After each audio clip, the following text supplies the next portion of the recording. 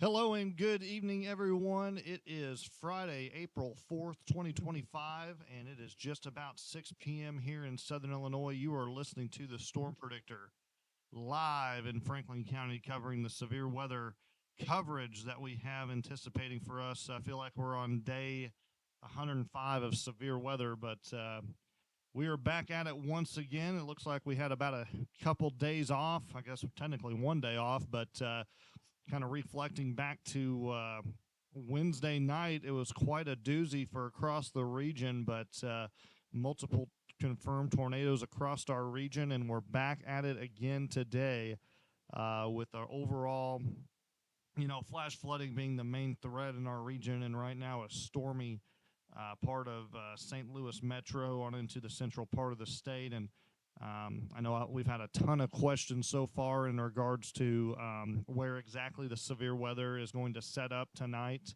and into this afternoon. And right now, I'm going to get ready to answer all of those questions because everyone's like, well, I got a tornado watch here. Well, I got a severe thunderstorm watch, and I have no watch at all. Well, really, it all comes down to where that warm front has set up and kind of give us more of that energy.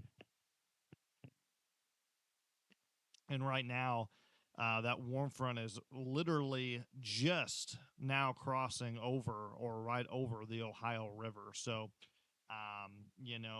that right there is the main question of concern. And you can kind of see the current observations here in Franklin County up in the top left corner of your screen. Currently 57 degrees outside, and we've been mostly cloudy today. You travel about 50 miles to our south, and in Paducah and along Johnson, Massac, Alexander, and Pope counties, they have been in the sun all day. So that is obviously where the warm front is, and it has not quite gotten north of the Ohio. So that is the main question. And as you can see, we've had a couple tornado warnings in northern Arkansas. And as those storms cross into parts of southeast Missouri, they have gone into severe thunderstorm and really starting to become disorganized. So I know a lot of questions regarding our area, and the best thing I can do to answer those questions is, guys, right now we are looking at a overall just a very het and what did I say? About said hot and heavy, wet, heavy rain for most of the region tonight into tomorrow. And really, the flash flooding is going to be the main concern. There will be some severe weather tonight, but nothing like we saw back on Wednesday. At first, I thought the warm front would really start to get more north along I 64 and maybe lift up towards I 70. That's not the case right now. The track is not going that far north, so really the severe weather threat has quietly diminished a little bit. Now, like I said, our tornado chances are not zero by any means, but they are a lot lower than what was anticipated earlier this morning. So I don't know how many of you are live right now. I'm trying to look at that. But like I said, for the most part, we will see a lot of heavy showers and storms as we make our way into the overnight hours tonight. But we should be all clear for severe weather by midnight at the very latest. And right now, we're just tracking that line of storms that's going to develop off to our south in northern Arkansas, and that's what I'm monitoring right now. So I know I'm live right now. You might hear me in and out.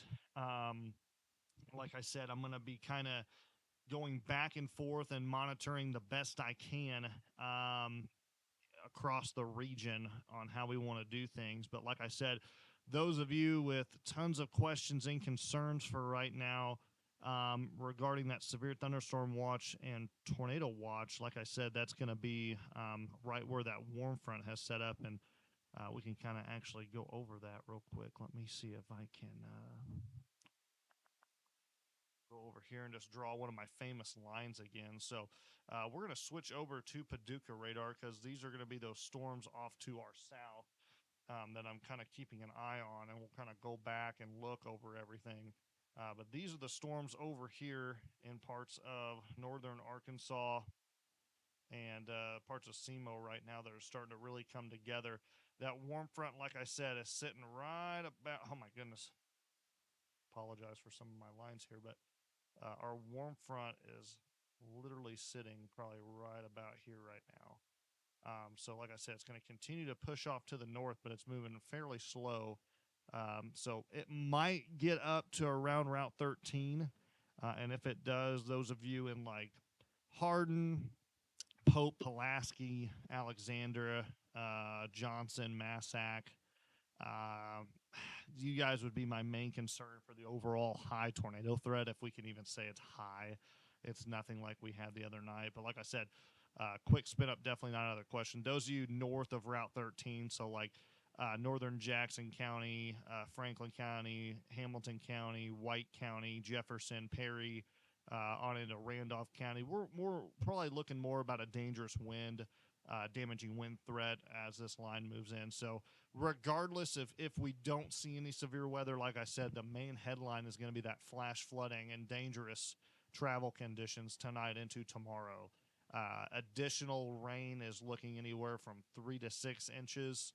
I really think here in our region we're going to be okay. I mean, I know we're going to see some significant flash flooding tonight, but really my main concern, oh my goodness, once again. So this is just for flash flooding, but anywhere in this region right here, I am super concerned about. This area right here is right where the boundary is going to set up, and really produce those heavy, heavy rain bands and storm bands that train over the same areas and just kind of keep going over and over. And like I said, we've had some sad reports come out of these regions, and it's sadly just going to get more worse. It's going to be a very historic flood for this region. And I can't stress the life-threatening and dangerous flash flooding in that region as well. It's a very serious situation. So, like I said, right now, I know I'm live a little bit early, and I'm going to go in and out, but there's no current severe weather threats to our region besides the one cell in Poplar Bluff. Looks like just a severe thunderstorm warning with a radar indicated threat. So, I mean, for the most part right now, it's just a waiting game. Those of you obviously in, Perry County, Jefferson County, Randolph County, you guys are getting slammed with very heavy rain. Be prepared. Rainfall amounts is probably going to be close to an inch per hour. So you will probably see some dangerous road conditions, especially near Randolph County, and into parts of Washington County here shortly. Like I said, you guys are picking up some heavy rainfall bands right now. So don't be surprised to get a flash flood warning. And I know a lot of agencies and storm spotters are out in this region. So like I said, be careful if you're in this region right now. And like I said, as we may get further on into the evening, it's going to shift over into the central part of southern Illinois. So let me pull up real quick and see if I do have chat available here. That's one thing I always seem to forget.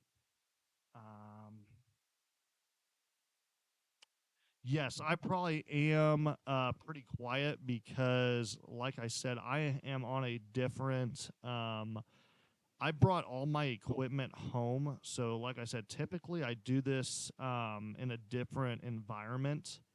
And I had to bring it home because I have been working from home today. So, like I said, you might just need to turn me up a little bit more. But yeah, I'm probably going to be just a little bit different than usual. So like I said, just make sure your volume's up all the way, and then you'll be able to hear me a little bit. But like I said, I don't have my actual real microphone with me. I'm actually using a handheld mic right now. It sounds like I'm getting ready to do stand-up comedy or something, or maybe some vocals for Leonard Skinner. So, like I said, just make sure your volume's up. But overall, I should be coming in just fine. For some, it might be a little bit different from where your volume was before, but you won't have any issues. But let's see here going on. Any more questions? Like I said, trying to think.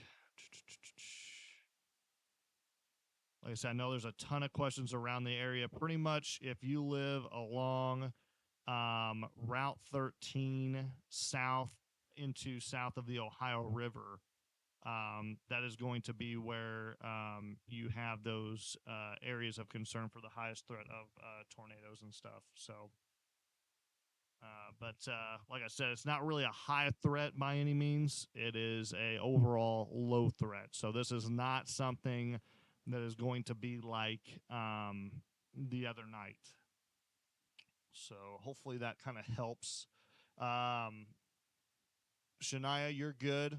in your area. I don't expect any severe weather for you, if anything, just strong thunderstorms. And what I mean by that is just heavy rainfall and overall just a kind of a nice night to cuddle in and watch a good movie, maybe a scary movie. I don't know your kind of choice on how you want to do things, but really north of I-64 and along I-70, I'm not too concerned for severe weather. Okay, not saying I can't rule out a stronger storm with some heavier winds and hail, but just overall, it's going to be not widespread. So like I said, I'll be going back in and out. So don't. There you go, Kaylin. I like that. Yeah, watch Twister. It's not honestly not a bad idea if you're north of I-64 and along I-70, like Effingham, Mattoon, Terre Haute, kind of up in that area.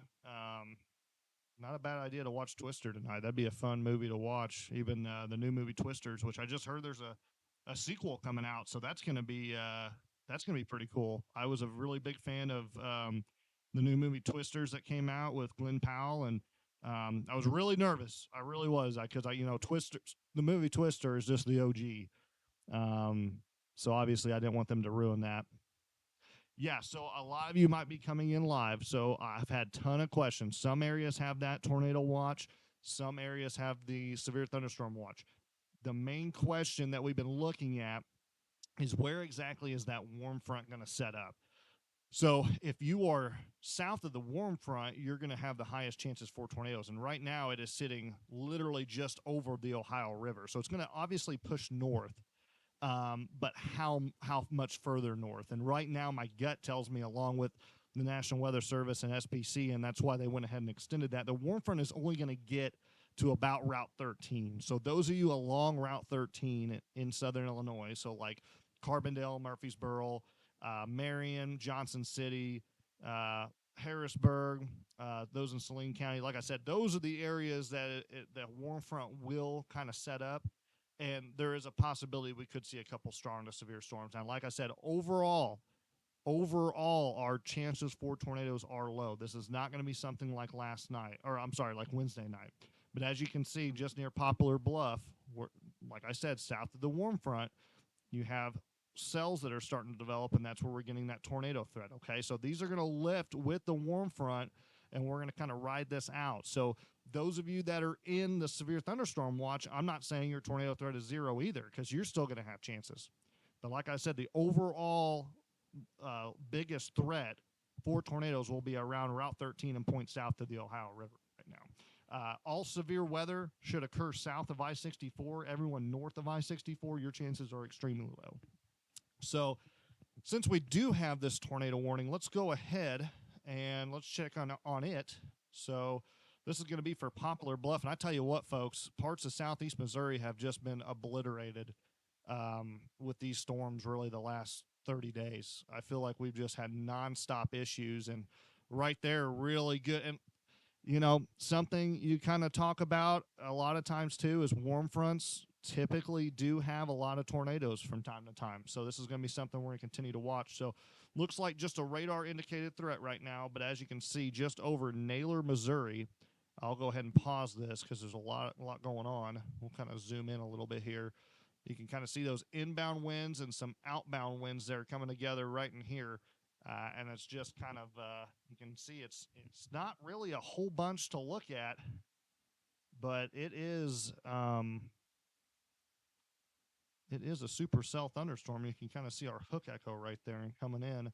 If there is going to be a tornado, it's going to be right over Naylor, Missouri, and that's going to head right into Poplar Bluff. So anyone with friends and family in the Poplar Bluff area, they need to be seeking shelter. So like I mentioned before, everybody, I know there's going to be a lot of people joining, but I've kind of already said my forecast and everything. So if you're joining in late, those of you that have been watching, maybe post in the comments for others. But as long as we have tornado warnings in southeast Missouri kind of heading into our direction, I'll keep an eye on things and I'll stay live.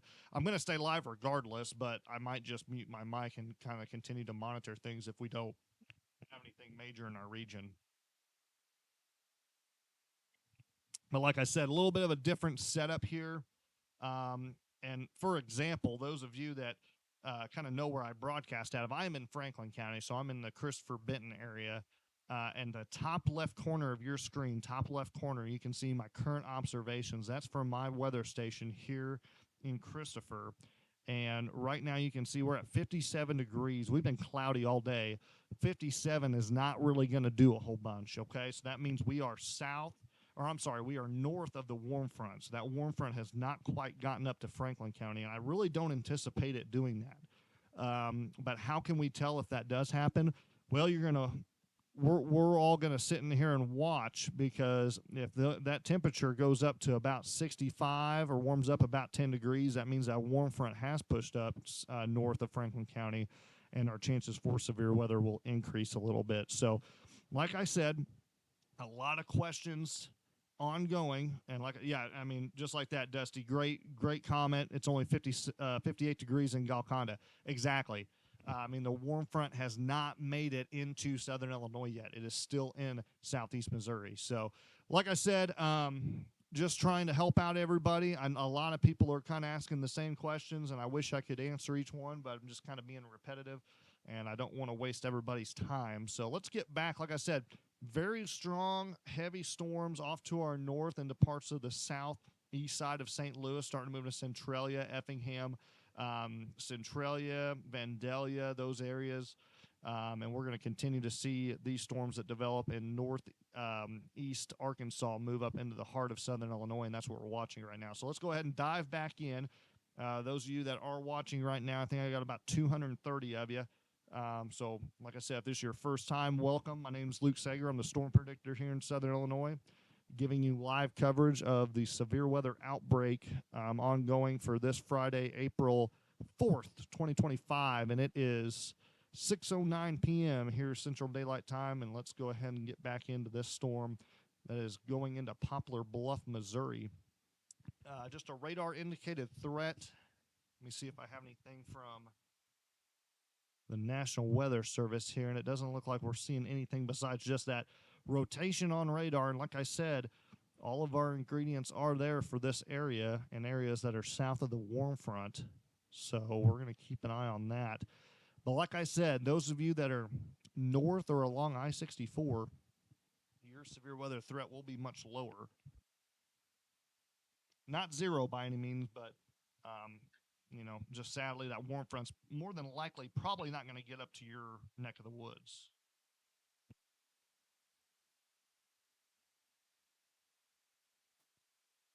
I do want to give a shout out to all of my sponsors. I really do appreciate it. And I've had tons and tons of outreach for more sponsorships. And I'm so thankful, and I appreciate you guys so much. I'm just going to have to pause right now. I have so many people reaching out, and I really do appreciate it, and I want to help your business. I'm just going to have to pause because it's not fair to everyone if I can't get everybody on board, okay? So, like I said, if I can find a better way to get everyone involved and just make a big sponsorship for everybody, I'm all on board for it. I like helping out the local businesses around Southern Illinois. I'm not for the big man. So let's, like I said, those of you with small businesses, I feel free to keep reaching out to me. But like I said, I'm going to pause for right now, and hopefully I'll kind of talk with all my sponsors right now and see what they want to do in the future. So all my sponsors up in the top right corner, they have my full, approval and everything. So thank you guys so much for your support, and thank you to all my followers as well. Can't do it without you guys. And I appreciate everyone who has donated. I've had so many donations the last 48 hours. I can't thank you guys enough. I do this just out of the kindness of my heart. I don't ask for any money. Don't ever feel like you have to donate any money to me. If you do donate, I really do appreciate it, and it goes all towards making this better for you guys, okay? Every dollar goes into investing better and better technology to help you guys out and to give you guys a safe, accurate forecast.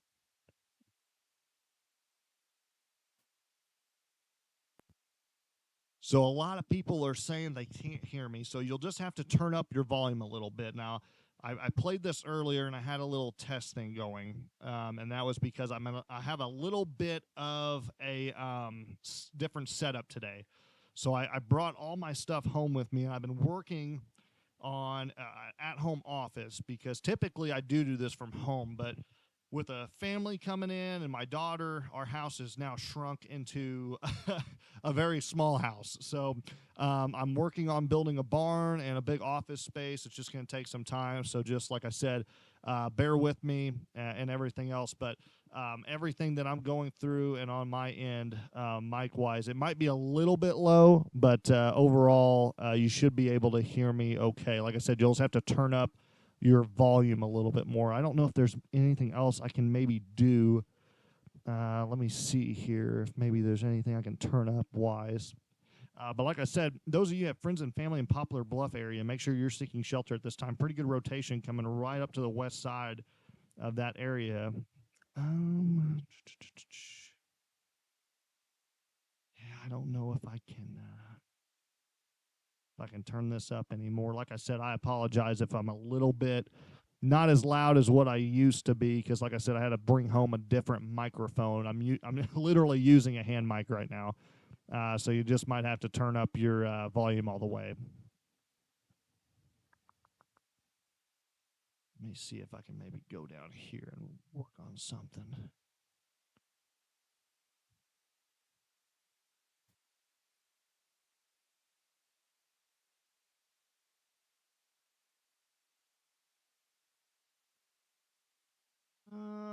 I'm looking here, folks. Like I said, I'm not too tech savvy sometimes, but see if I can maybe find sound settings. Maybe that'll be it.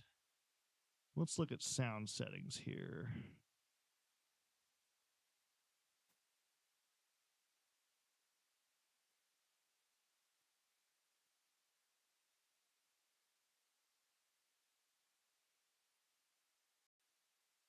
Let's turn it up a little bit here. Maybe that'll help. Testing, 1, 2, 3. Yeah, I think it's about the same.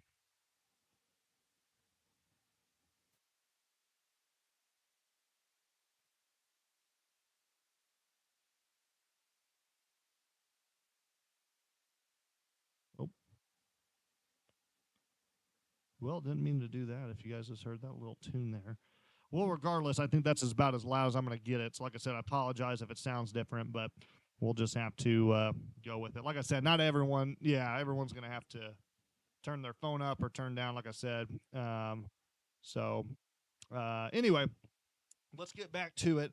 Like I mentioned before, thanks, my wife on here, Lindsay. I got to give her a shout out as well. She does a great great job, kind of helping with the comments and everything. So I'm on YouTube as well. So it could be the sound of your TV. You might have to turn it up a little bit. And then I'm on your smartphones, smart devices as well.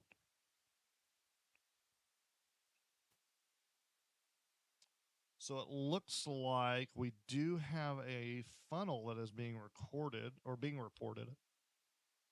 And this is going to be on that cell coming into Poplar Bluff, I believe. And that cell is starting to look like it's getting together a little bit. So let's look real quick. Like I said, notice how we don't have much development.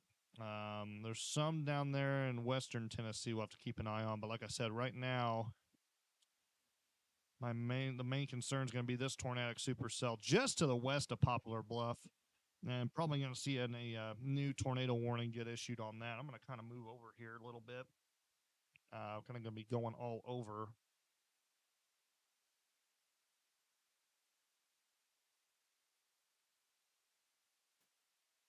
Not too strong. I mean, it's definitely got rotation on it, so we're going to keep an eye on it. But just to the west side of Poplar Bluff, if you got any friends and family in that area, make sure they are seeking shelter at this time. Just on the west side there, it's going to be west of Dexter. I'm trying to bring up my Google Maps real quick, but looks like there is going to be a funnel that is, or some rapid rotation on this being reported. So, like I said, if you're on the west side of Poplar Bluff, and that's going to be a Highway 60, going to cross over a Highway 67. I would say those of you that are in like Wilby or Hendrickson, Missouri, probably need to seek shelter.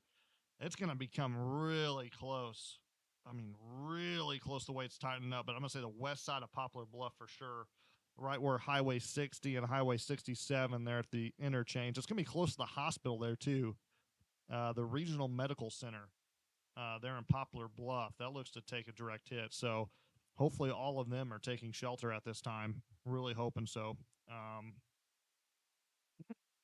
and it may be different on the cell phones. Like I said, I'm not 100% sure, and like I said, I apologize if there's some errors on different. It sounds like it's kind of all over the place right now, but like I said, I had my big old microphone and everything set up at my different place. So, but right now we're just gonna have to work with what we got, sadly. But thank you guys. Like I said, got about 230 of you on here, I think, right now, if I'm looking at this right. I think sometimes it kind of lags back and forth, but like I said, there's that tornado. Let's go ahead and we'll go to a big box here. I'm gonna switch this back here. Switch this back to correlation till 1. Let's kind of see what we're dealing with. See if we can zoom in there. I'm actually using instead of a computer monitor, I'm actually using a TV right now. Like I said, there's that rotation. It's very clear that we have a hook. And like I said, if we're going to have a tornado, the radar might be off a little bit, but it's going to be like right in this area. And so, like I said, no debris signature of any type or anything like that. It's just one of those things where we're going to have to see it. Like I said, it's going to be riding the warm front. Where this cell is exactly where the warm front is, and it just might outrun it, but more than likely it's going to go with the warm front. So this is probably going to be one of those cells that are going to be dangerous for our region. And the way it's tracking right now, let's go ahead and just kind of give a heads up, because I'll tell you right now, this cell's tracking, boys and girls. This one's moving. When I say that and they say it's moving at 30 miles an hour, I kind of disagree with that. No, they're saying 30. I really thought this thing was hauling, but apparently not. So 30-mile-an-hour movement to the north.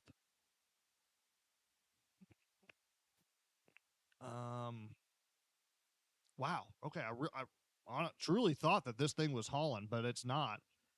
It's actually moving quite slow. So I guess it is attaching itself to the warm front there. But like I said, if this continues on its path, let's just put it into motion here. It's kind of going to take a nice little northeast turn. So that would put it into Randolph County and maybe Jackson. So we're going to keep an eye on it. If it gets caught within the front, too, it might start to go over to the right a little bit. And if it takes a right turn, it would really be parallel with route or I-57 into the heart of southern Illinois. So, like I said, that's kind of the one cell I've been worried about right now for our region. So let's go ahead, go back to a double box. And we'll just kind of keep an eye on this. But let's just do the math real quick for everybody that's in that region to kind of give them a heads up. We'll just say it keeps on that track. And like I said, if it's really moving at 35 miles an hour, which I don't think it is, that would put it really in, Perry County here in about 3 hours, which would be, 9 o'clock. I don't think that's the case. So, I mean, let's just go ahead. We'll be smart. We'll just say about 1 to 2 hours. Let's go with that just to kind of give everybody a heads up. So, those of you that are in Jackson County, they're on the west side. We'll include Carbondale and Murfreesboro. Just a heads up, even DuQuoin, Pinckneyville. This is going to be that dangerous cell. If it, in fact, moves with the warm front, this would be one that I'm quite concerned about, but a lot can happen between now and 100 miles. So just, like I said, giving you a heads up. You got a lot of time here. But just kind of we'll stay here with me, and we'll just monitor it together on this nice Friday night. Hopefully everybody's got, go ahead, pop some popcorn like Matthew was saying, get some beverages, sit back, relax, and let's just, let's monitor some weather together. That's what it's all about, right? We want to stay safe, and if you need to act and take shelter, take me with you. I know one thing that sucks is when you lose Wi-Fi, then obviously you can't probably watch me much more, but the good news is a lot of people have smartphones nowadays, and unless something really major happens, you're probably going to keep that cell phone reception. If you lose cell phone reception, it's probably not a good thing. So there's going to be some massive issues. So let's go back into here again. Like I said, that cell really starting to get together. It looks a lot better right there on the west end. We'll go back to our quad screen. And I know a lot of people have been telling me, Luke, it is so hard to see this when you are on our smartphones, and I didn't realize that, and so I apologize if I go 4 screens. I am super sorry if you're unable to kind of see that. But the reason I do that is so I can be able to look and pick up any type of debris signature. Okay, because that's big. If we can pick up a debris signature, typically I can spot it out before we even get a tornado warning. So like I said, that's kind of the big thing. Thanks, Travis. Yeah, please travel safe. Like I said, it's just a big stormy mess out there tonight. It's a muddy disaster. I think the next time I'm going to be able to mow is maybe 2028. I don't know. I'm not 100% sure, but let's go ahead and we'll go back to the 2 box here to make it easier for everybody to see. But look at that supercell. Looks messy, but very textbook. Very nice. You got the hail and the heavier precip on the north side, right? Kind of angling back. And then here's your mesocyclone right here coming around the backside, loops around, and then right into here is going to be your tornado. I know a lovely drawing by Luke, I know, but just on the west side of Poplar Bluff, that's your mesocyclone. And that's going to be, you can even see the inflow tail. I mean, look at that. Here's your inflow tail right here coming in, wrapping itself around. And then you got your outflow, and you can just draw a map all day. So really, really good stuff. And like I said, not a lot of heavy hail on this. It's not looking too bad. I don't know if we've got any reports on this, but it just looks like an inch hail. But I mean, good textbook supercell there. That's good for, teaching others, especially if you're young and kind of want to get into this. I'll tell you right now, I remember being young and I didn't know a darn thing. Didn't know a darn thing. I mean, literally, I would look at cells and stuff on radar, and I mean, as long as I saw the color red, I was like, oh, we're gonna get a tornado. But you get older and you start kind of learning more stuff, and I tell you what, weather is just so unpredictable, but it's so cool to learn about and the origins of how it all started. I'm telling you, it's a lot of fun stuff. So anytime you can learn some new things, I'll try and shout it out to you.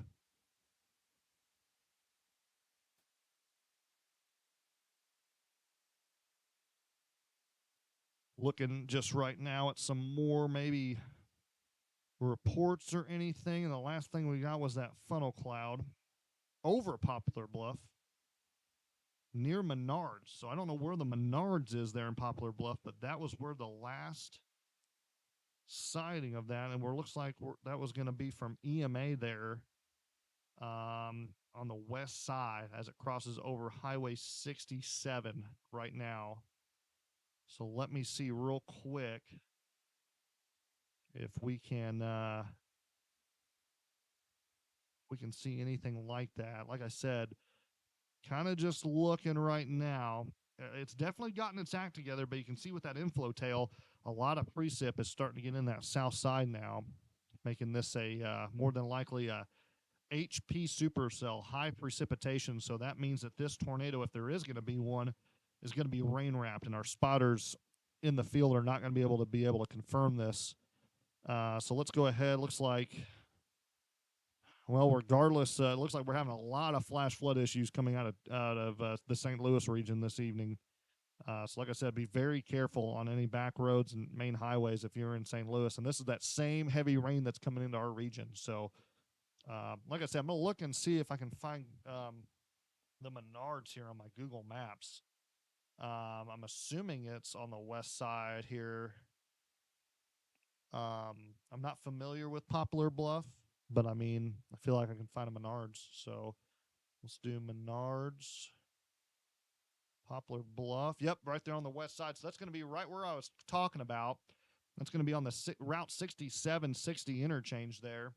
And like I said, it's crossing over 67 as we speak. So Wilby, Hendrickson, take shelter. And like I said, this is going to probably go into a lot of a wooded area. It's actually going into the forest conservation area. So good news, if any, it's going to go into a very low populated area. But yeah, spotters on it right now at the 60 and 67 in Poplar Bluff. So let's go ahead and I can get my mouse out here, kind of track that for you. It's going to be right kind of in here, right there. And so, like I said, this whole thing's probably rotating, and I know the radar doesn't do the best job, but I know it's showing the tornado kind of over here. But a lot of rotation being spotted here. So we could have two different areas. I mean, that is very well possible.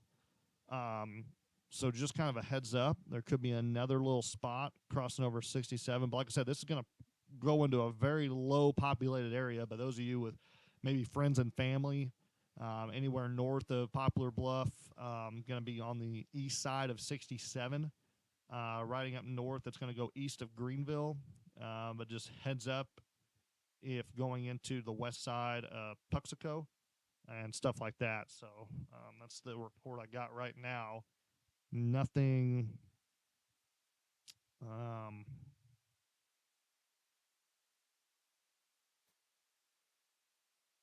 Sorry, reading a text here.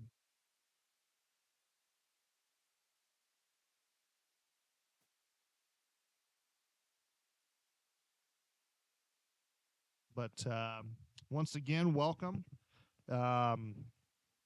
You're watching Severe Weather Coverage live. It is Friday, April 4th, 2025, 6:30 Central Daylight Time here in Southern Illinois, and we have our lone tornado warning just to the southeast or southwest of Cape Girardeau and Poplar Bluff, passing over the north side right now as we speak. We've been kind of tracking this one. Those of you that are maybe new or watching for the first time, my name's Luke Sager. I'm the storm predictor, covering all of Southern Illinois during severe weather or any type of severe weather here in Southern Illinois, winter storms, hurricanes, whatever you want to call it, even earthquakes. Hopefully we don't, knock on wood. Hopefully that never happens, but obviously we do live on a fault line. So let's see here. So, Nick, this storm right here will not come into your region. This one right here. This supercell, if it continues on its path, would really impact the western portions of Southern Illinois. So I'm talking about like Jackson County, Perry County. But like I said, this thing is riding the warm front, and you can already tell here in Pinckneyville and Perry County, got some strong storms and a lot of convection starting to move in. So that's going to help limit things. More than likely, this thing is going to get into probably Jackson County and get just caught up in this big mess of this line. But I will say, folks, this line could turn severe, okay? So we have noticed that with this line moving more towards the east, this is going to be my main concern for us and for folks here in Southern Illinois later on. So I know it's moving northeast right now, so heavy rain will continue. And like I said, this is going to be our flash flooding area. I've already seen reports out of Chesterfield, out of St. Louis. Dangerous flash flooding. So hopefully those of you traveling are not along I-64, which I know I just had someone comment in here that they were along I-64 between St. Louis and Mount Vernon. I'm just going to give you a heads up. It's not going to get any better, okay? And as these storms push into the central part of Southern Illinois, they might stall out just a little bit, but they will continue to push off to the east. But with that, we're going to see significant flash flooding. So I do not recommend any travel tonight in our region. Obviously, I know everyone has work and stuff like that, but if you do not have to travel, I'm just trying to save you some, give you some life learning lessons. We've already had a few flooding deaths across our region, especially down in western Kentucky, and I hate that. So like I said, those of you that are in Southern Illinois, we're awaiting some of these storms, but right now the overall severe weather risk is low at this time. We have one cell that we're worried about. Like I said, these storms to our south are going to start developing more with more heavier rain bands and stuff like that. But right now, the only tornado warning we have is this cell that is literally riding the warm front. And it is actually, let's look at that last scan. Yeah, you can really see that rotation. That's actually really good rotation. So let's see if we can maybe Not seeing any debris, which is good. Well, let's go ahead and we'll mark this. This is north of Poplar Bluff now, crossing over Route 67. Like I said, pretty good indications of a possible tornado. So, like I said, if anything right now looks kind of, just ucky on the radar, but that does not mean anything. With any type of rotation and trends like that, you got to take it seriously. So, like I said, any friends and family east of 67, north of Poplar Bluff in southeast Missouri, heads up, coming near Puxico, going to be moving off into your direction. Should stay off to your west a little bit, but those in Puxico, get ready. Always good to seek shelter, just to for safety. Never a bad idea to not be safe. So we'll take that out. Like I said, we'll go back to just double screen. We'll keep an eye on that. See what else we got going on. But like I said, just really heavy rain and flash flooding is our main concern. And like I said, that tornado watch goes out of effect at midnight. Obviously, we'll probably be done well before that, but just something to keep an eye on. Let's see here. Any other concerns or questions? Like I said, I want to hats off to my wife for helping with the comments and obviously letting me do this too, because she's the boss lady, so what she says goes. And like I said, we're going to have a lot of thunder and lightning with this, folks. So I know some of you in between I-70 and 64, Salem, Centralia, Vandalia, Olney, Effingham, you guys are just getting hammered right now with tons of lightning, tons of thunder. I was just suggesting earlier, maybe the movie Twister north of I-64, great idea, just to kind of get you in the overall mindset. I know the Greenville area took a hard hit. That was an EF2 tornado by the National Weather Service. Not at this time, Matthew. I don't see it, and there's no threat to you right now. Like I said, heavier storms will move into the region here within the next couple of hours, and we should be all clear by about 11 or midnight tonight. Like I said, the main threat's going to be when this thing kind of gets over our region. How much rain is it going to drop and stuff like that.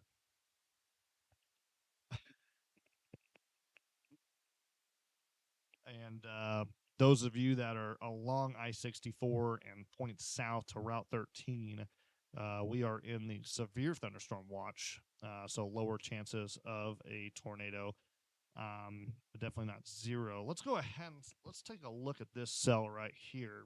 It has, I know we got the tornado on Poplar Bluff. I'm not letting that go.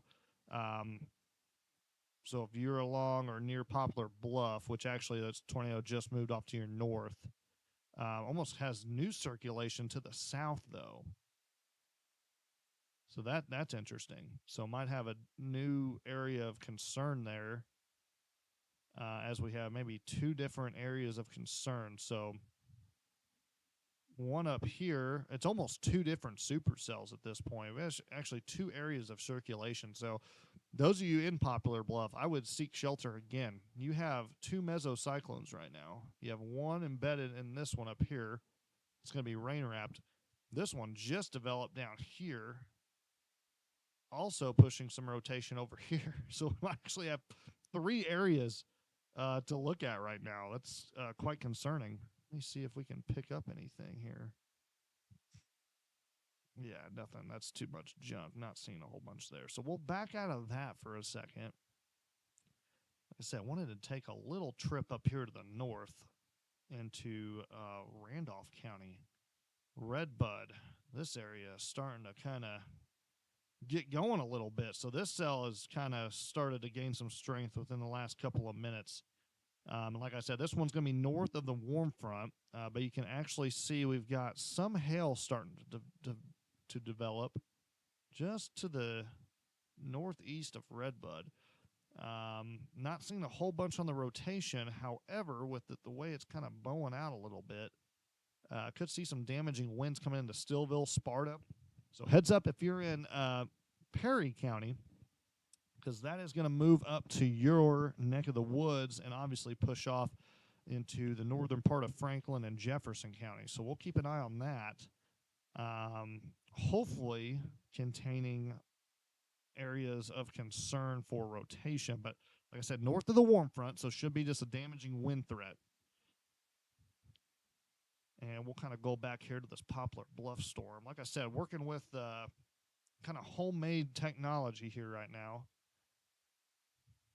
So like I said, that is a very just crazy supercell. So we had the first one develop. You can kind of see its hook.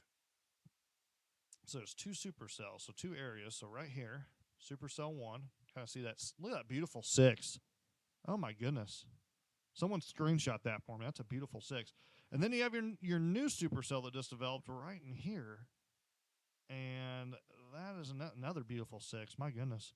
So two different supercells, two different areas of circulation. And like I said, probably a nice wall cloud that you're able to see here. I'm going to check National Weather Service chat. So when I say mesocyclone, I'm talking about the wall cloud. And the wall cloud is the area where it is going to develop that tornado. So that's your meso. So it looks like a big old spaceship. I know a lot of people get confused with a shelf cloud and wall cloud. A shelf cloud is more of a damaging wind. They call it the whale's mouth. And those are always photogenic storms. You look at them and you're like, oh my God, it's a wall cloud. Well, it's not. A wall cloud is where your meso is born. So your mesocyclone is where you're going to have your tornado kind of from birth. So your wall cloud is kind of like you're getting ready to have a baby, and then all of a sudden, boom, you have your baby of a tornado. So that's where your main area of your low pressure, and you have your inbound winds, your outbound winds coming together, your inflow tail, just the whole structure. Your wall cloud is right where the mesocyclone is. So where I'm talking about that is obviously right in here. This is where your meso is going to be, right where that updraft kind of comes in. And like I said, these are just two areas of circulation right now. So hopefully that kind of helped explain it. Obviously, kind of sugar-coated it, but obviously if I had some more visuals and stuff, I can show you pictures, but it's probably going to be the best for you right now. But just kind of the birth of the storm, obviously you got your updraft, and the stronger your updrafts are, the larger the hail. And in this case right now, our updrafts are probably not that strong. And I say that because if you look at our main area of precip, your updraft's going to be in this region here. And what happens is your updraft, depending on how strong it is, typically if you have higher strengths of shear going up into a storm, you're going to have higher and larger hail. Because those stronger winds aloft keep those ice molecules up there. And from there, they get heavier because those stronger winds. But if you have lighter winds, like kind of what we have today, not like what we saw on Wednesday, we don't get that big hail. And typically, we don't see that big hail around here. Southern Illinois is notorious for just kind of, your pea-size hail. We every now and then we see maybe some ping pong or baseball, or not baseball, I'm sorry, or golf ball. The largest hail I've ever seen was just about, I would say, in between golf ball and baseball. And I know you're like, Luke, that's a heck of a spread. Well, it was kind of hard to tell because a lot of it was coming down in different areas. So, like I said, this is a supercell really starting to get together, but we have two areas, like I said, of circulation. So that first supercell moving off, still got some rotation in it, and it's kind of embedding itself in that heavier precip. So that's going to be your HP supercell. Now back over to the south, just north of Poplar Bluff is our main area of concern, and that's going to be kind of right where that tornado would be, but not seeing anything that would be confirmed on radar or anything like that, so that's good. So we'll kind of back out. Like I said, we'll kind of just want to play you guys the overall radar here so we can see what we're dealing with. And really the main headline is just a big, muddy mess of rain. And that's really been the headline this week besides the severe weather. It's been, just the crazy amount of historic rainfall. And really, I'm pretty thankful here in Southern Illinois. I mean, we've gotten some pretty heavy rain. But I'm telling you right now, south of the Ohio, western Kentucky, northwestern Tennessee, oh my goodness. I mean, they have already picked up 8+ inches. And they're going to be picking up close to a foot the next 24 hours. And if you think I'm kidding, I'm not. I've looked at our latest short-term weather guidance, and it is absolutely scary for the people really where the flash flood warnings are. So I know I'm kind of going off the severe weather mark right now, but you can kind of see the bulk of this area right here.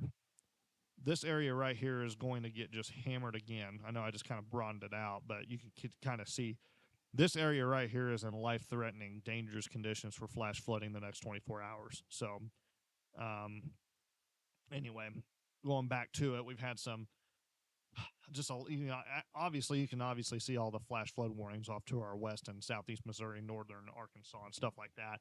St. Louis has had nothing but problems today, so obviously waiting on this to happen, but do expect most of the day tomorrow. As soon as these storms move into our region, we're going to be just all rain, thunder, lightning, the crappy stuff all day tomorrow. So, but the good news is nothing severe.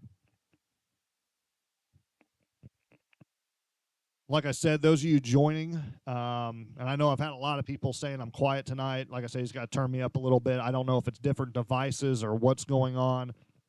I have a different setup tonight, but on my end, I'm good. I've checked over everything, so I don't know what the issue would be, but I went ahead and turned everything up on my end. So, like I said, regardless, those of you just joining, I got about just under 400 of you on right now. We've been live for about 45 minutes, but you're listening to Luke Sager, the storm predictor here in southern Illinois out of Franklin County, and you're watching, obviously, the live coverage of severe weather here in our region. And really the only severe weather we have is that one cell that is riding the warm front in Poplar Bluff in southeast Missouri. And we're kind of just keeping an eye on this because this one is going to move, obviously, into parts of our region here in a little bit. So like I said, just heads up, those of you that are in this area, we're still kind of, about an hour or two away, but a lot can happen as it rides it out. But the good news is I'm seeing a lot of convection starting to develop. So let's go ahead and we'll look into that. So I know we have that tornado,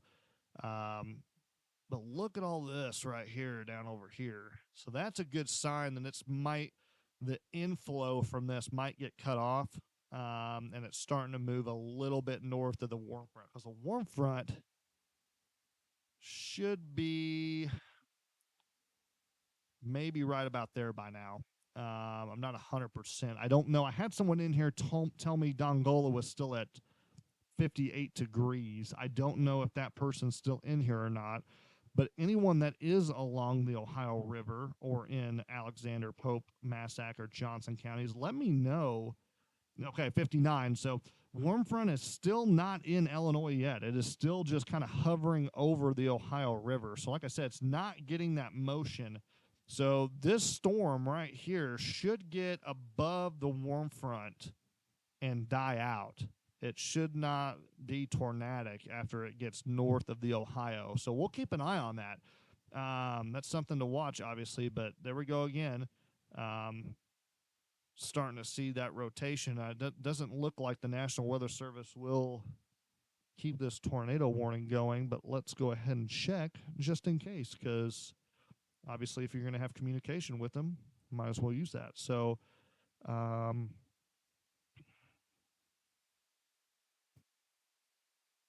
it looks like no reports of any touchdown or tornado in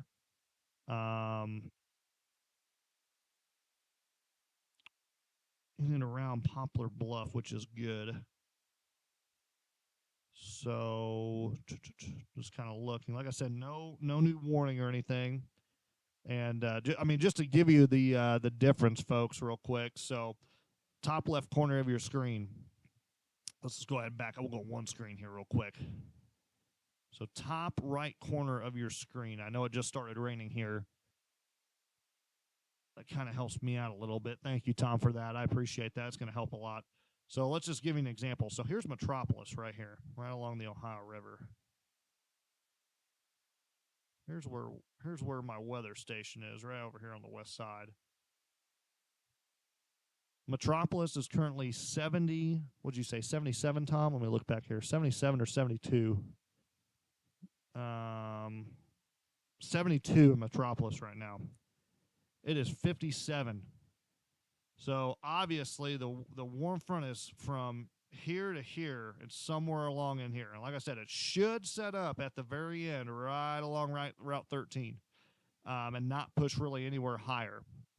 It looks like I'm looking at Vienna 66. So let's go ahead and find Vienna here. Let me take this off. We'll find Vienna real quick. Here's Vienna, just south of Route 13. They're at 66, and here we are in Christopher at 57. So now the warm front has officially probably gotten a little bit here into southern Illinois now. So like I said, here's our tornado supercell down over here. It's going to ride this up and maybe help push it up past over Route 13, but we'll have to see, okay? A lot of scientific stuff going on right now. A lot of motions, dynamic fluids, just stuff that you're like, Luke, what the heck are you talking about? I just speak English, please. And there you go. Thank you. 69 in Vienna right now. Murfreesboro 58 or 57. So yeah, right there.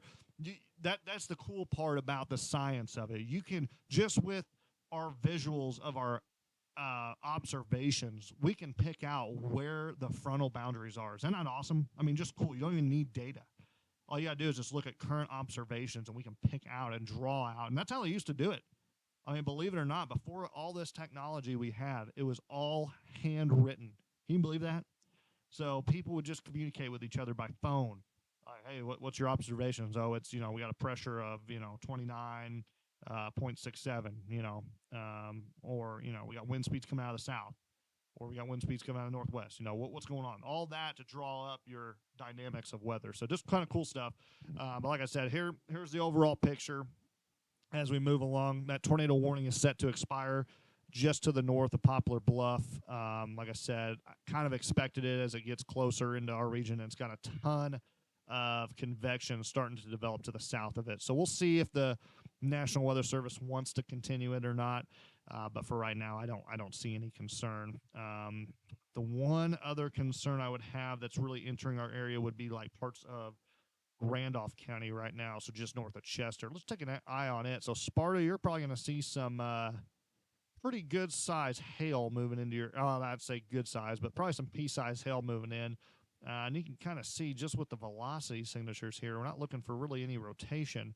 Might be a little bit there, but really some more damaging wind threats.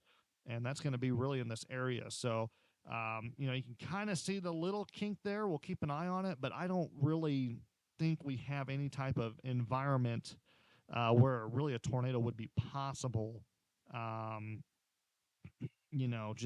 Tornado genesis isn't really going to be in this area, but I mean, anything is possible. It is Mother Nature. She's been quite crazy lately. So, Carrier Mills 67. Okay, so yeah, Goreville 67. You guys are in the warm front, and that's why you guys are in that tornado watch. Like I said, and Johnson City 64. So you're probably really close. And like I said, now warm front's going to sit right along Route 13. And so our main tornado threat will be everyone south of that warm front. So like I said, everyone that's in really Perry, Jefferson, Franklin, Hamilton, White, Wayne counties, we're going to be more looking at that damaging wind threat. And that's why obviously I'm watching this cell right now because that's what I'm kind of looking at. I know it's kind of got that little hook to it, but pea-size hail and probably some 50 to 60 mile an hour winds.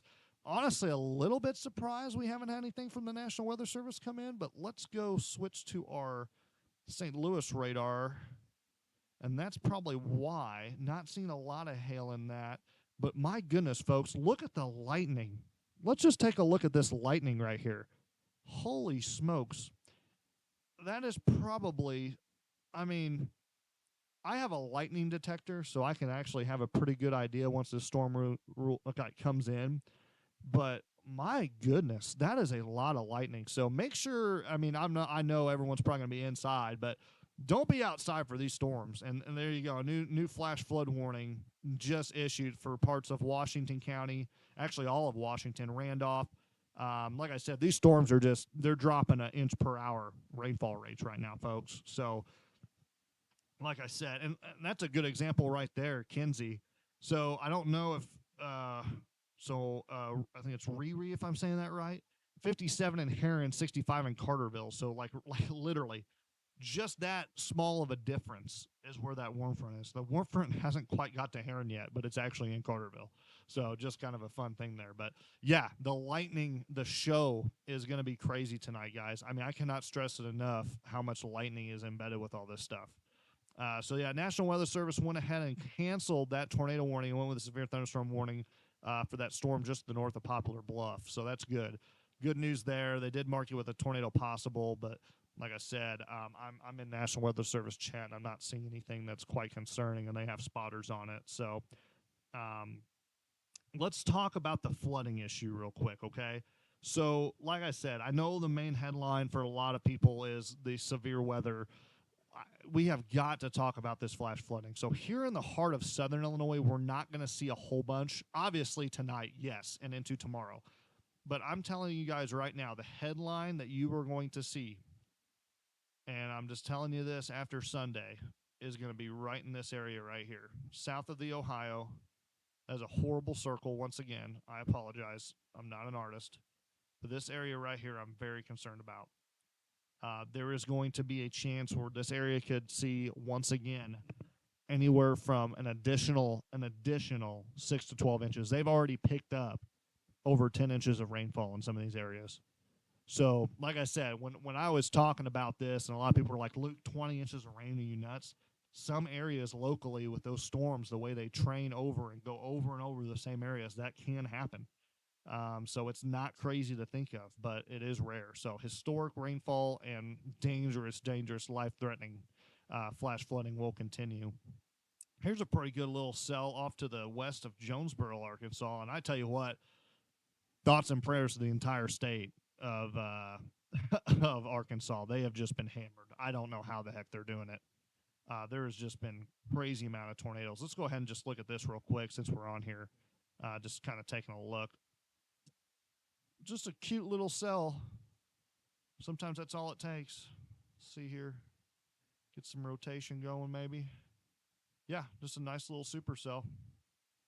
Head of the front and trying to get things going. So keep an eye on that. That would make its way into our region as well. So like I said, it's just got to beat the front. But right now, we're the only severe storm we have in our region right now is going to be just north of Poplar Bluff. As these storms start to take more of a northeast direction and start kind of easing their way east.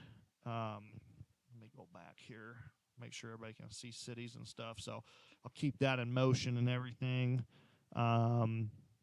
Yes, I am on both Facebook and YouTube. You can follow me and subscribe on my YouTube. Feel free to. It is The Storm Predictor or at The Storm Predictor.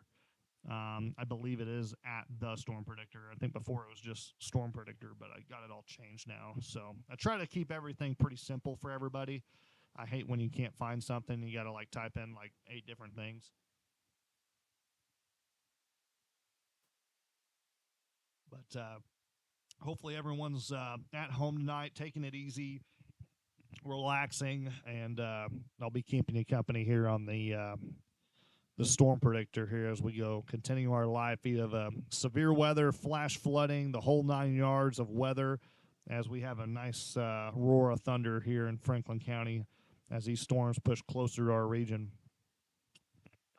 I'm going to try my best with timing. I'll be honest with you. Those of you along Route 13, probably going to be a little bit longer for you. So we're looking probably at about 8 p.m., if not 9.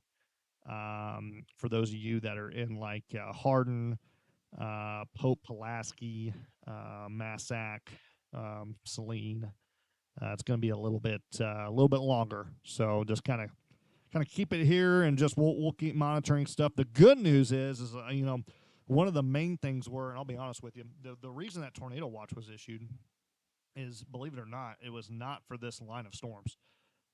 We were actually kind of concerned with the development of supercells, just like this one near Poplar Bluff. We were actually supposed to have a whole bunch of them develop in this area, and believe it or not, that did not happen, which is good. Why didn't it happen? Not 100% sure yet. I know it wasn't capping, so there had to have been something just not go right. And what I mean by that is it's just a multitude of things. But I know for a fact we didn't have any capping because we saw whole bunch of storms near Murray, Kentucky develop and really turn tornadic. So obviously maybe something got in there, but satellite shows high clouds in that region, so kind of some more stable environment.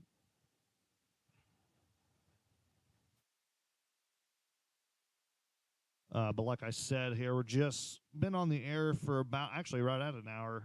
Got about 400 of you on here. I don't know how many have. Let me see if I can see who's all on. I got about maybe 100 of you on.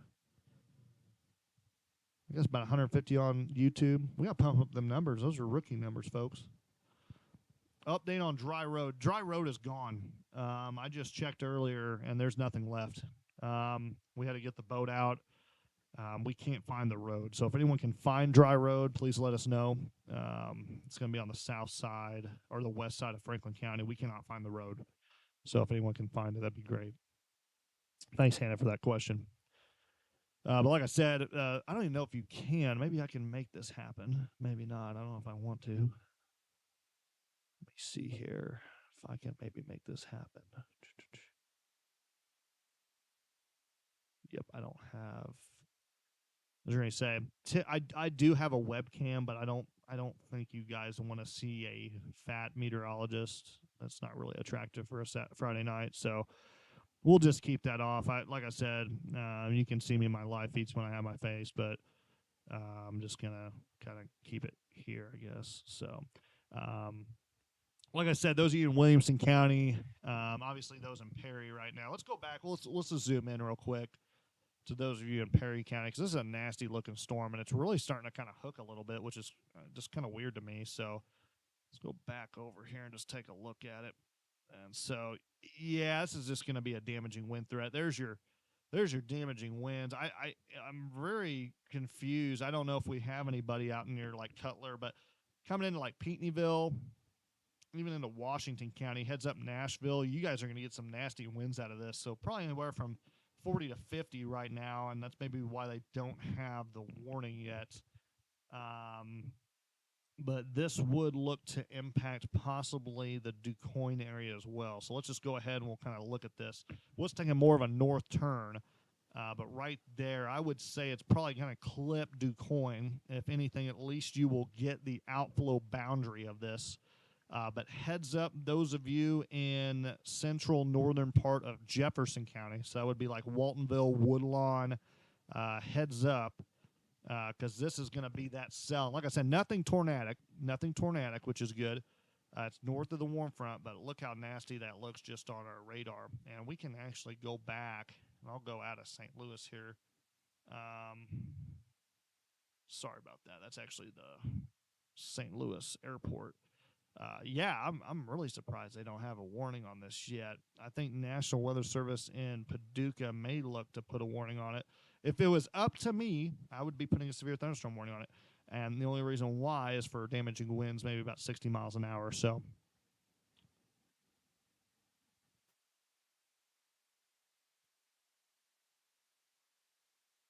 should we say maybe some pea-sized hail coming into the Nashville, Illinois area? Like I said, I feel like that's more than likely going to be the case, especially Peatneyville. Like I said, it looks very just ominous on radar, but obviously you can see some pink coming in here, so that would be like some hail. Like I said, probably just pea size. Plum Hill, Lively Grove, Marissa, Coulterville. Just heads up in those areas for right now. Like I said, coming into Washington County as well. And like I said, heavy rain. This is why we got that flash flood warning.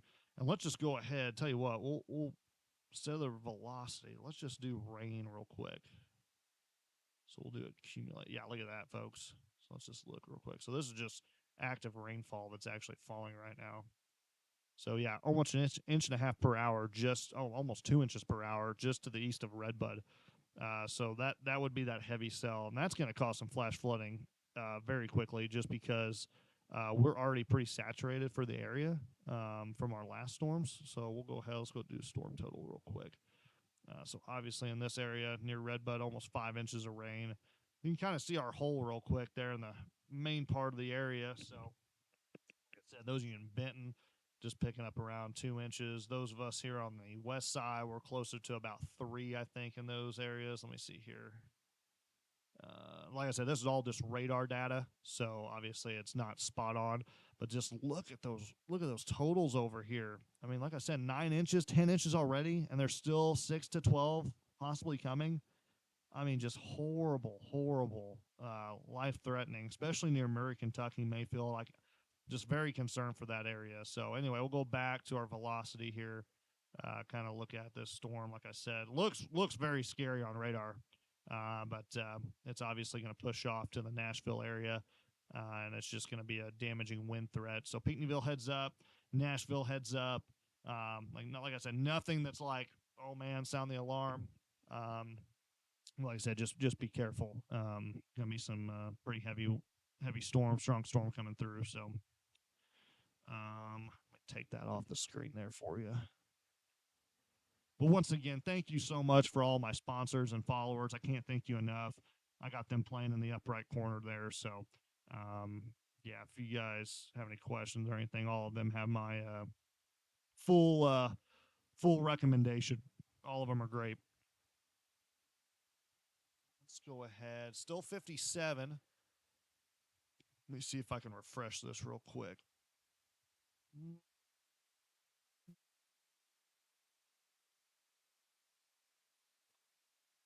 So just refreshed it. And as you can see, the lightning is going just crazy. If I take out my phone here, I can actually look. Um,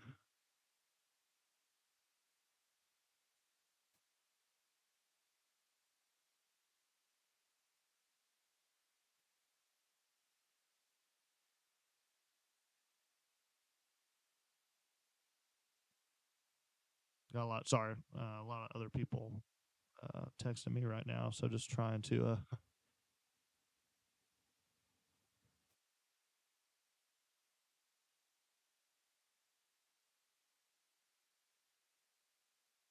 So let's see here. Trying to look at our lightnings per. There it is. Sorry, kind of going all over the place here. So just in the last 3 hours, 167 lightning strikes, just in 20-mile radius, or I'm sorry, 30-mile radius of my weather station. So that's just interesting. Something to keep an eye on as these storms actually start to make their way into our region. Let's go back to one screen here.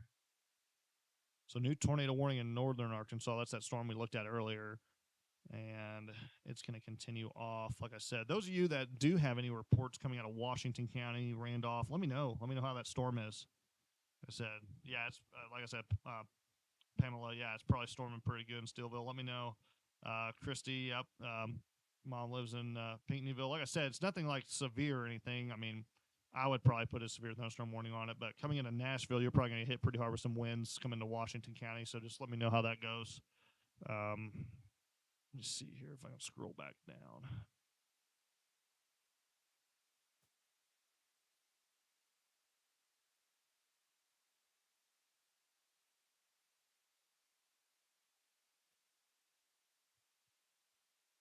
Like I said, live active radar, nothing really to talk about at the moment, besides obviously just our damaging wind threat and everything else, flooding rains and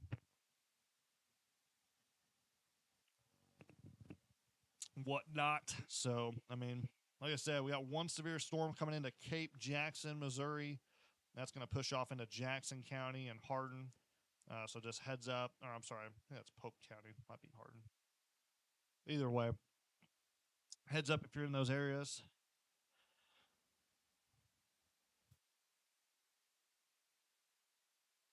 That's a good question, Zach. Zachary Halstead with the question of the night. How is Dollar General parking lot in Christopher? It's probably going to be flooded. It's probably going to be flooded. It might take a couple days for it to air out, but definitely going to be flooded. Good question. Yep. And Hannah all over it. It's going to be dry. It's yeah. It's not good. Not going to be good. So those of you shopping or planning on shopping at DG and Christopher, I want to take a rain check, literally. Like I said, I got some good thunder boomers happening here in the west side of Franklin County. And like I said, we're just kind of waiting on these storms to arrive. And right now, if you're in like Centralia, Jefferson County, you guys are probably going to be in a flash flood warning here soon as this cell moves into your region. And like I said, those of you that are in Perry County, Washington County, let me know how that storm is. I know I got some friends over at Washington County EMA. Probably going to get some pea-sized hail and stuff like that. So,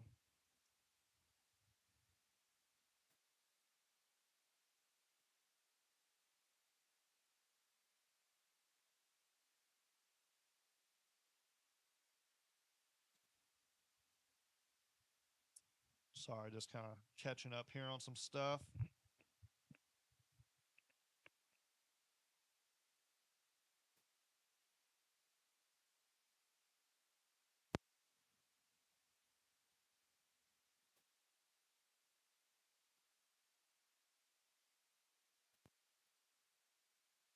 Like I said, if you can picture me, I'm holding a microphone like I'm getting ready to do stand-up comedy.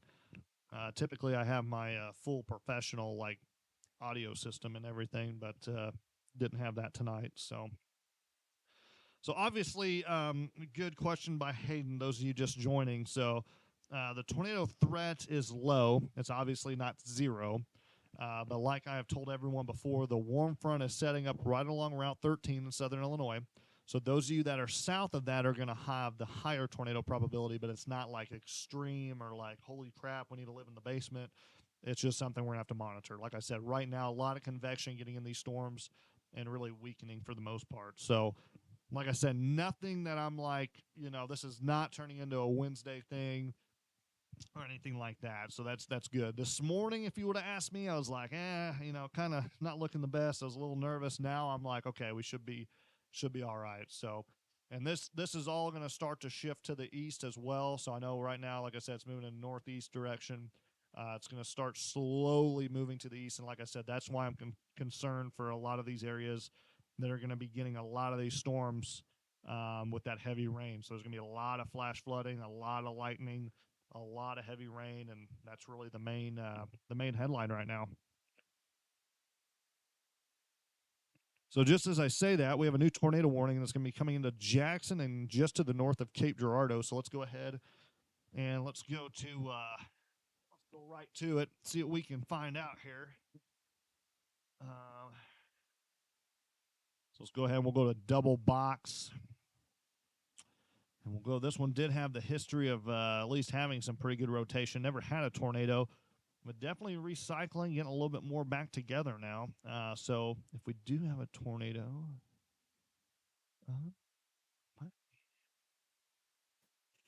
not too much junk there. Not what we're looking for.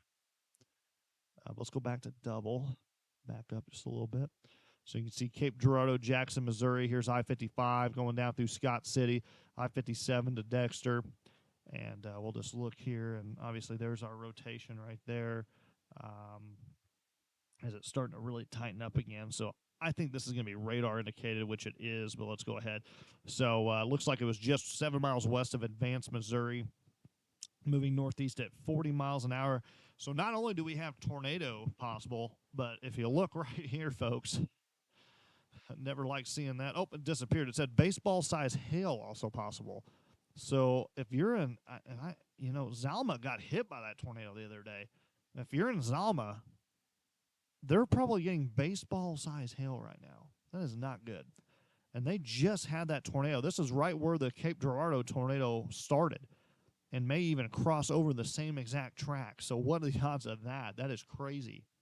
My goodness. So keeping an eye on this storm right here. And like I said, it would push if it continues. Let's just look, like I said, because obviously now we see that warm front has pushed north into Route 13 now. And it's going to push off, moving at 40 miles an hour now. So we'll take our last little breath there. That would make it moving a little weird now. So that would move it into Jackson, Hardin County here within the next hour or so. Those of you coming up, I'm going to give you About an hour here, and this storm's going to be making its way closer to the western portions of southern Illinois. So those of you in Jackson County, heads up. This is obviously coming your way, and I'm going to look here and see if we have any updates from the National Weather Service regarding this storm. So, I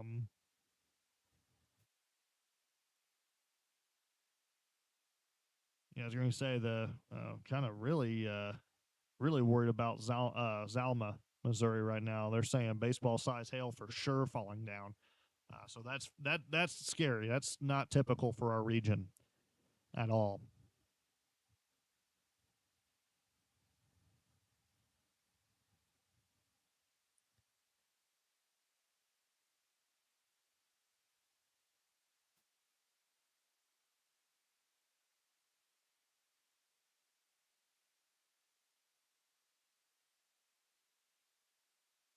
So back in chat here, still kind of looking around.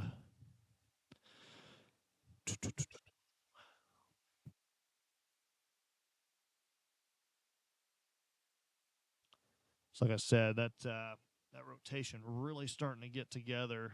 And like I said, those of you in Pinckneyville, looks like most of Perry County right now. Nashville heads up. Pretty good little, like I said, line of severe, well, stronger storms. They're not severe at this time, but I would say about 40 mile an hour, 50 mile an hour winds coming right into Pinckneyville right now. I don't know if anyone that is in Pinckneyville, um, give me like a heads up or how that storm is. That'd be nice to know.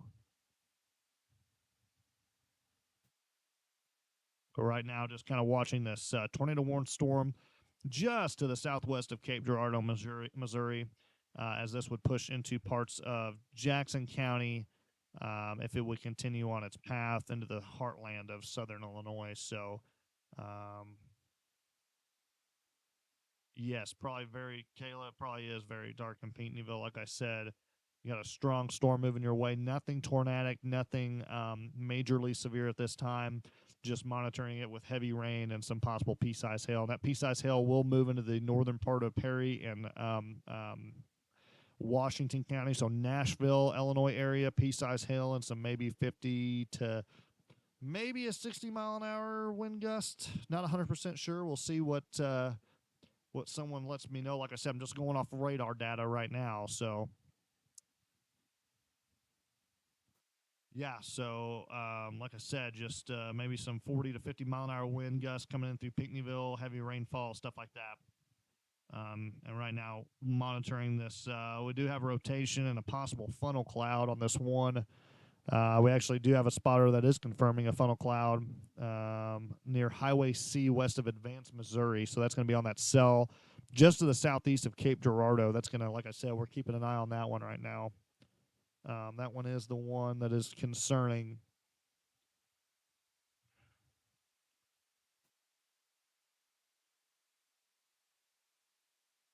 This is Jackson, Missouri that I'm talking about. So not Jackson County. Like I said, it would push up into Jackson County if it continues its track. But I almost want to say I'm more concerned about like Anna Jonesboro area again if it continues. It's almost taking the same exact route. So I don't know what the volume issue is. So everything's good on my end, and everyone else says they can hear me good. So some of you may have to check your volume. I'm not for sure. Uh, Sirens going off in Anna. Don't know why, unless they just continue this tornado warning, which I don't think they would just yet. Um, yeah, I don't know why. No threat to Anna right now. So Sirens in Cobden. I don't know what the issue is. Um, no idea why there's stuff going off. There is nothing I have on my end that's showing any type of got to be a mistake because there's no active tornado warning for you guys as of yet. I mean, like I said, this would track into your area. Thank you for that report. I appreciate that. Um, like I said, I don't know why we are I don't know why we are getting sirens going off. Like I said, no active threat to Anna, Jonesboro, Cobden area, anything like that. Like I said, monitoring everything. So, like I said, if you're having sound issues, you might just want to check on your end. Like I said, everything's good on my end. Thank you, Sarah, for that report. I appreciate it. I very much appreciate it.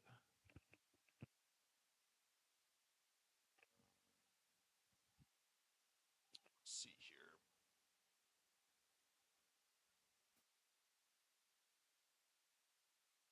So still 57 degrees here.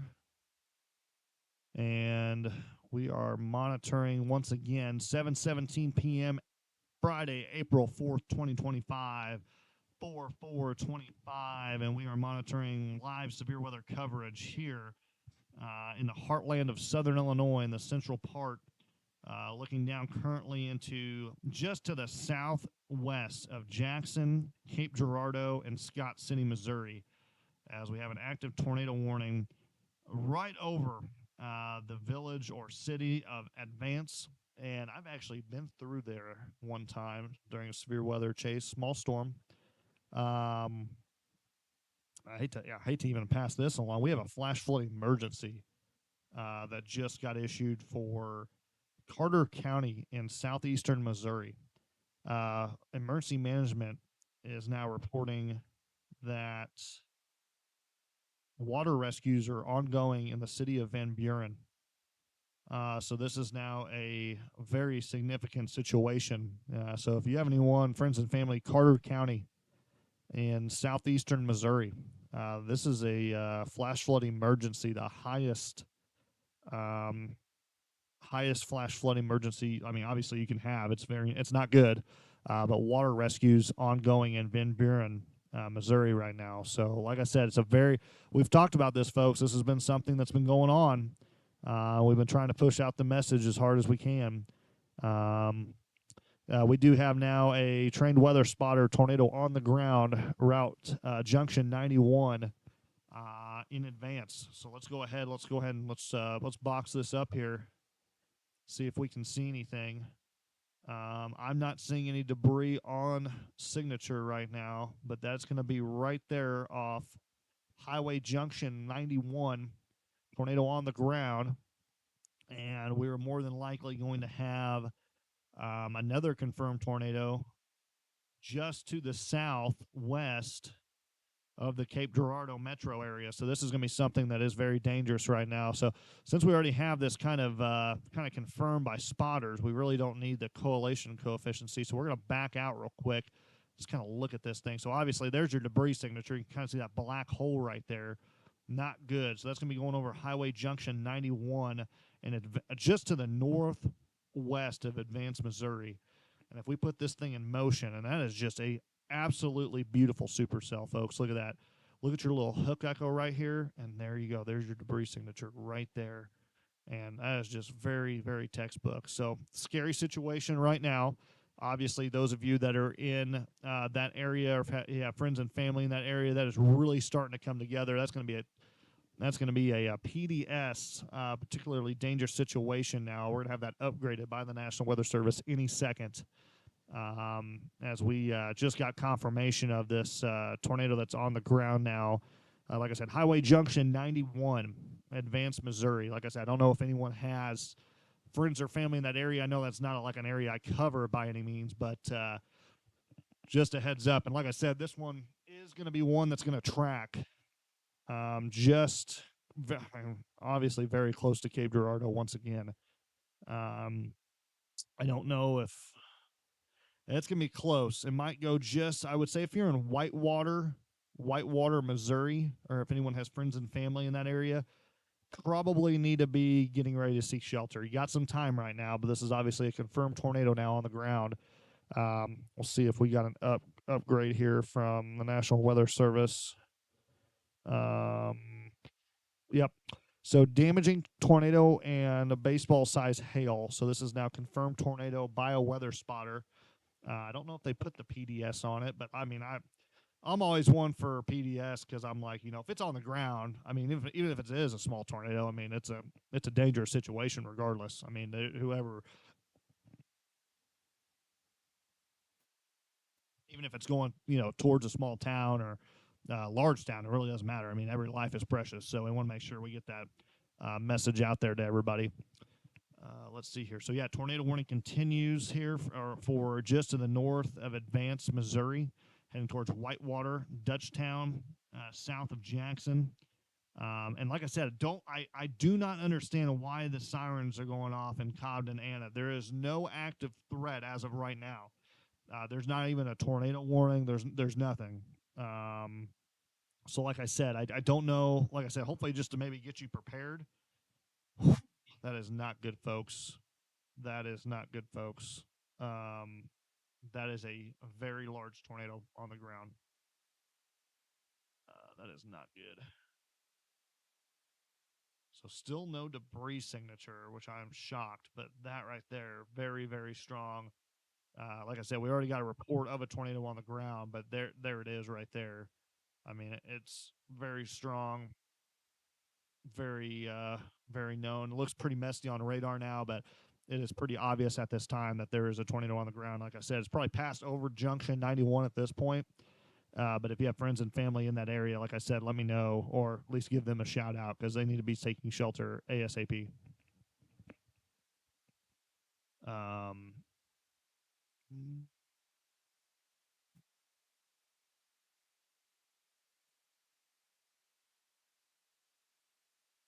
Thanks, Jamie. Like I said, I don't know. Everyone else is having different issues on the volume, so I don't know if maybe restart your app. Maybe I don't know. Like I said, it is a different setup for me today, but I have the microphone literally to my lips. I'm like licking the metal portions of the microphone at this point, so everything on my end is good to go. But like I said, hopefully just turn up. I'm not trying to blow out your speakers by any means, but just maybe turn up your TV a little bit more. I don't know. I'm sorry. So there's our tornado. Like I said, those of you worried about this tornado, it would track into parts of obviously like Cape Girardeau, southern Jackson. I'm thinking Alto Pass, Cobden area right now if it continues. So like I said, we still got some time. Obviously, this could be, one of those tornadoes, but it's going to be hard. I'm almost thinking more towards the west, like Alto Pass, Pomona. But like I said, that's just kind of a heads up right now as this storm continues. Like I said, I think that's the track. Kind of want to say that, but I'm not. It's going to be in this region right here. And we're about 45, so right at about, it would be like 8:15 arrival for Alto Pass. So just heads up, those in that area, Makanda. Like I said, we're going to keep it here and just kind of keep an eye on it. But this one did have the history. It does have one confirmed on the ground, and like I said, just from the velocity scan, looks like Highway 94 now. Oh, no, I'm sorry. I lied. Disregard. Let's go back over here now. Flash flood warning now for Wayne, Perry, and Jefferson counties. Not surprised there. I would expect all of southern Illinois to be in a flash flood warning by about 9, 10 p.m. tonight. So those of you, like I said, traveling is not advised. I know I had a ton of people ask me about the concert up in St. Louis. I honestly thought Metallica was playing. I had like 1 million people ask me, and I'm like, I don't even know who's playing. I mean, even someone sent it to me, and I was like, I have no idea who that is. But anyway, like I said, if you are traveling, highly advised. But like I said, please take it slow. Obviously, you're going to run into some delays, and I would highly suggest staying on the main road, staying on main highways and main interstates, because side roads are going to be impassable and likely flooded. So, yeah. So just north of Advance, Missouri, you are watching live severe weather coverage from the Storm Predictor here in southern Illinois, giving you an all-access severe weather events. Hopefully you got some popcorn. That's a good indication right there. So probably a quick spin up, but very disorganized now on the radar. So very, very good sign there as that pushes off. But like I said, this is probably going to be the one supercell I've been kind of concerned with and will be concerned with.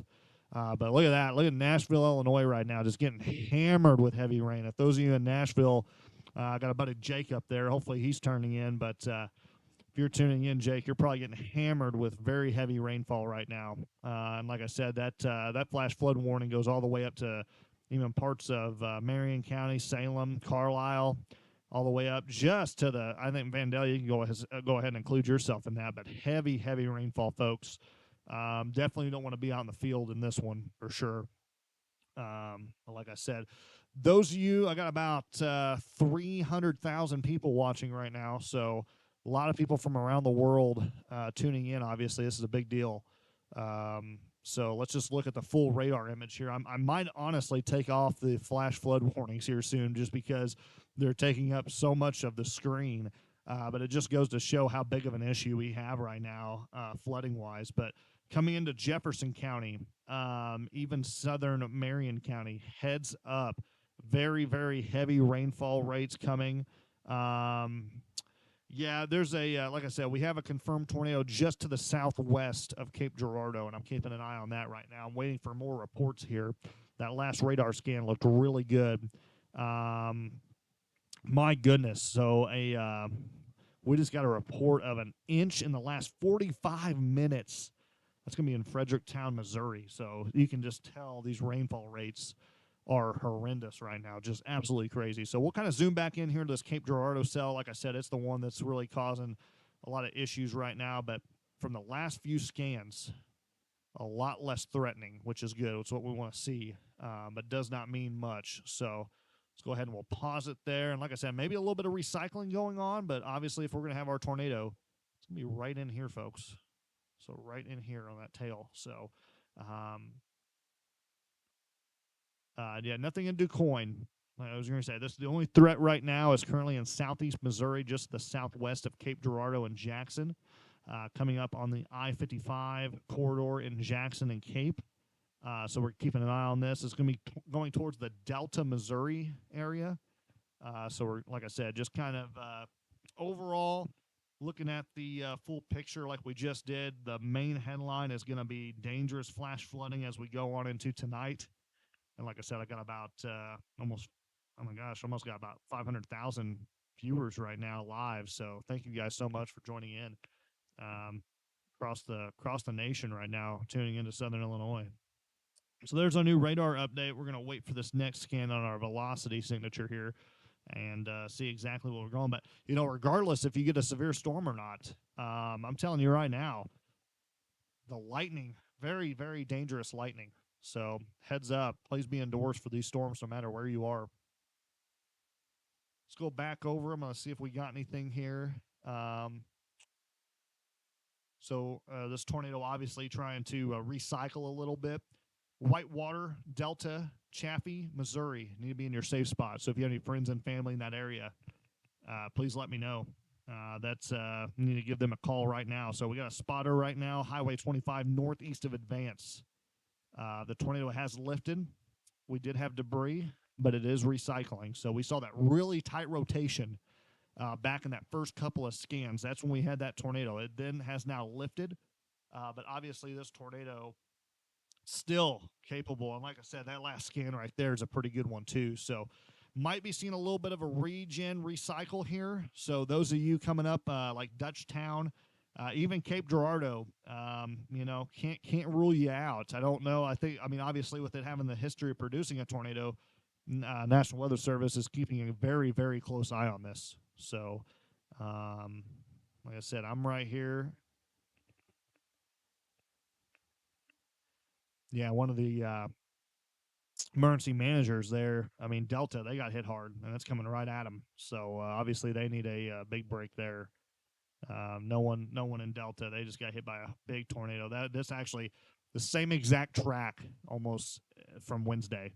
So, just crazy, just crazy.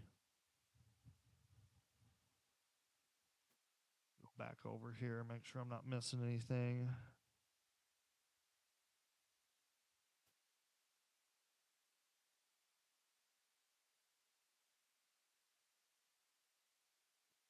So it looks like KFVS 12 is reporting debris in the air, or at least being spotted. So let's see if we can maybe find that out on our end here. There's a lot there, and I'm going to say no. I mean, maybe. Like I said, it was definitely a touchdown. We had a spotter confirm the touchdown, but there's nothing there that would confirm any debris. If there is, it's very low in the atmosphere. So this is telling me possibly a weak tornado. The only area I can see of there being maybe something would be like right in here. That'd be on that Highway 91, I believe. Let me see if I get that right. Highway 25. So like I said, we're going to see that next scan, and now I really don't see it. So like I said, if there is debris, it is falling. Like I said, it's going to be going towards Delta. So Delta to Dutchtown, coming into Cape, need to be in your safe spot right now. We'll go back to a double box here so we can kind of see everything.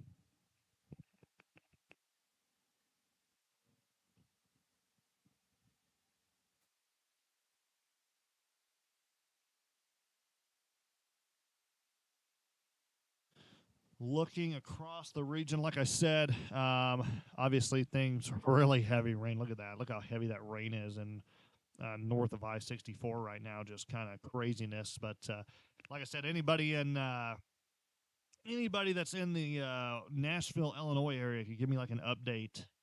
Like I said, you guys are kind of my main concern right now, just with heavier rain and stuff coming in. And that's going to move into Mount Vernon, Jefferson County. Heads up. And then, like I said, the remainder of this line is going to start to really push into our region.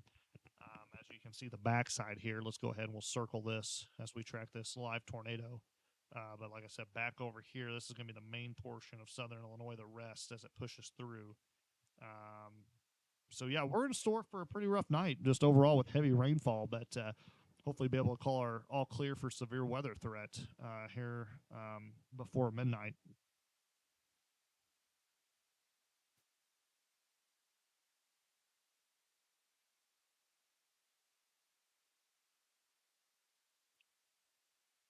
Thanks, Matt. Appreciate, or Matthew, thank you. No concern, Carrie, for your area. Just all flooding. So looking over, let's go back to this tornado warned storm. Like I said, really starting to just kind of die off, which is good. We want to see that. So we might have had a quick touchdown, but really starting to die off. National Weather Service probably will go a severe thunderstorm warning with a tornado tag next. Obviously, that will be going right into the KFVS 12 area here shortly. So we'll keep a close eye on it as I try to get my mouse to work here so we can see some towns. So we'll kind of go back. Let's go right here. I know it's kind of hard to see, but we'll just kind of play what we're dealing with and what you guys are kind of seeing. So we're starting to see that push to the east now. Obviously, very heavy rain to our north of I-64.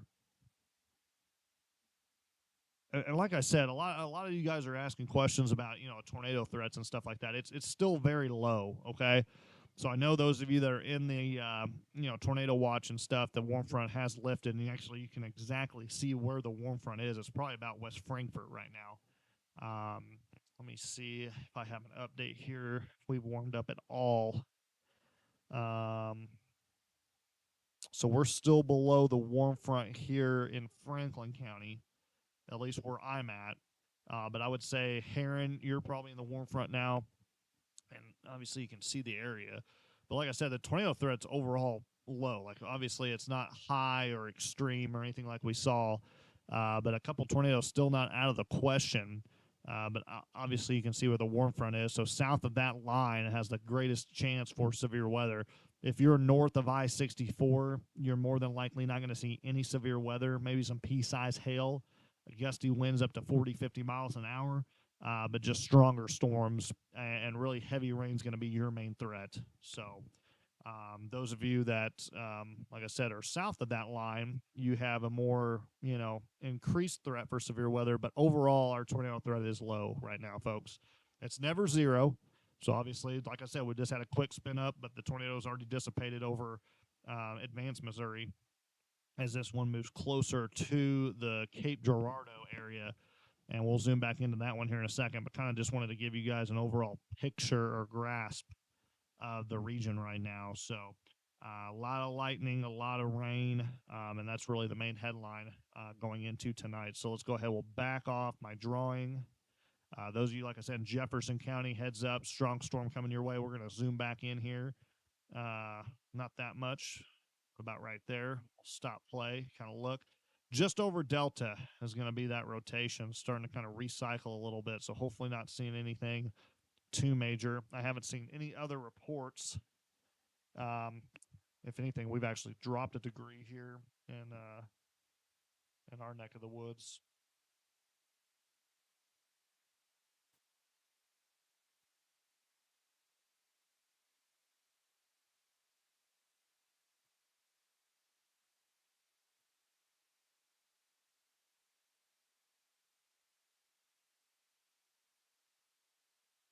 Sorry, I haven't gone anywhere. Just kind of looking here for an update.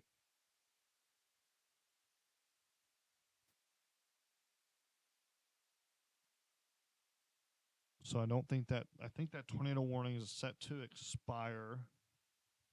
Like I said, no updates right now. Don't know what the malfunction was with the tornado sirens going off in Cobden or Anna, other than possibly just a heads up, because this one would be tracking into your direction. But like I said, right now there's no threat to the area, but it would track into your region, so we're kind of keeping an eye on it right now. So we'll see if that next live shot. Thanks, Marcia. Appreciate that. 54 degrees in Centralia. Yep, you're going to be a little bit too north for that warm front, so you're going to stay in the 50s. And like I said, tomorrow's going to be quite chilly for us. Or should I say just mild, I guess. I mean, heck, we were in the 80s the other day, so.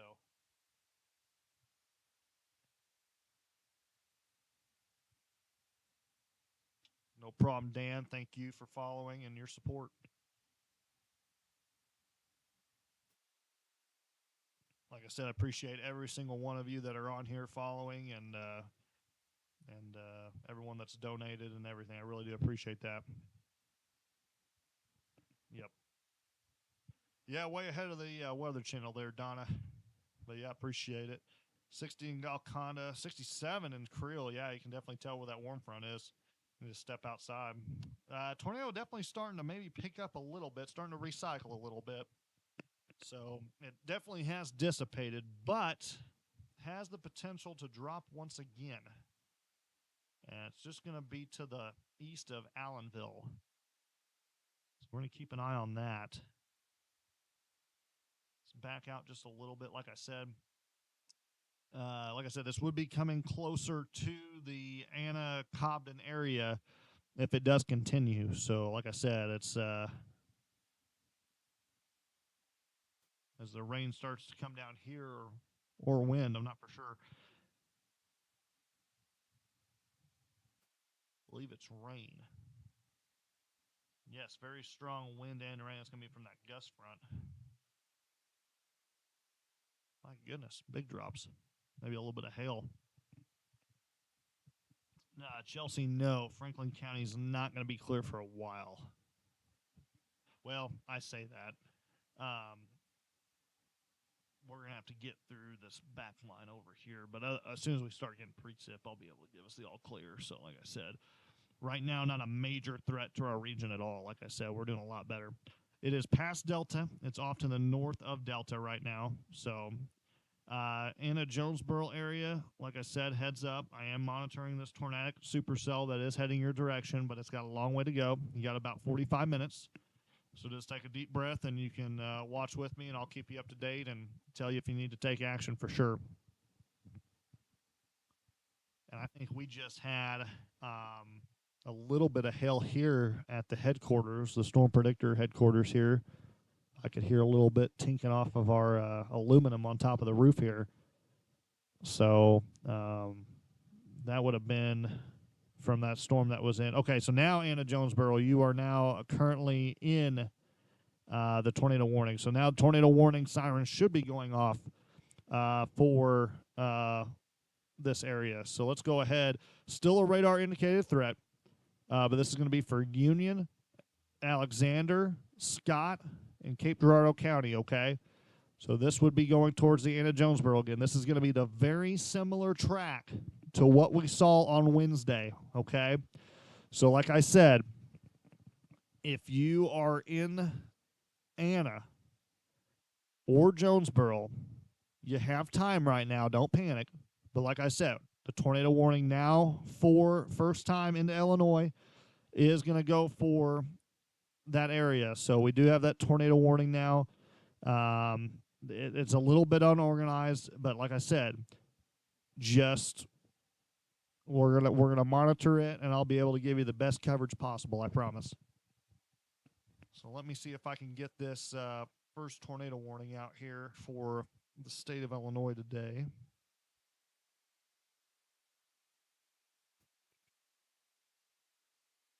We can find it, maybe.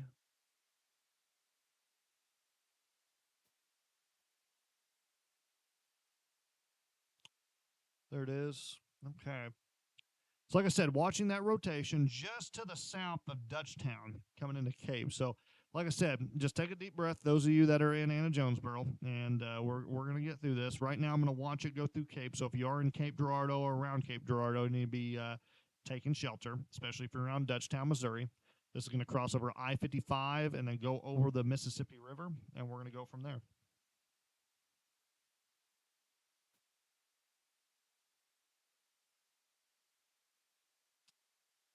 I'm going to go ahead and pin this.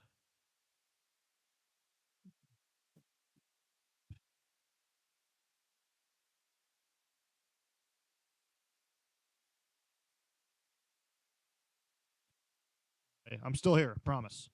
So here we go. We're going to move back in here, waiting for some updates. If there's going to be a tornado, it's going to be just to the southwest of Dutchtown, right there. And we'll go ahead and let's quadruple box this. Good news, no debris signature, okay? So good amount of rotation, no debris signature. Right now, if anything, it's a damaging wind threat. You can kind of see that C, but we're going to keep an eye on it, okay? So just stick with us here. Cape Girardeau, you need to be in your safe spot. And that's going to be coming into, like I said, like Mill Creek area. But Union County, be ready. Like I said, kind of unorganized right now, but doesn't mean it can change. So circulation is going to be right over Dutchtown now. Like I said, we'll back out a little bit, and we'll see how fast she's moving now. 40 mile an hour. Okay, so let's just do some math real quick. Tornado is going to be right here coming into Anna. About 30 minutes, okay? Less than 30, probably about 25 minutes to Anna. So those of you in Anna Jonesboro area, like I said, just keep an eye on it. Channel 12 likely probably going to have to take shelter again. This is going to be Groundhog Day for them. So they got 1 day off. Like I said, right now, same exact track. Almost the same, I mean, literally the same exact track as the tornado on Wednesday. It's quite scary, to be honest with you. It's quite scary. It's like deja vu, honestly. And I say that because it's, you know, if you've seen the movie Groundhog's Day, that's why I said that. So, like I said, watching this one very closely right now. The only good news is there's nothing confirmed. This is only radar indicated threat.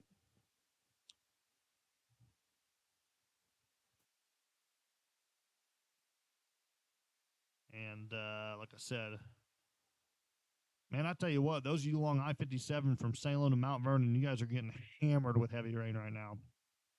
Absolutely obliterated. Cesar, you guys just probably got some very strong rain. Waltonville, Walnut Hill, Centralia getting slammed. Salem, my goodness. Circulation starting to tighten back up on this. So tell you what, I'm going to use my cell phone here. I'm just going to try and look and see if we can see any type of correlation coefficient as this moves into the region, so I don't have to kind of double box this at all. But yeah, right there you can see that with that last scan. Definitely tightening up a little bit just to the north of Dutchtown. Like I said, that's going to ride directly. I don't know if we do have a Cape Girardeau cam up. I don't have Cape Girardeau on actually right now. I can maybe turn it on. It'll be delayed. Let's see if I can do this real quick. Let's see here. I was going to say if it is Cape Girardeau, they should have a webcam, and it's probably not going to get through because it's going to be rain wrapped. Like I said, we can at least see here. Let me see if I can go to. Wow, that's really loud. See if I can put KFVS 12 on real quick. See what they're looking at as well. Dun, dun, dun, dun, dun, dun, dun. Come on.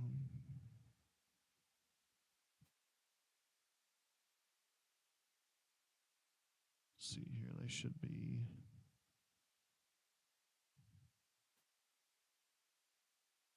Okay, it looks like they're possibly taking shelter right now. So I got.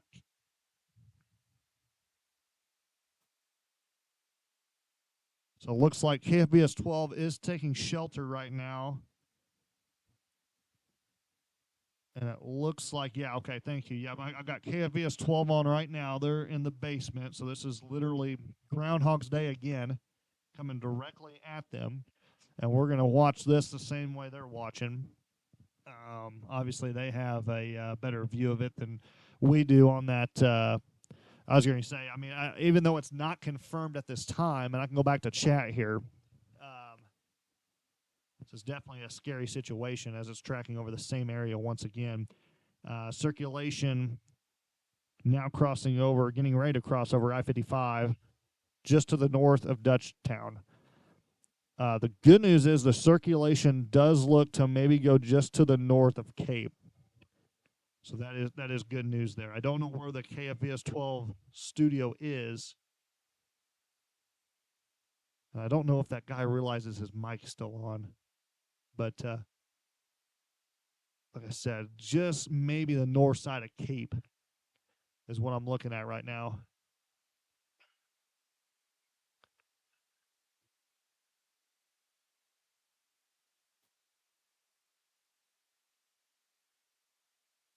Like I said, watching it closely here.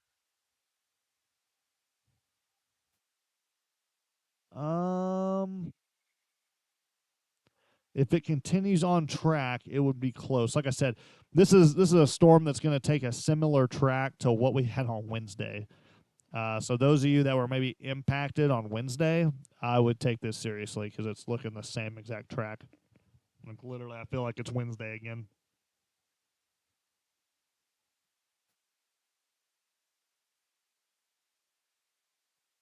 Yes, John, I 100% agree. Like I said, it's going to ride really close to Cape, but should stay.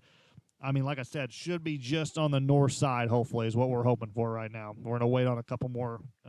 Obviously, we're just a waiting game right now. Okay, this just in. We have a confirmed tornado on the ground. This is going to be heading towards Gordonville. So a little bit north of Cape. This is on the ground. So those of you that are in that area, this is on the ground now. Tornado on the ground, just to the south of Gordonville. And this is where that circulation is, where that handoff was. And so now here it is, here. So there's your tornado. Getting ready to cross over I-55. Going to scoot very close to Cape Girardeau. I mean, very close. Going to hit the north side for sure. So, like I said, that's coming from a train weather spotter right now on this storm. So let's see here if they try to update this at all. Like I said, all eyes on this one right now, obviously, because this is a very serious situation for an area, and I can't. It's hard to tell, folks. But we might have a debris signature. We may have a small debris signature.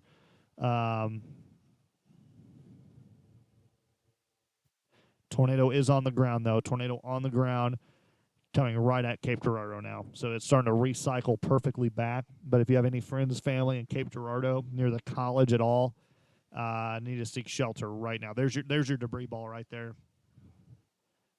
There is a perfect signature. There's your debris ball right here.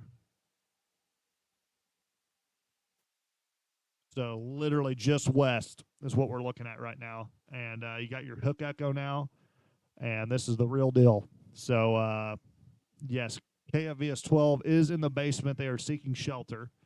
Um, I currently have their audience now. Their audience has switched over to me. So we have about 560,000 viewers live right now on the Storm Predictor. And like I said, those of you that are in Cape Girardeau, this is getting ready to cross over I-55 to the south of Jackson, north of Scott City, coming right at the north side of Cape Girardeau. This is going to be, if this tornado continues, it is on the ground, by the way. This is now a confirmed tornado by a spotter. This would actually make a direct impact on the college. This would be actually a direct impact there, Cape Girardeau there at the college. So not good, not good at all. Obviously, got to take this very seriously. But obviously taking the almost the same exact path, and there we go. There's the next update we just got. So, like I said, it's going to be very close, if not just north of the college.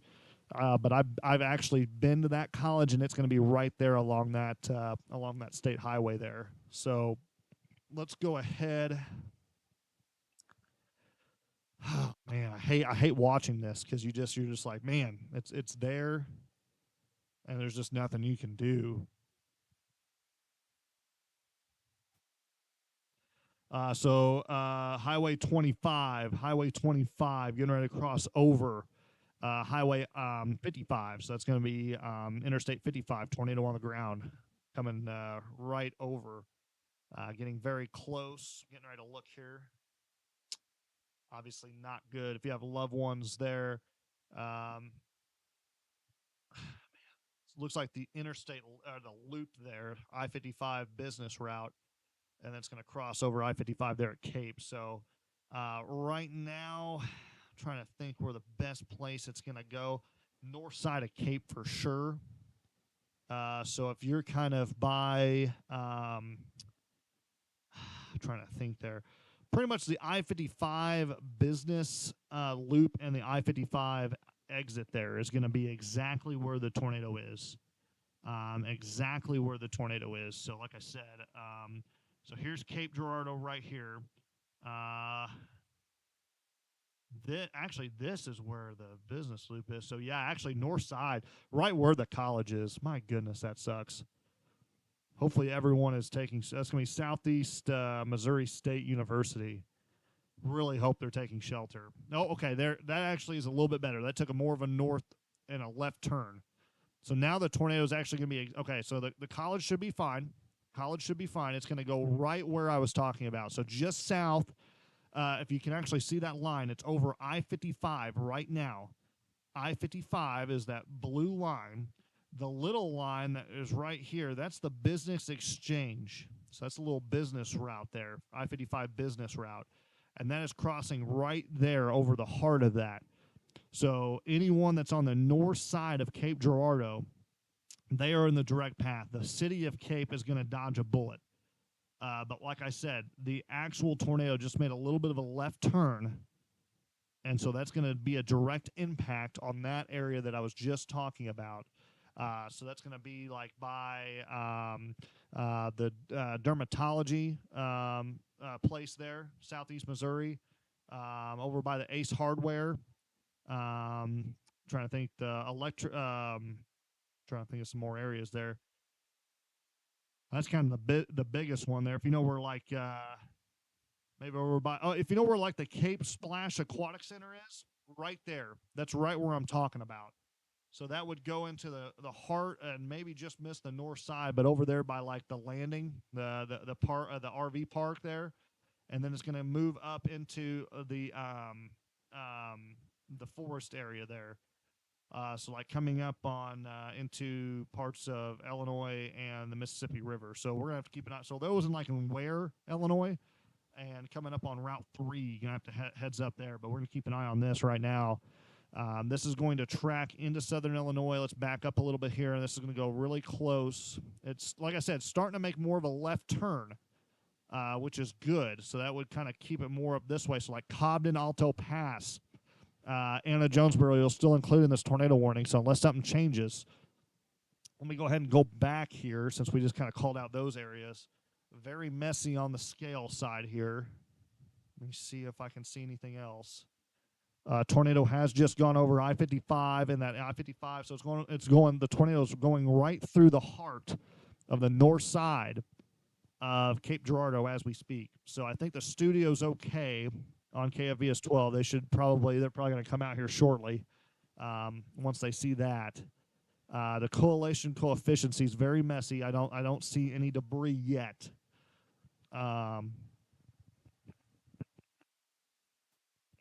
So sorry about that cough there. But like I said, right there. So waiting on a new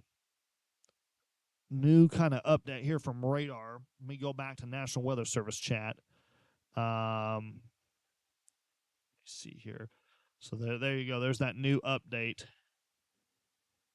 Just crossed over I-55. And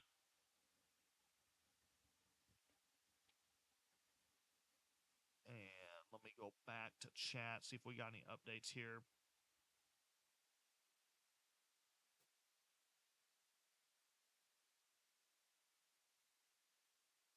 Yeah, I was going to say the National Weather Service is actually questioning some of the spotters right now because they're seeing damage. Well, sadly, I don't think I've ever had to even ask this question, but the tornado literally tracked in the same exact spot, so we don't know if it's fresh damage. I mean, it could be the damage from Wednesday. I mean, that's just crazy.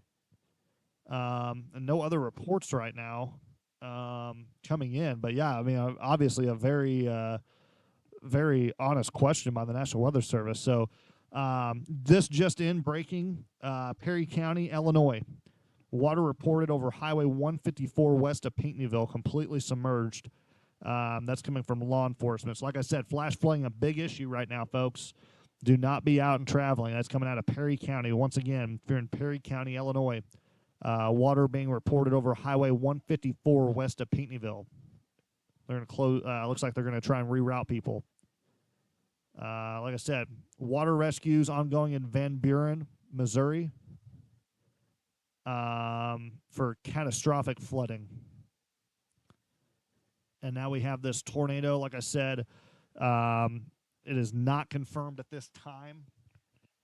They did have a spotter that did report it, but however, it is unconfirmed due to the fact that there was a tornado that went through the same area, and there's a possibility they're looking at the same exact damage. The same exact damage as the tornado that we had back on Wednesday, 2 days ago. So looking at more, I mean, it's looking very good still on radar. I mean, that's, and I know I'm kind of confusing people, but here's our new tornado warning. So new tornado warning, and they're going to go ahead and say this is confirmed. Damaging tornado on the ground, moving at 40. Like I said, it's taking more of a left turn now. So Alto Pass coming into the south side of Jackson County, Makanda, Pomona, need to be in your safe spot. Coming up, you got some time right now, but like I said, this is tracking into our region now, right where, like I said, the warm front is. The warm front's pushing up. Let's see if the warm front ever made it into Franklin County, and I don't think it did. So let me see here. Oh, hold on a second, folks. I think the warm front just about got here. It's gonna be nope, not here yet. Seen a little bit of a temperature increase, but like I said, new tornado warning now, and this is, like I said, it's making a bit of a left turn. So those of you in Alto Pass, getting ready to cross over the Mississippi as we speak. So those of you near Alto Pass, you're going to be in the direct path of this tornado that is confirmed now. Like I said, I haven't really seen anything. I don't think we can go back to 4 screens here. I don't like to. Yeah, not seeing a lot of any debris or anything, which is good. But obviously, confirmed weather spotters have this confirmed right now. Let me go back to chat here.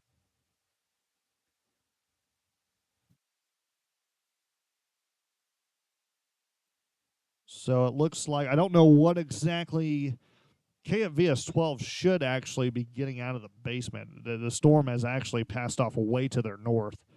They're not even getting precip at this time. I don't know why they're not back on the air. Maybe they're just stuck in the basement. But obviously that tornado now moving off to the northeast now. Anna Jonesboro, you should be okay. This is going to move off more to the north now of you because it keeps making a left turn. Definitely don't want to eat my words there, but like I said, pretty good indication that it has moved now to the north. So, like I said, I'm streaming on Cape, so I don't have it like 100% going. So they might be out now. But like I said, this is getting ready. Just crossed over I-55, slowly moving north of Cape now, and is going to be moving into parts of southern Illinois here shortly. So let's see here if I can see. Like I said, going to be going through like Wolf Lake, where if you're in that area along Route 3, that is where my concern is. Definitely Wolf Lake. Wolf Lake actually, I think it was a couple of years ago, had an EF1 tornado. Okay, so Grant, Dave coming back on here. That's good. I'll kind of mute them so he's got that under control. But like I said, got about. I'll hand off back his audience here in a second when he gets the all clear. But I got about 530,000 of you on right now watching live. This is live severe weather coverage here in southern Illinois, parts of southeast Missouri. You're listening to the Storm Predictor. Here it is 8:03 p.m. and the main headline right now is obviously severe storms making its way through our region, along with dangerous flash flooding and flooding concerns. And that will continue throughout the night. So here's that secondary line of storms that we're talking about. Obviously, our one tornado threat, everything back behind this is going to be more of a heavy rain and maybe some damaging winds. So this is going to be our one tornado that we're kind of concerned with and seeing how long it'll go for.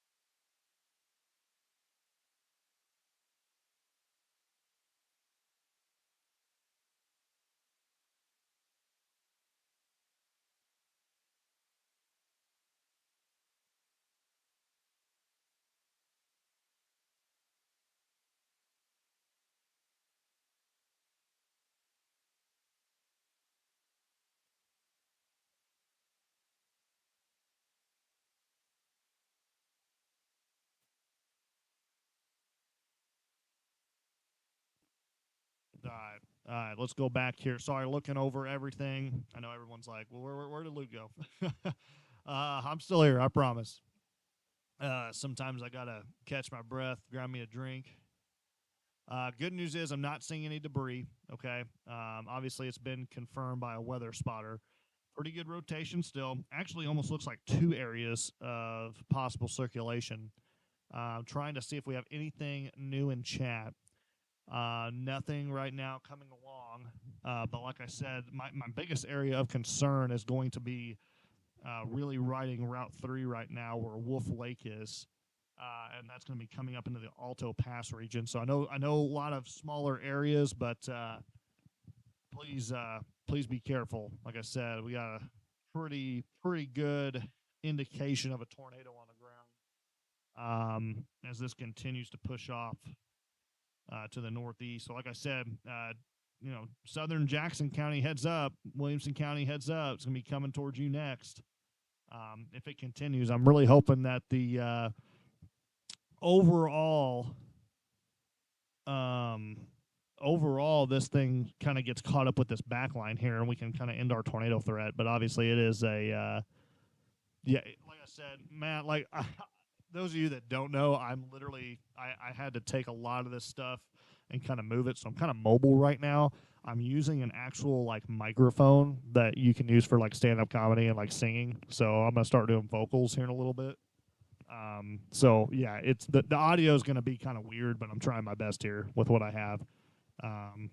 So yeah, anyway, right now the one main concern is going to be over the cell. Sorry, reading something here. So,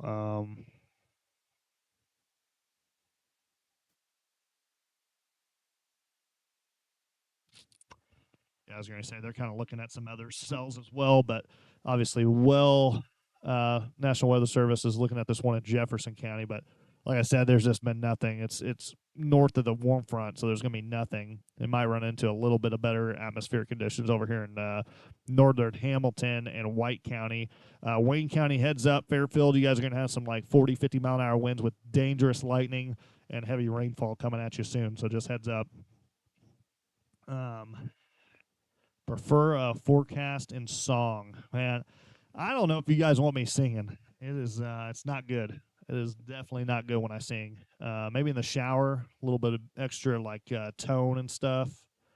But yeah, you guys don't want me singing. That's the last thing you guys want. So, like I said, just kind of going with what I have right now. And like I said, I got KFVS 12 on in the background, just kind of watching what they're doing. I still don't think they're out of the basement yet. And like I said, I really don't know why, unless my TV's just off. But like I said, I got them in the background, and I'm watching everything else here. So kind of just mobile with what I can do right now. So. Like I said, this tornado warning will, if it continues, it will track into parts of Jackson and Williamson County. So those of you, Pomona, Carbondale, Makanda, even into parts of southwestern Williamson County, heads up. Like I said, this has been a tornado that has had the history of producing in the past, but has not been strong. So, like I said, okay, thanks, John. Looks like they're back out now. Like I said, just had them tuned in for a little bit there. Starting to get a little messy on the velocity signature. And like I said, we haven't been able to confirm with any tornado at all with our correlation coefficient. So that's good. That means that if this is a tornado, it's very small and it's barely doing any damage. So we're talking EF probably 0, EF 1. So that's really good.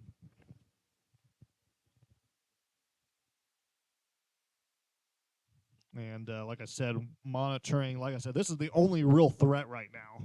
So I'm going to back this out a little bit and I'll put this into motion so you guys can make your own little forecast here about where this cell's kind of going. So if we continue this cell, it's moving more like a north pattern now instead of a northeast. So obviously, my main concern would be more along the lines of the Mississippi, so almost central Jackson County. If this thing continues, it might get to southwest portions of Williamson, but I'm really not too concerned because I'm telling you right now, it's moving more north and it's going to get sucked in by this line of storms. So our tornado threat should be ending here as it gets into the heart of Jackson County. So that's good news there.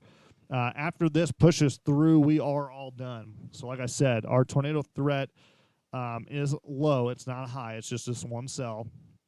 And then everything else is going to turn into a damaging wind threat, just like this one down here. So we'll probably start to see a lot of severe thunderstorm warnings as this moves through into our region. And then we should be all clear by, I would hope, by the way this line's moving, I would say 11 o'clock. We're going to be all clear. Obviously, those in our western counties are going to be clear before that, but that's kind of what we're looking at right now. So stick with me. We're going to make it through this. Everybody hold hands together. Like I said, we're all in this together, and we're going to make it through. We've made it through so far. We've been through, let's see, this all started on Sunday. It's been a hell of a week, folks. Hell of a week. We started on Sunday night. I think I got done around midnight. Maybe it was a little bit later.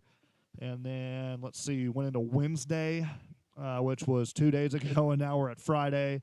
And we still got tomorrow with the flash flooding. So when Sunday comes, I might sleep in a couple extra hours, to be honest with you. It's been a long week, but hopefully we get out of it. I'll be honest with you, I have not even looked at the long-term forecast. I'm like, I don't even want to know. I hope it's all sunshine.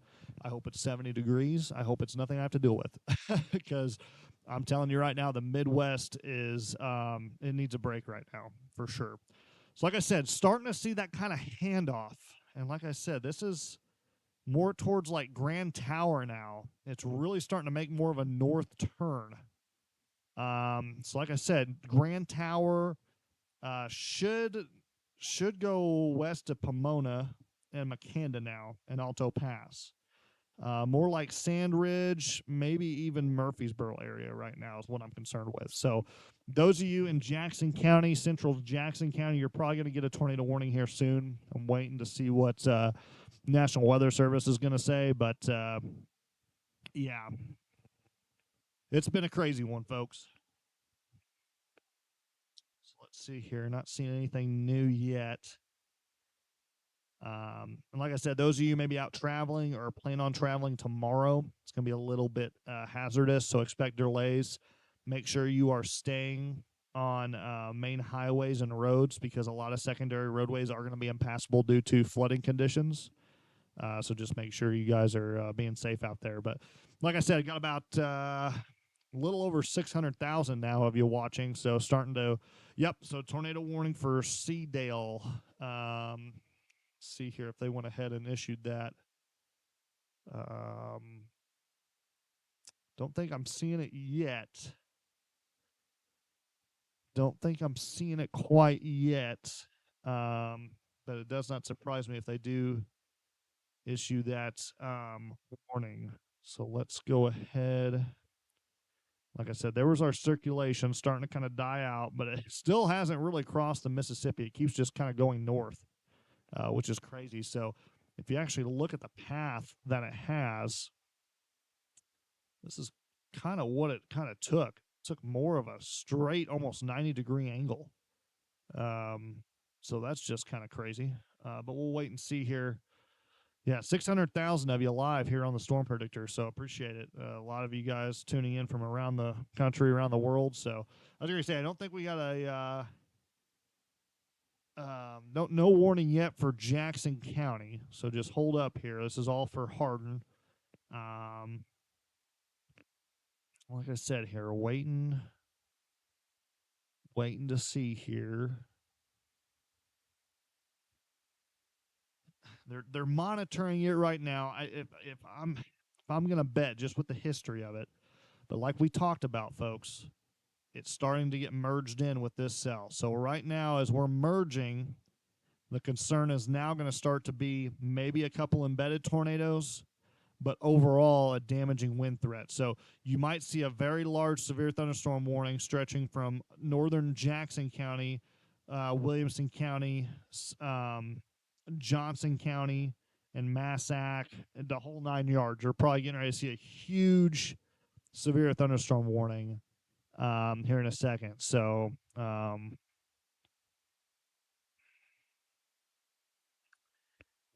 just waiting for the National Weather Service at this point to see what they want to do with this. To me, there's a little bit there. Still showing that hook.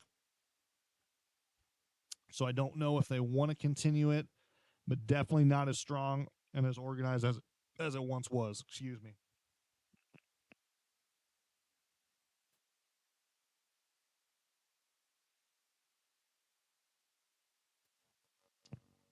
Gosh, I hope not. I would think no, Andrea, but if I say that, then we'll probably have like an EF5 or something come through. But right now, like I said, let's just zoom out real quick. We'll look at the big picture here. We'll go back to one box just so everybody can see everything. So, like I said, just a mess, folks. Just a complete mess.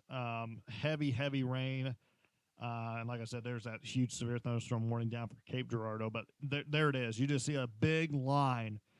It is all converged, and we didn't see those supercells like we thought we would see. So, starting to become a damaging wind threat.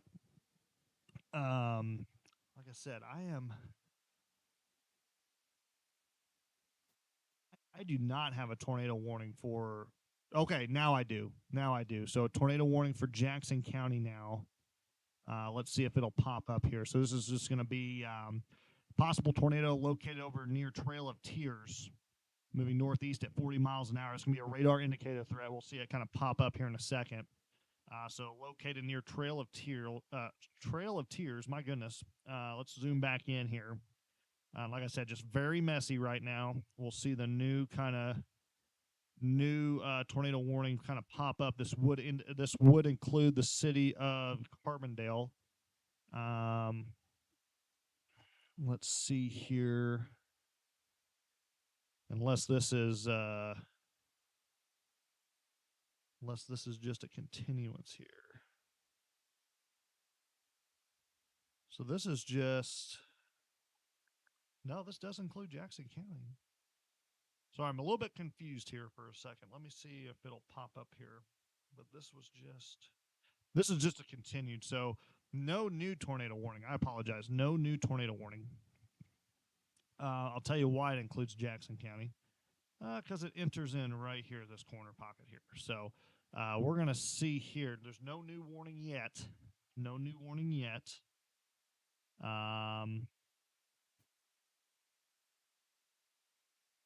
We're going to wait and see if they do issue one, though. But right now, no new tornado warning for Jackson County. The only reason why it is included is because it's got the little bit of the left corner there. So, but no new tornado warning yet. And right now, just monitoring, okay? So we're going to keep it here. Like I said, definitely looks ominous for sure, but very messy on radar. So if anything, very strong damaging winds. So just heads up if, like I said, you're in that area. But I'm keeping a close eye on it right now.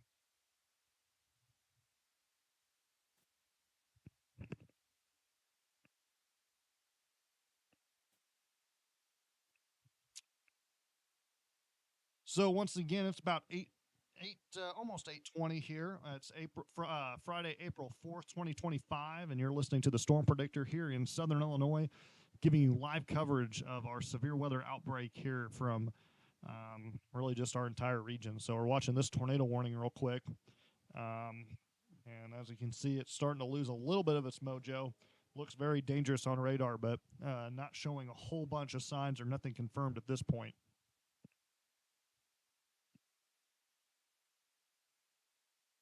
Like I said, going to be very close to Alto Pass and Pomona at this time. So if you're in those areas, take shelter. Like I said, we're waiting to see if we get a new tornado warning. Right now, I'm not seeing anything being issued. So, like I said, as soon as something gets issued, I'll have it. I get it right away. So it's not getting by me.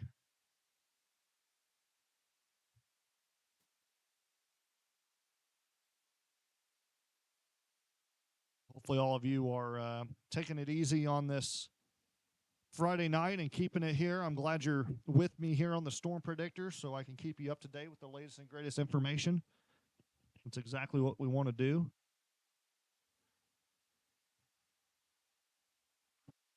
And it almost looks like we might see a cancellation of these tornado warnings and we might go to severe thunderstorm warning, which would be great to hear.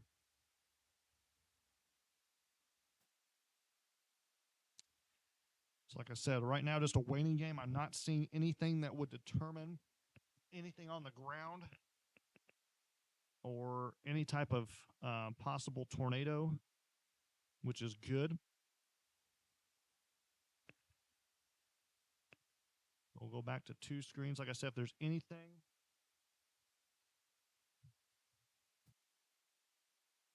looks like we might have a flash flood emergency for Marion County and Salem. We just got a report of major problems in Salem. EMA emergency management. Cars are floating down West Main. The town is completely flooded and basements are filling up. So we might have a flash flood emergency get issued for the city of Salem. So just a heads up. Severe thunderstorm warning. And that's exactly what I was thinking, folks. So Jackson County, Perry, Missouri, and Union. This is going to be that big severe thunderstorm warning I think we're getting ready to see. So they're going to cancel this tornado warning.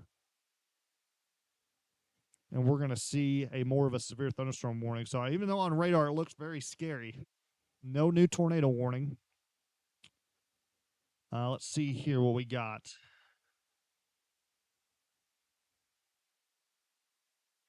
Yep, that's all I have right now.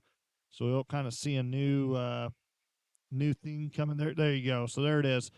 So Jackson County, Carbondale, Murfreesboro, you guys are in that new severe thunderstorm warning as it just popped up on screen. So let's go ahead. We'll just go one box now since they're going to let this tornado warning go. And as you can see, we are now completely linear. You might have a little bit of a spin up, but now we have now switched over to a full-blown damaging wind threat with the possibility of a couple quick spin ups. Okay, so those of you here in Southern Illinois, you can see that we have now switched to more of a linear aspect. And I'm going to go ahead and I'm going to take this down here so we can see everything. Sorry. Let me take down that. That might be easier for everybody. Okay, let's do that. Go back here. And like I said, very dangerous situation. Like I said, pretty much Jefferson County. And this is going to continue, folks. I mean, like I said, we have talked about this for some time. Both tornado warnings have expired, so we have no active tornado warnings in our area, which is great. But like I said, this is going to be a very, very damaging wind threat. And I cannot explain it enough. Wow, look at that. So I'm looking at a possible tornado that went through Cape Girardeau, but it's kind of hard to tell. Almost looks like a raindrop maybe got into it, but pretty interesting picture there. But the good news is right now here in Southern Illinois, we have no active tornado warnings, okay? Great news. We're starting to see that line form from Pinckneyville, Perry County, all the way down to the very southern tip of Southern Illinois and into Poplar Bluff. So this is now starting to turn into, like I said, that damaging wind threat. More than likely going to see a huge severe thunderstorm warning from pretty much Franklin County all the way to Hamilton County, Saline, Gallatin, Johnson, Massac, Williamson. So just hold tight, everybody. We got a long way to go. Well, I say a long way to go. We just got about probably an hour before this thing makes its way through. And then probably by about 11 p.m., we will be all clear here in Southern Illinois. So we're going to keep an eye on the radar. If I see any changes at all, I will definitely let you guys know. Keeping an eye both on rotation and everything else. But right now, the good news, if any, is that we are seeing a damaging wind threat. So winds, I will say, will be possible up to 70 miles an hour. Those will be wind gusts just because these storms will probably start falling apart, but they are gaining a little bit of strength right now as they move into Southern Illinois. So just kind of a heads up. And like I said, just to be on the safe side, I would definitely be indoors for these storms, regardless if they're non-severe or severe. Yeah, it's pretty a lot of lightning.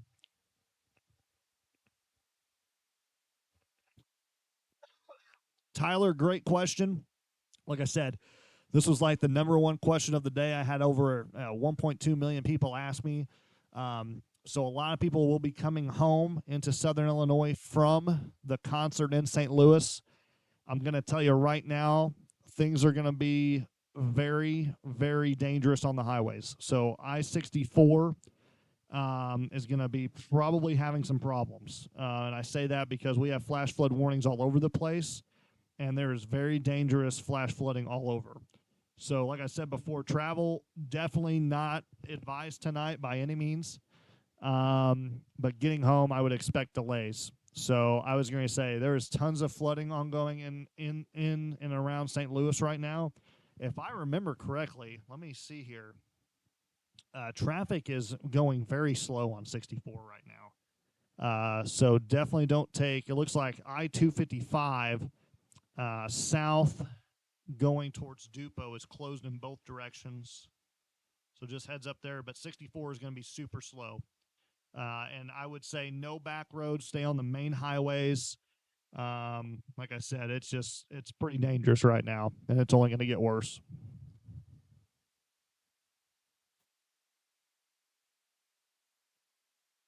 Yeah, definitely, if possible, stay put. That'd just be my recommendation. It's definitely not worth traveling back if need be. But yeah, as you can see, if we can zoom out here, huge flash flood issue. I mean, Salem right now, I mean, I'm surprised there's not a flash flood emergency for how bad it is right now in Salem. I mean, it's not good. So like I said, both tornado warnings are expired. I don't know why they're still up. They're taking a long time to get out, but no active tornado warning threat. I don't see anything on the radar that would indicate that. We're looking right now. I'm going to get back into chat here to see if we got anything new.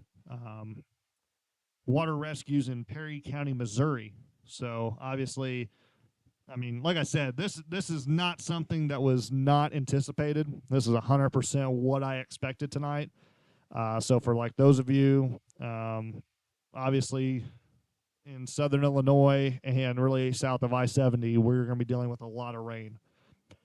So let's go ahead. I'm going to see if the warm front actually ever got north in my neck of the woods here. So 58 we warmed up to. I would say the warm front is very close, but not quite. I think it's going to maybe get to us, but probably not. Like I said, everybody else, get ready. Here comes the storms. Like I said, severe line of storms making our way through, anywhere from pea-size hail to 60 to 70-mile-an-hour wind gust. Very, very dangerous lightning and heavy rain and a flash flood issued. Everyone will be under a flash flood warning by, gosh, I don't even know, by at least 11 o'clock. So, like I said, those of you in Jackson County right now getting hammered with heavy rainfall. A lot of lightning, so be careful. But like I said, right now, no active tornado warnings. No active tornado warnings. Poplar Bluff, you are, let's see here. You got a couple more storms off to your west, so you are not all clear yet. No. Let's see what else here. I wouldn't say widespread power outages, but power outages are possible. No tornado warning at all. No tornadoes at this time, folks.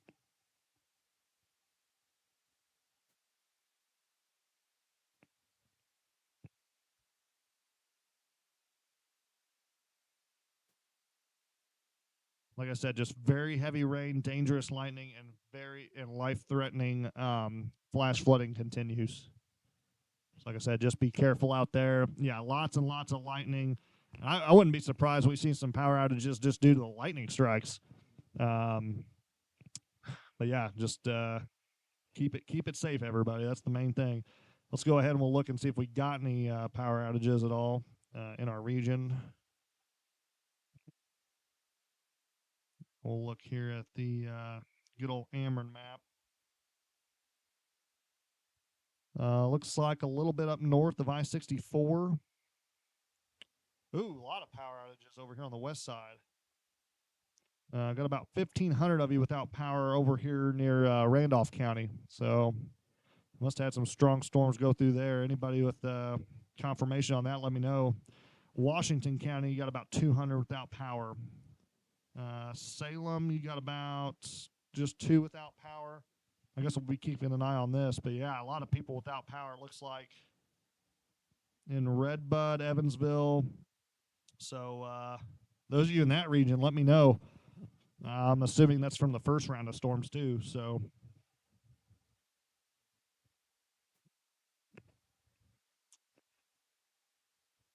like I said, our tornado threat is diminishing. There is no active tornado warning or tornado threat at this time. As this dangerous line of storms move through, like I said, anywhere from pea-size hail, dangerous lightning, to 60, 70-mile-an-hour winds. And like I said, lightning is a very dangerous concern right now with these storms, so it would not surprise me one bit if we end up with some power outages. So, Zach, you better not be messing with me.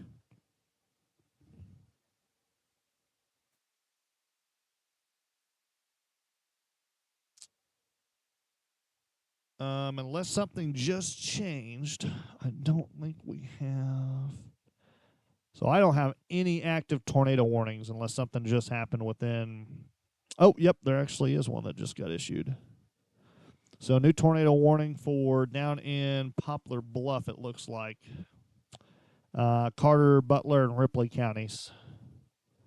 Like I said, it's going to be, like I said, the best bet for tornadic activity will be south of Route 13 tonight. And there it is on the radar down there at the left corner. So we'll keep an eye on that. That should stay south of our region. It'll stay into parts of southeast Missouri, Dexter, Sykeston, head on into the Paducah area. So that's our one tornado warning we have at this time. Another flash flood emergency for Carter, Missouri. They have 15 water rescues ongoing in the city of Van Buren, Missouri right now. Flash flood emergency. I believe that's our first one I've seen in our region. So yeah, flash flooding will continue throughout the night, and we'll probably start to see that increase here in southern Illinois in the heartland. So obviously, I think Jackson County, you don't have a flash flood warning yet, but you will get one here shortly, probably within the next 30 minutes to an hour. That's just how it is.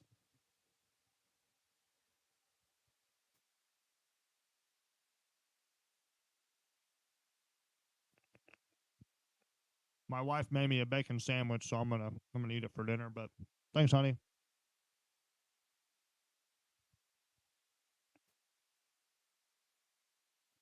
So yeah, it looks like just to the north of Daphne, I think, Missouri. Uh, Another possible tornado. My goodness. Hi, Bryce. I don't know. I don't know if you're my biggest fan. I think some people might beat you to it.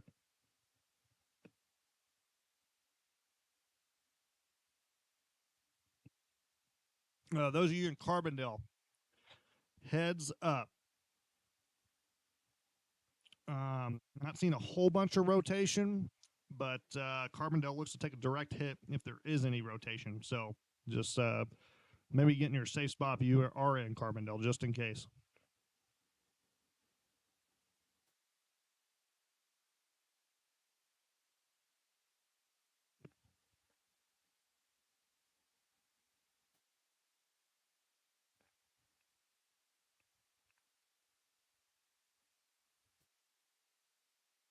Pinckneyville, you're all good. You're just going to have some heavy rain and lightning the rest of the night.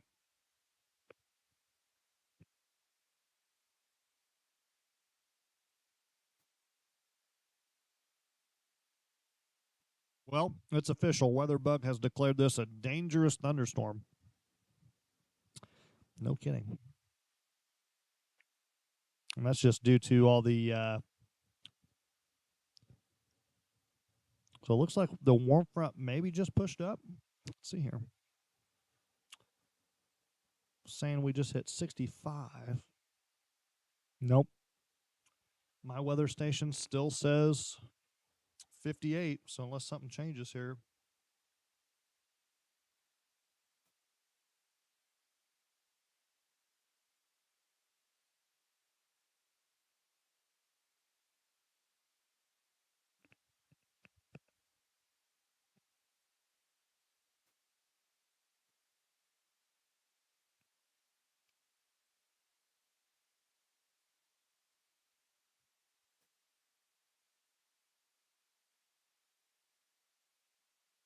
Like I mentioned before, guys, tornado chances are low.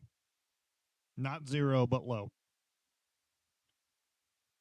If I could predict where every tornado is going to be, yeah, that'd be nice. I'd get paid probably millions of dollars.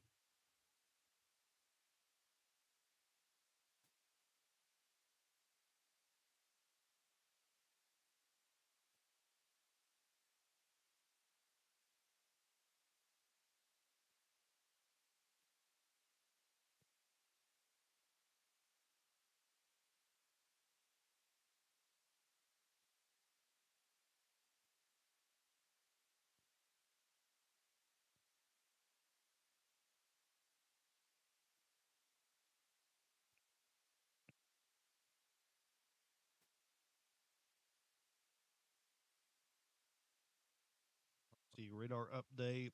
Not really seeing anything right now. If anything, just damaging winds. Probably going to see a severe thunderstorm warning for Williamson County and Johnson County here shortly, like momentarily. I don't think Franklin County will get a severe thunderstorm warning just because we're not near the warm front. So pretty much Williamson County, Saline, Johnson,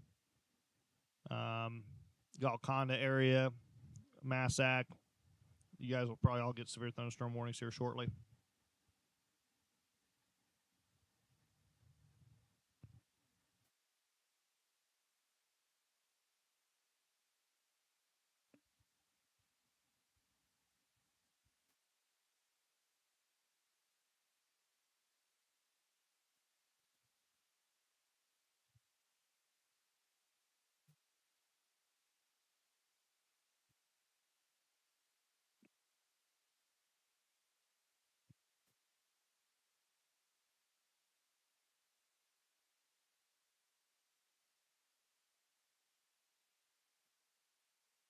Let's see here. Bum, bum, bum. Oh my goodness. I was thinking about merchandise. I don't know though.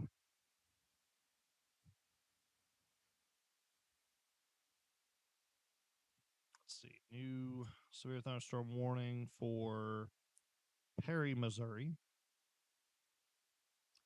Maybe we won't get a severe thunderstorm warning for I mean, I would think we would have to. I mean, that's a pretty good storm coming through.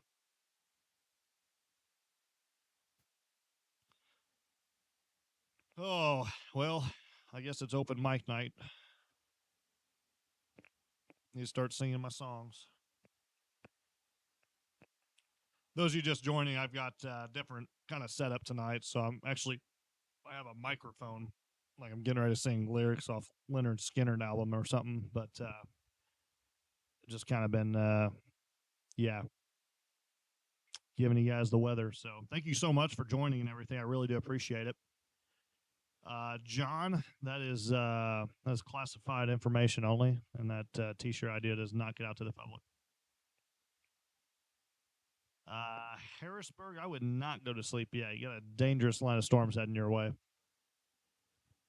I thought about doing some karaoke, but I don't think you guys want to hear me sing. I'd probably lose all my viewers. So, shirts is always a good one. I have really thought about coming up with a shirt for everybody to at least, at least get a fair share of. So,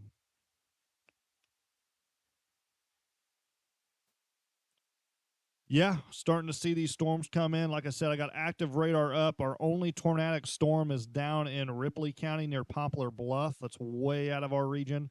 I'll keep an eye on it, but it should track south towards Paducah, Sykeston, Dexter, that area, so away from us. But like I said, that's the only cell that is going to pose a tornadic threat.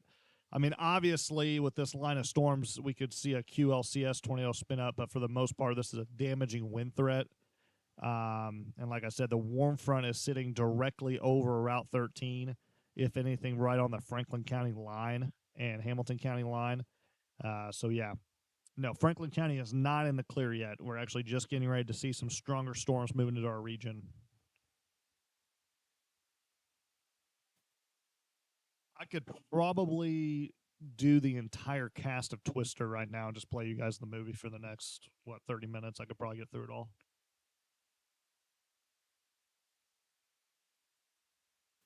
Free Bird. That's right, David. I like it. You ever try to do Free Bird on Rock Band? Anybody ever tried that? Or that's a throwback Rock Band right there.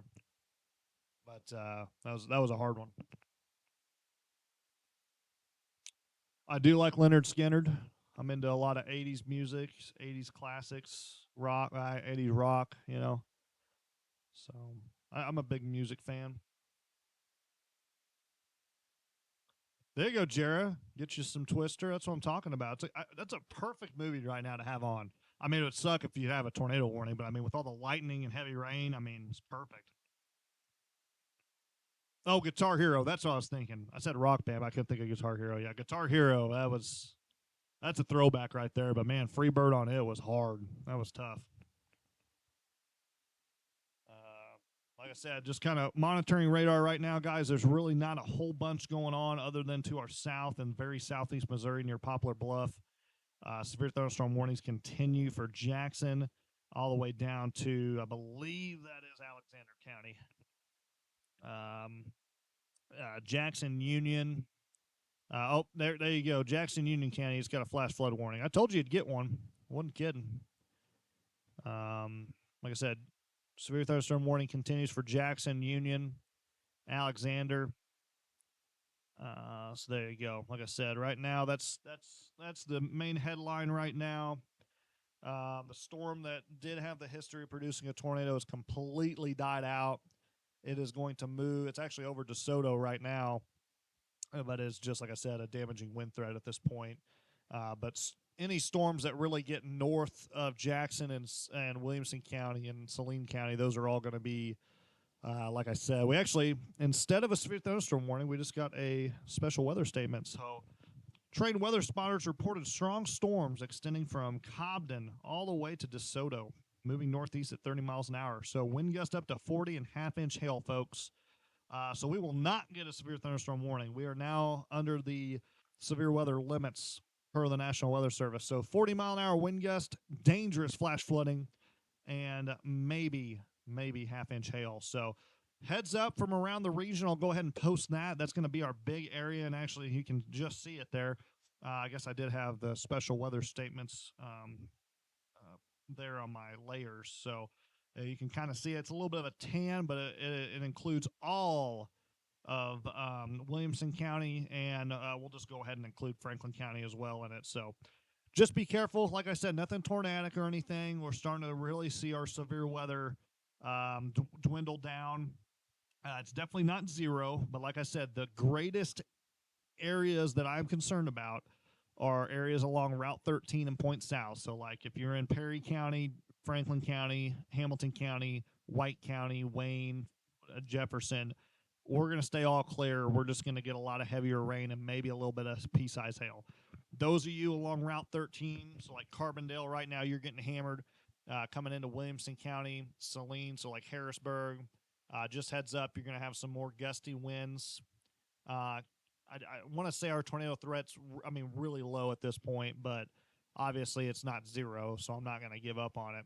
And then over towards the Ohio River, that is where our highest threat is for severe weather. So like Paducah, you guys haven't even been touched today yet. So heads up, we're going to see those storms kind of get over to your neck of the woods. But like I said, we'll probably I'll keep radar up and everything and just kind of have it going so you guys can see everything. But overall, we're looking pretty good right now. So, yeah, some of you guys are probably seeing a tornado watch. They're probably just updating it. So, like I said, just relax. Like I said, nothing too major. This is just this is typical. They try to update the tornado watch as storms get closer and just try to, obviously shave it off a little bit.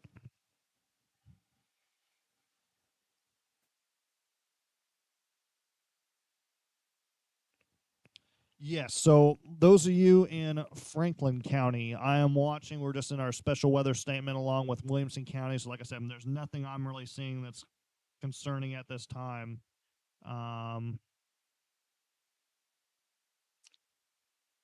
Just kind of looking here.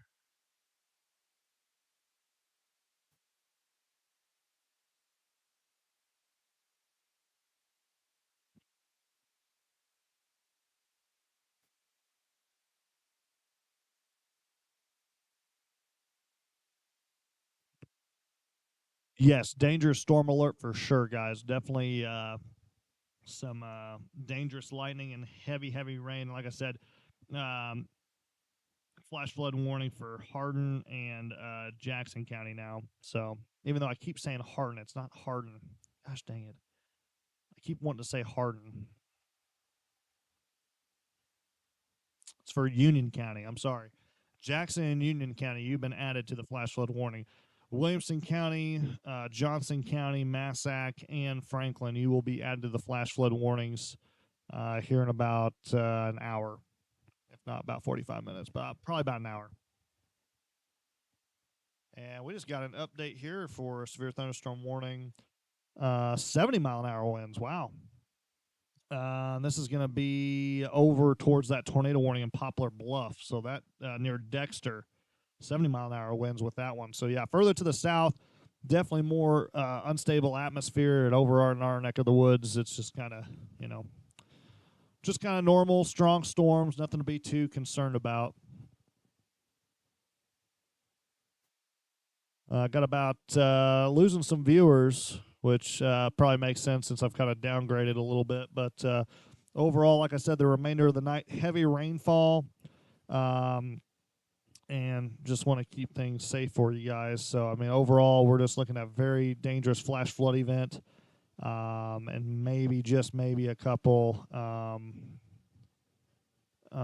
severe storms. But like I said, overall tornado threat, it has died down quite a bit north of the Ohio. So not zero, but it has died down a lot.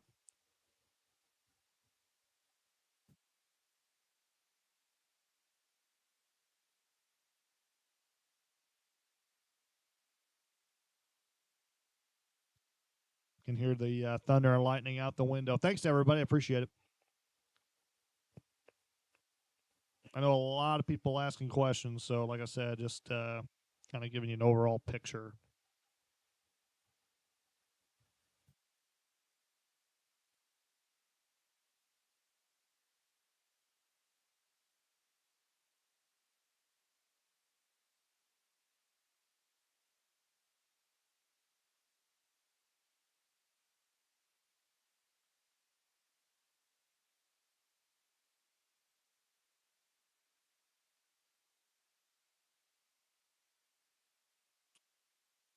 That was a close lightning strike.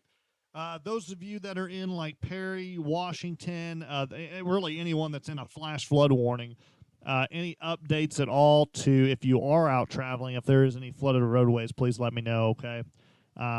Although I do not encourage any travel tonight.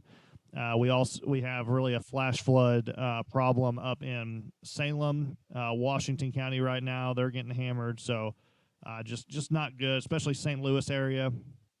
Um, like I said, just if you guys have any reports to post in chat, go ahead. I'll see it and try to get that submitted out. But like I said, we're about to see these storms cross over the east side of I-57. So those of you in Hamilton County, White County, Saline, Gallatin, Hardin, Johnson, Massac, all you guys are going to be seeing storms here in the next 1 to 2 hours, and then we're going to give the all clear right at about 10, 11 o'clock. So, like I said, Williamson County right now, you are in a special weather statement. So you are below the severe weather threshold, just like everyone else right now, except for those that are in the bottom half, Alexander County.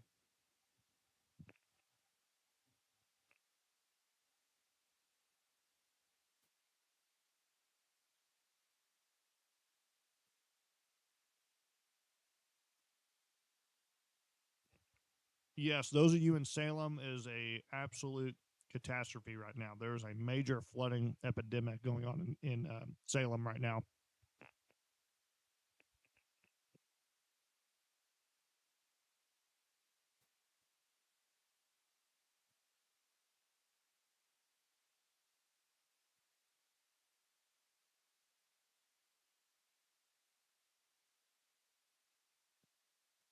Thank you, Savannah. Yep, tons of lightning going on. Thank you, Don.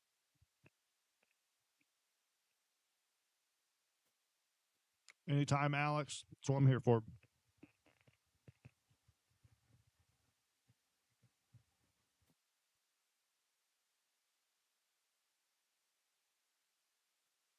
Just Saline County, you're going to start seeing storms here in the next probably about 45 minutes to an hour.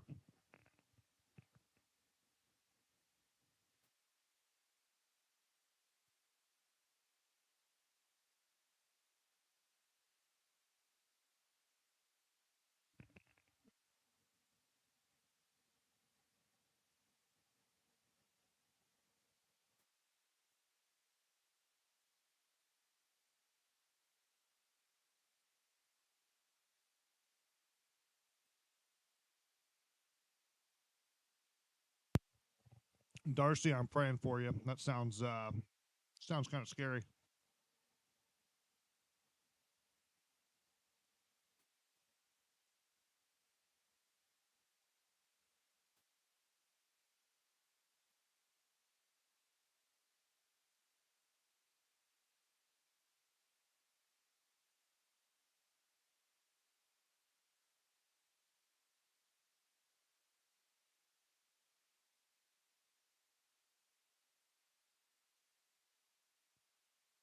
Yes, guys, very low chance for tornadoes. I am eating a bacon biscuit that my wife made me. We had breakfast for dinner last night, and I figured, why not just have leftovers, right?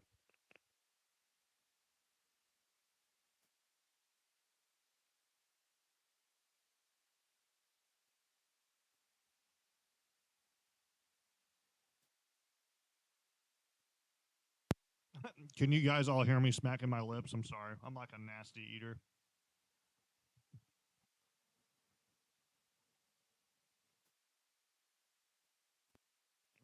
I'll tell you what, I would not like to be a DoorDasher or Uber Eats person tonight. That would suck.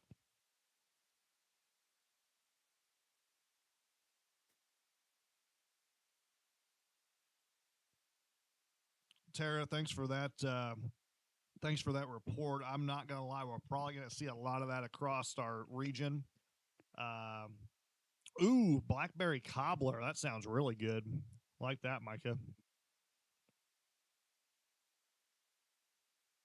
There you go, Alex. Same kind of same mental capacity there. See, good minds think alike.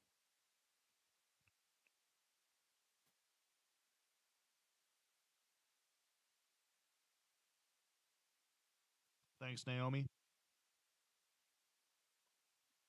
Jackson County, there is no longer a threat for you for anything tornadic or anything major. So yeah, you're good. Enjoy the like I said, enjoy the sleep. Perry County, you're all good. Just enjoy. Like I said, it's going to be all night tonight, guys. It's going to be very loud, and very heavy rain. So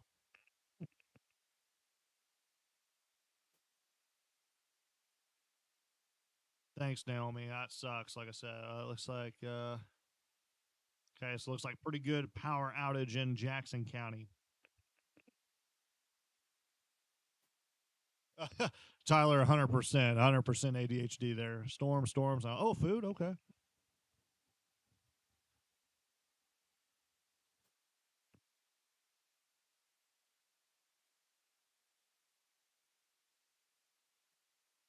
Yeah, I was going to say, let's look at the map here. Those of you that are looking. So, yeah, rain and heavy storms starting to really come into the central part of southern Illinois now, getting ready to cross over I 57 in the heart of southern Illinois. So, like I said, right now, just the main threat's going to be damaging winds and just really dangerous lightning. So, I mean, good question, Josh. It's a good question. I'm going to say with this, we'll probably pick up a solid inch just with the way these storms are moving. I'm going to say probably two and a half. You know what? Let me look and see what we got so far. Because I don't want to give you a wrong impression here. Oh man, what is that?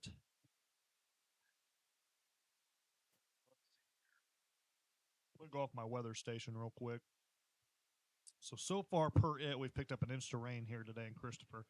I'm going to go with probably when we wake up, I'm going to say a solid 2 3/4, if not right at 3 inches, the last 24 hours.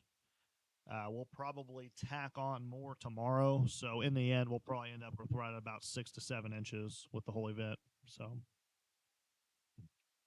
I would not recommend sleeping naked in Saline County yet. And the only reason why I say that is because I'm just kind of watching the storms towards the south, and there you go, right then and there.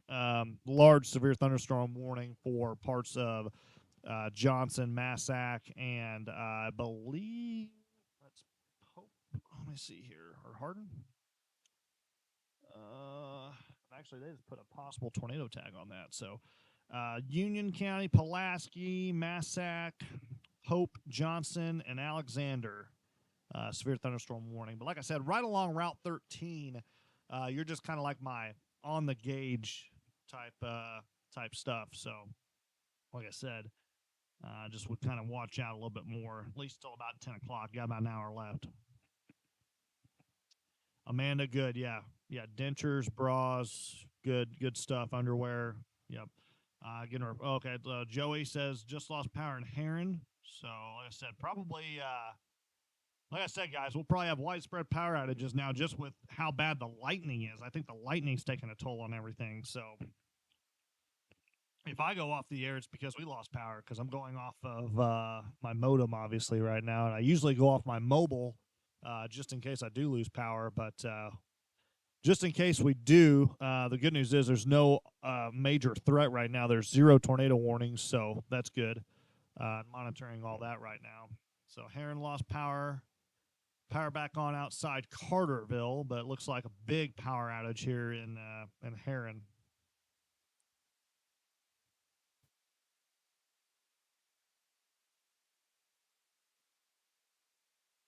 Yep, just got the major power outages in Heron, I guess. Looks like a very, very big power outage, almost the whole town.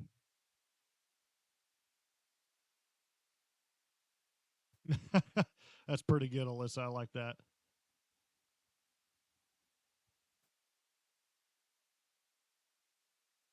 Oh, I bet, Jeff. I bet. Yeah, Tyler, I'll be hopefully nothing too major for you guys. I was going to say major power outage in Heron. Looks like it just went out. I'm going to see if we can get an update here. Looks like the entire town.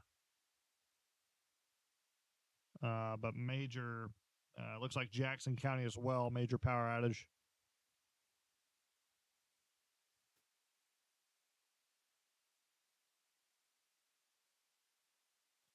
We're going to be storming pretty much all night, folks. So, I mean, if you're, I mean,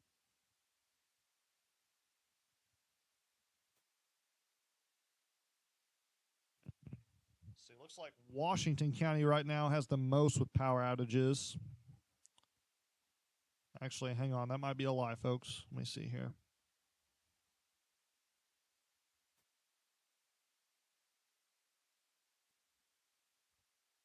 Okay, this thing's off because it says Jackson County has one person without power, so that's a complete lie.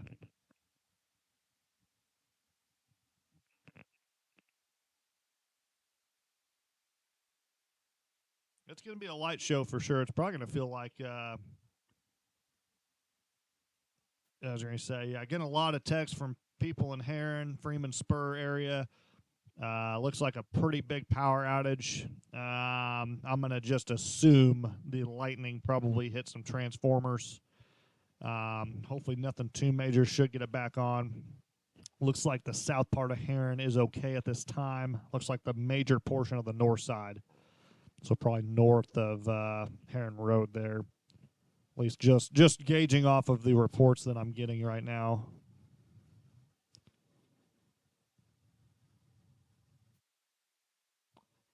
Kind of like nights like this, you know, they're kind of low stressed. Can kind of, you know, enjoy my time with you guys and kind of joke around a little bit and have some fun. Obviously, those high stress environments like we had on Wednesday and Sunday, those aren't too fun. Just kind of hope that people stay safe. And looks like power maybe just got back on by the park in Heron. Um,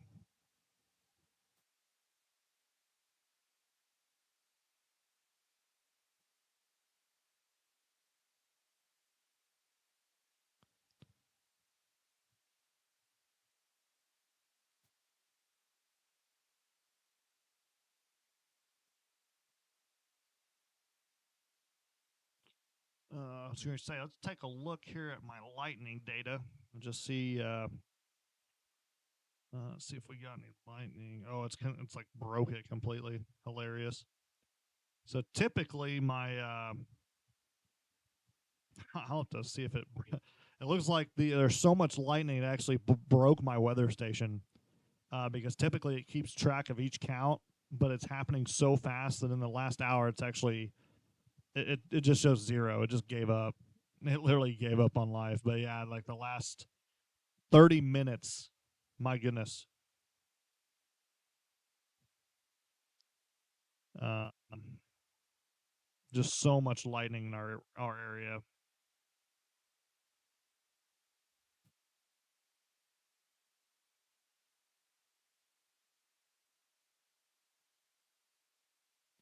So yeah, it looks like the oh, okay, that's cool. Restream just told me we got 1,000 messages today. So 1,000 comments. That's awesome.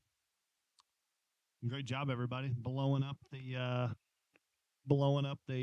social media, going viral. Love it. Michelle has a crawdad on her front porch. My goodness. Yeah. They're like, get us out of here. We're done. I would say that's probably the max point where I'd be like, yeah, probably need to build a boat, I guess. Crawdads crawling up on there. Never a good sign. Looks like power maybe coming back on in parts of Heron. Jade, you're just all thunderstorms, okay? Nothing severe for you, so you're all clear. Like I said, just enjoy your night, sleep tight, enjoy the storms, maybe leave the window open.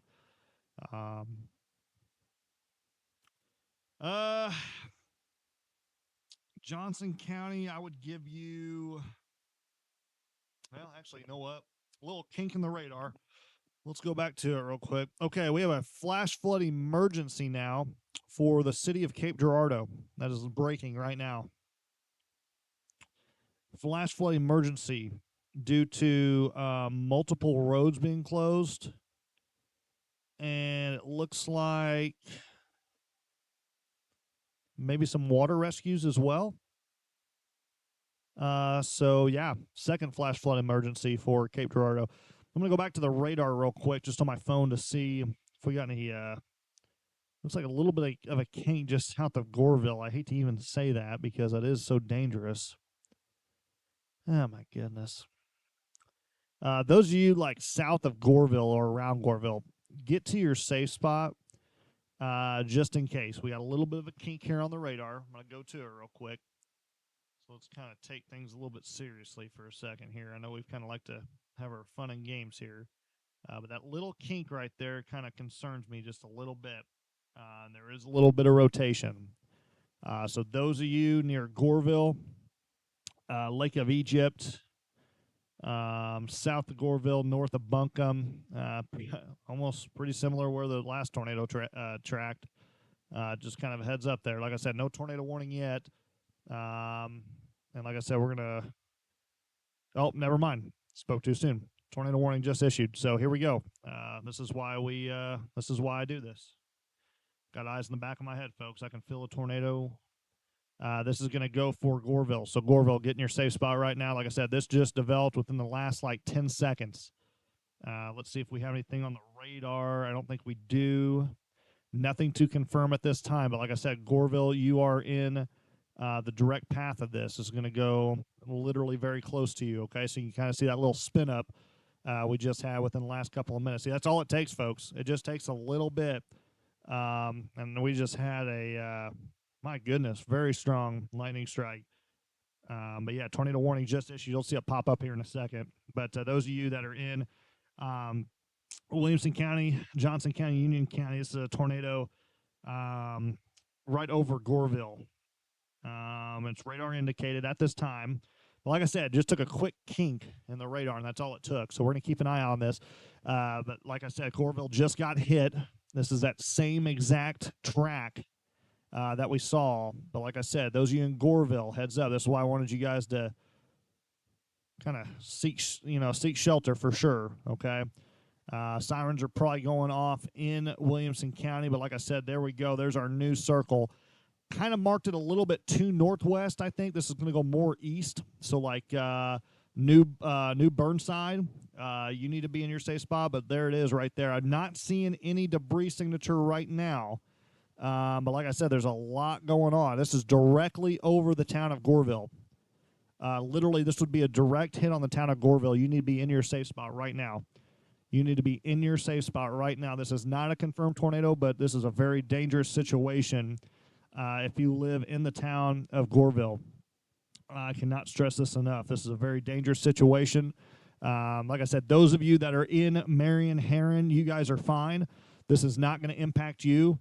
Like I said, this is to the south, okay? So I know they kind of drew this quick, but the main threat is in Goreville. And if we take a look at this track, you can kind of see the bowling ball feature there.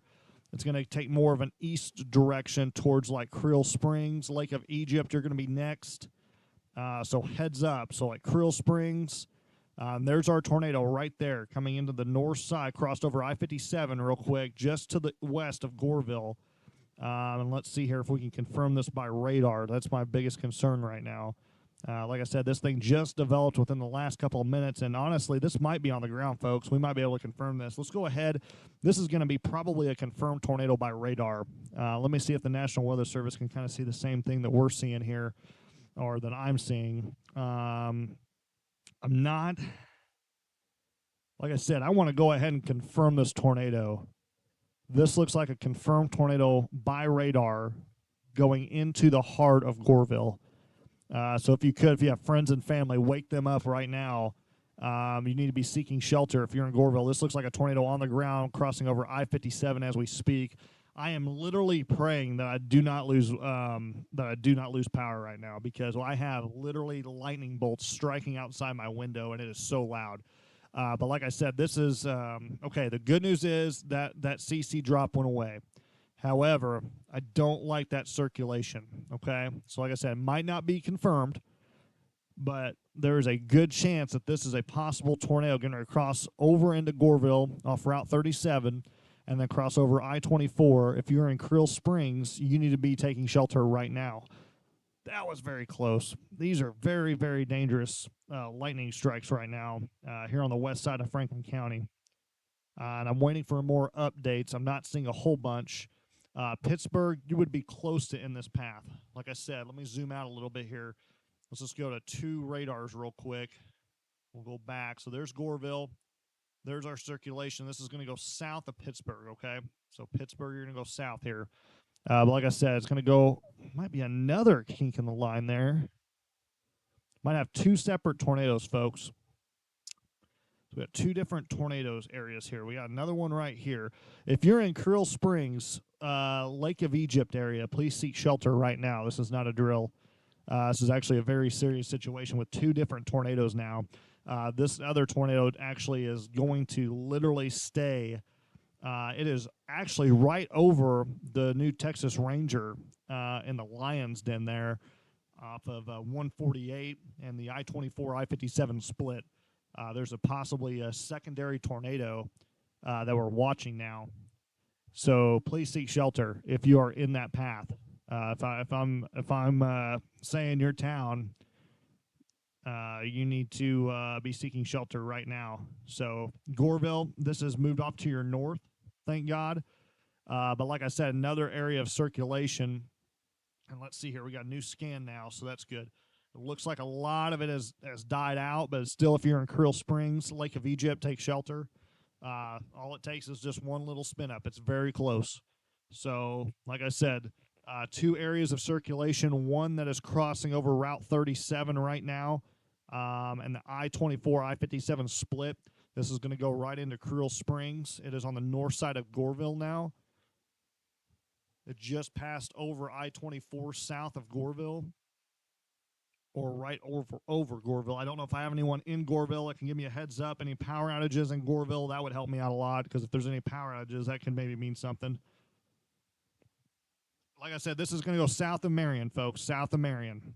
Marion, you are not, like I said, there's probably sirens going off for all of Williamson County, but this is only for Krill Springs right now and areas around Krill Springs. Pittsburgh, you'll be okay.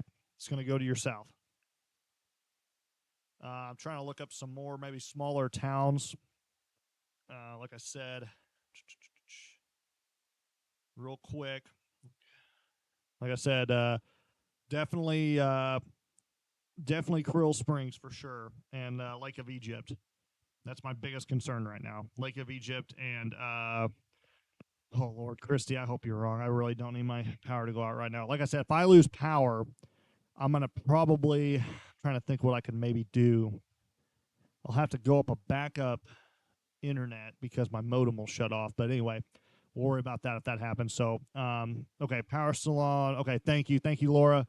Like I said, that's a good sign that maybe this tornado did not drop. But like I said, very good. Like I said, if we're gonna wait on a couple more scans here. Hopefully, this thing is not on the ground. I don't think it is. I think maybe for a quick second. But like I said, this is going to continue off and a lot better now. So we're not seeing a lot of rotation at all. But like I said, if you live in Creel Springs, please seek shelter. You guys have already had a tornado go through there on Wednesday, and just with that kink, if there is going to be a tornado, it's going to be right here, and that's going to push literally right over the heart of Creel Springs. So it's right over Lake of Egypt as we speak, literally right over Lake of Egypt as we speak.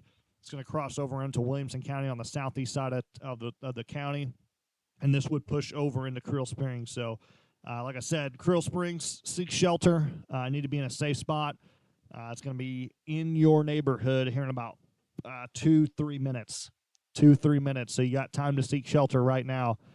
Like I said, this is not impacting Marion. This is not going to impact Pittsburgh.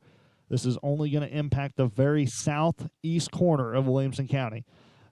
So everyone else, you're good. Thank you, Heather. I'm glad you're safe. Thanks, Cody. Like I said, it was a quick, very quick. Pittsburgh's okay.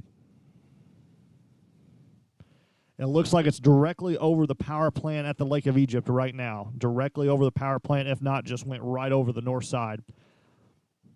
Creel Springs, you need to be in your safe spot right now.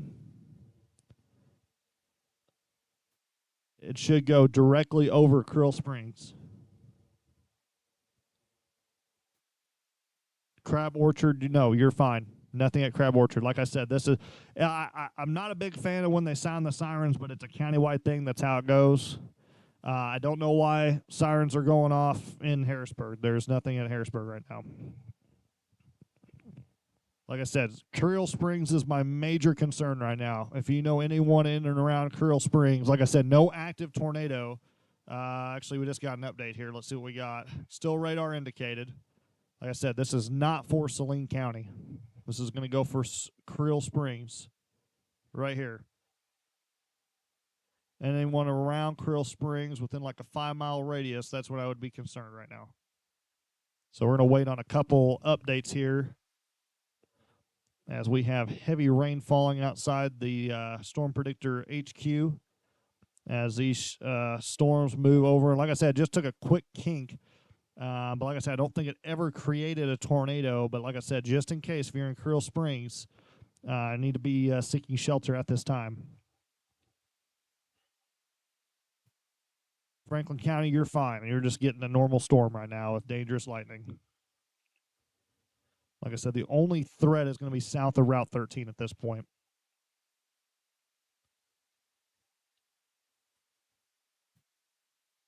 So waiting on an update. Like I said, don't see a whole bunch, which is good.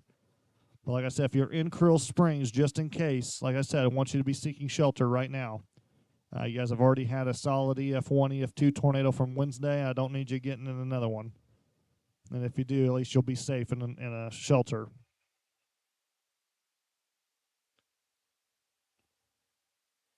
Like I said, don't know why sirens are going off in Harrisburg. That is not needed at this time. Saline County is not included in this tornado.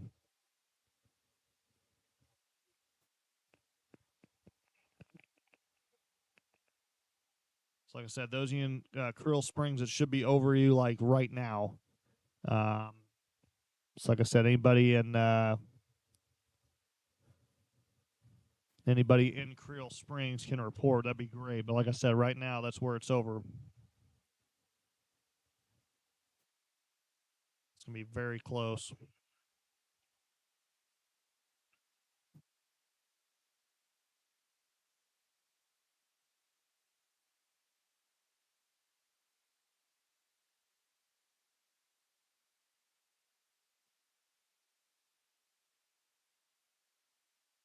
Looks like, is there a tornado warning for Union County? Oh, okay. Never mind.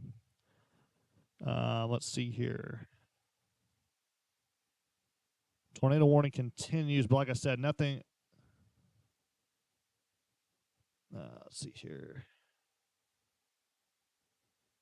Okay, Savannah, thanks for that report. Like I said, it has moved over you now at this point. If there is a tornado, it's directly over the town of Creel Springs as we speak. This is going to push off to the northeast. It'll be west of Carrier Mills, and it should pass west of Harrisburg. But we're going to keep an eye on things here. Like I said, all it took was a quick spin up. A lot of mess here on the radar side, so I'm going to back out. We're going to go Evansville. Right there is where it's going to be at. So it looks like just to the west of Curl Springs, but it's directly over you right now. What the heck? That doesn't look good. A little bit of rotation just south of Benton. That's interesting. Let's see here. Just south of Benton. Wow, that's a horrible radar scan. A lot of mess here, but hang on a second. Let's go back to Evansville real quick. Those of you just south of Benton, I want to get in your safe spot going into Hannaford or Logan, and Thompsonville, get in your safe spot. A little bit of rotation there. Don't like that. It's going off the Evansville radar, but a lot stronger than, obviously, that's crossing over Route 37 right now, in between Benton and West Frankfort. So hopefully nothing there. Let me go ahead and. Okay. Not seeing any debris, which is good. But just for safekeepings, let's go ahead. Franklin County, south of Benton, seek shelter. ASA double P. If you're in Logan, Hannaford, you need to be seeking shelter right now. No active tornado warning, but pretty good rotation on radar. Just to the south of Benton. Just to the north of West Frankfort. This will be going right around Deering Road, a little bit north of Deering Road. It's actually going right past the grade school there in Benton, going off into Logan. So heads up. Like I said, active tornado warning still down near Curl Springs. I know a lot of sirens are going off in Williamson County, but Marion and Johnson City, Pittsburgh, you guys are okay. Like I said, but south of Benton right now is my main concern. That's a very strong indication of a possible tornado on the south end side coming into Logan or Hannaford. So heads up there. Like I said, no tornado warning. I'm actually getting ready to see if anyone else has got eyes on this. Just in case. I mean, like I said, it only takes a little bit of a spin up. I want to say it's not in the warm front though, so I mean we should be okay. But just to make sure. Kristen, where are you at?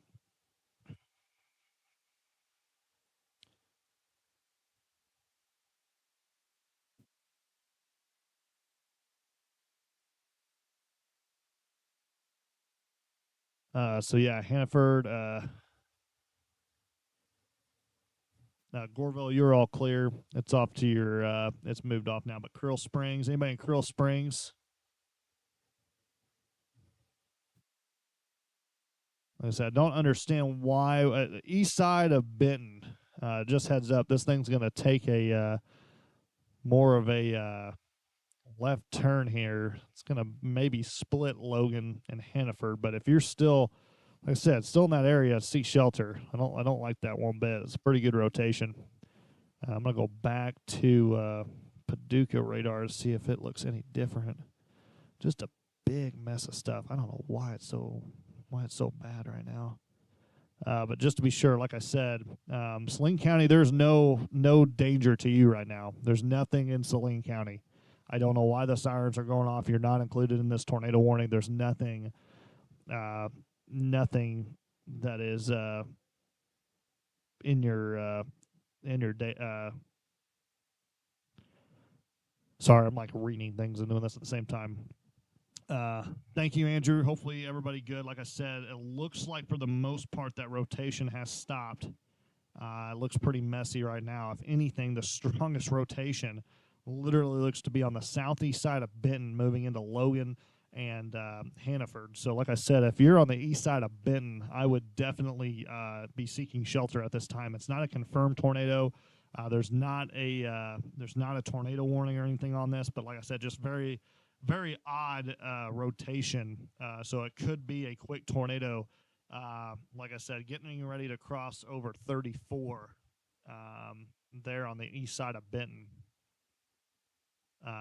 So like I said, just be careful. That's going to go literally off McLeansboro Street there in Benton on the east side. So heads up, it's going to go off possibly split Hannaford. Probably go really close to the Benton Country Club. So I'm just going to go ahead. Everyone west of I-57, you're all clear. Wow. So everyone west of I-57, you're in the all clear. But right now, kind of watching this rotation, literally southeast of Benton, going to cross over 34. I'm just going to kind of watch this for a second to see what it does here. Yeah, it's really picking up. This is going to go towards the Aiken area. So if you're in Aiken, I would be seeking shelter at this time. Got a possible tornado going to be heading up towards you in the Macedonia area. But Aiken, Macedonia, need to be seeking shelter. No active tornado warning, but like I said, it's just some weird rotation on the radar. I definitely don't want you to get caught off guard. Starting to have a lot of flash flooding issues around the region right now. Like I said, if you're in Aiken, this looks to track really close to you in Macedonia. So just heads up. If you're in that area, just want you to be careful. Tornado warning down to the south, Curl Springs. Looks like it will expire. I'm not seeing anything else. This does not affect Saline County by any means. So just kind of waiting here from the National Weather Service to see if they see anything else.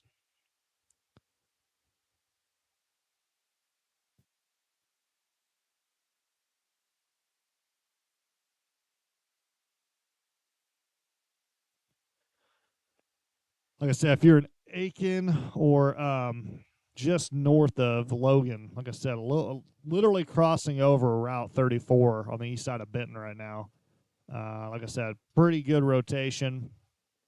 Literally just to the north of Logan, probably the north side of Logan. Goreville, you're all clear.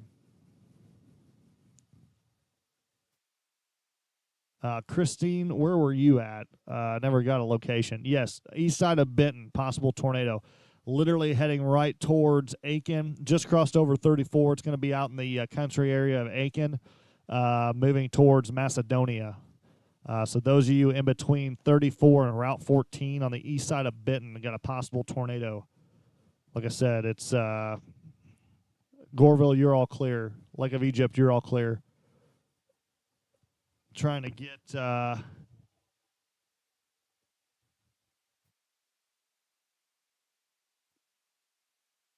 get more. I'm not seeing anything from the National Weather Service. So Curl Springs, you should be good now. This has moved off. Like I said, there's no tornado threat right now to the south that I'm seeing. I was going to say, I'm still looking at this rotation coming near Aiken. So if anybody near Aiken, okay, yeah.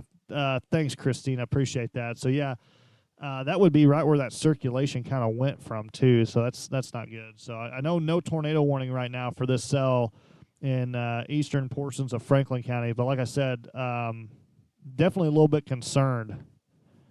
And it looks like the National Weather Service just issued a severe thunderstorm warning with a tornado possible for this. So let's keep it here. But those of you in Aiken, you need to be seeking shelter. This is a very dangerous storm. Those of you in Macedonia, or those of you in between Route 14 and Route 34 on the eastern portions of Franklin County, this is a possible tornado. Let me see if we can confirm this by radar, because, I mean, this is a very strong rotation. I wonder if we can just get something here.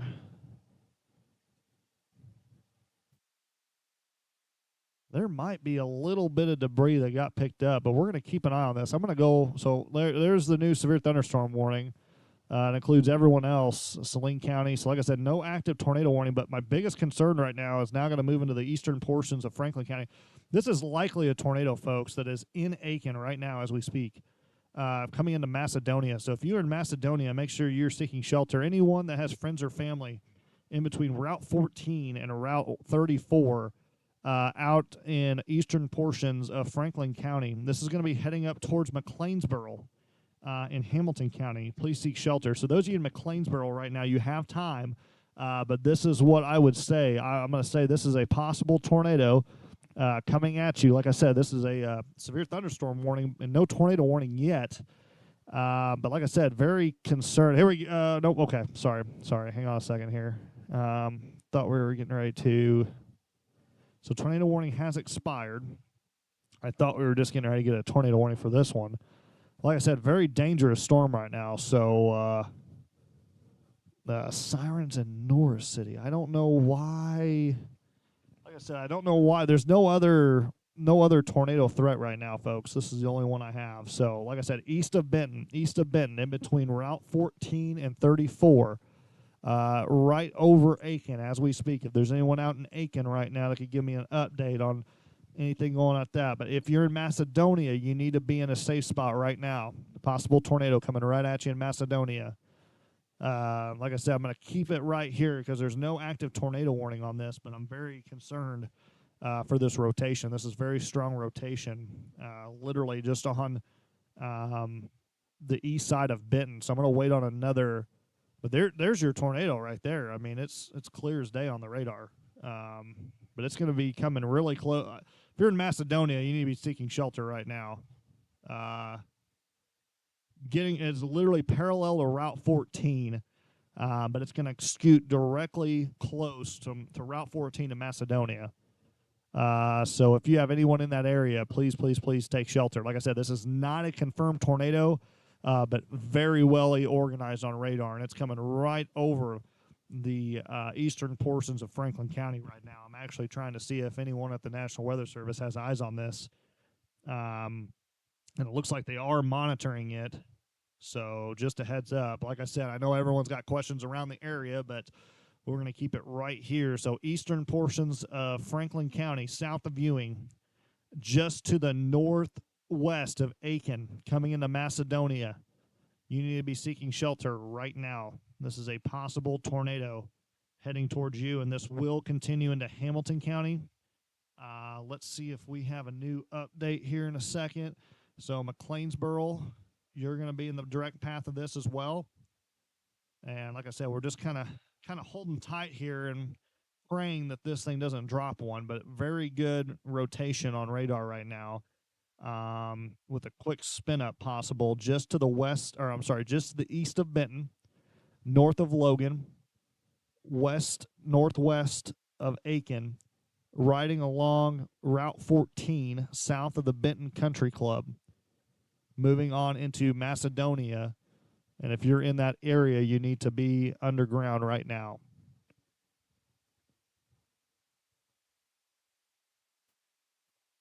I don't know how far you live on the east side of Benton, but like I said, right now, very concerned with that area just to the west of Macedonia. I'm waiting on a new update here. But obviously, yeah, really tightening right here, folks. I mean, if you're in Macedonia, it's going to be a direct impact. And like I said, this is going to go into McLeansboro. So not a confirmed tornado, but definitely something I am monitoring right now. So like I said, I don't know why tornado or sirens are going off in Saline County, but those of you in McLeansboro, Macedonia, those along Route 14, you need to be in a safe spot. Eastern Franklin County and western portions of Hamilton County right now. But like I said, this is going to make its way into McLeansboro. No active tornado warning, but like I said, just kind of gauging off of the velocity signatures here. I'm just really hoping we don't get a CC drop over here. But like I said, south of Route 14, directly to the south west of Macedonia, we have a very strong signature of a possible tornado. So like I said, so we're going to back up just a little bit. Here's the back up across the region. So no other tornado threat. But right here, this is not good, folks. That is possible tornado coming right into Macedonia. And I'm trying to see if we have any other flash flood warnings issued. Looks like we got some major street flooding all over the place. I told you that would happen. So like I said, but really wanting to keep it here. If you're in, man, I don't might be able to actually said keep it right here. Here in Macedonia, need to be seeking shelter right now. Like I said, it has gone north of Hannaford and Logan, but A little nervous for Macedonia right now and portions of western portions of Hamilton County. And if there's anyone in Macedonia, like I said, I want you guys to be seeking shelter. Don't worry about trying to see if there's a tornado. It's dark out. Not going to be able to see it. Like I said, I'll be able to confirm it by radar here in a second if it does drop, because we'll see a CC scan. But those of you, like I said, Macedonia, cannot stress it enough, folks, coming right at you. No active tornado warning, but like I said, I think it's enough to at least get you in a safe spot. Like I said, flash flood warning now for really the entire area. It's going to continue. Like I said, just make sure you're in your safe spot. I was going to say, you're probably starting to get into town right now. And like I said, there's your last little bit of a hook there. And like I said, it's looks to really impact right along Route 14 on the west side of Macedonia. So like I said, there's your hook. There's your little spin up. Like I said, very hard to tell, but just to be sure, like I said, I want you guys to be safe. So let's go ahead. I'm going to back this up for a second. I'm going to switch up radars. Let's see if this one's got any cleaner. It really hasn't, but we're actually closer to Evansville here, so we're going to keep an eye on this. I mean, it's probably not a tornado, but like I said, it's right along the warm front, so I'm not taking any chances with this. And like I said, it's just right there, and we're going to see if this thing continues off.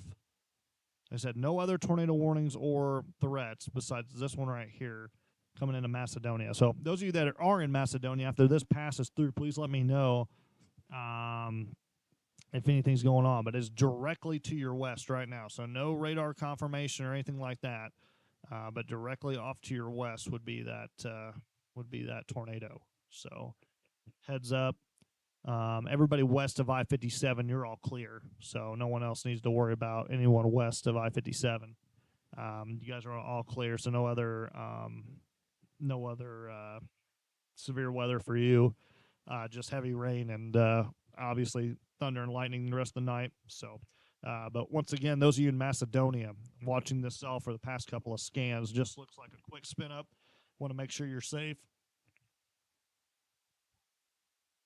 I think I just got a notification that there's okay.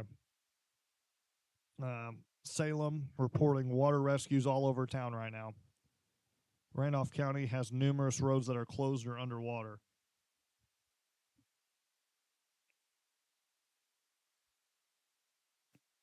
This is going to start moving into portions of Hamilton County here shortly.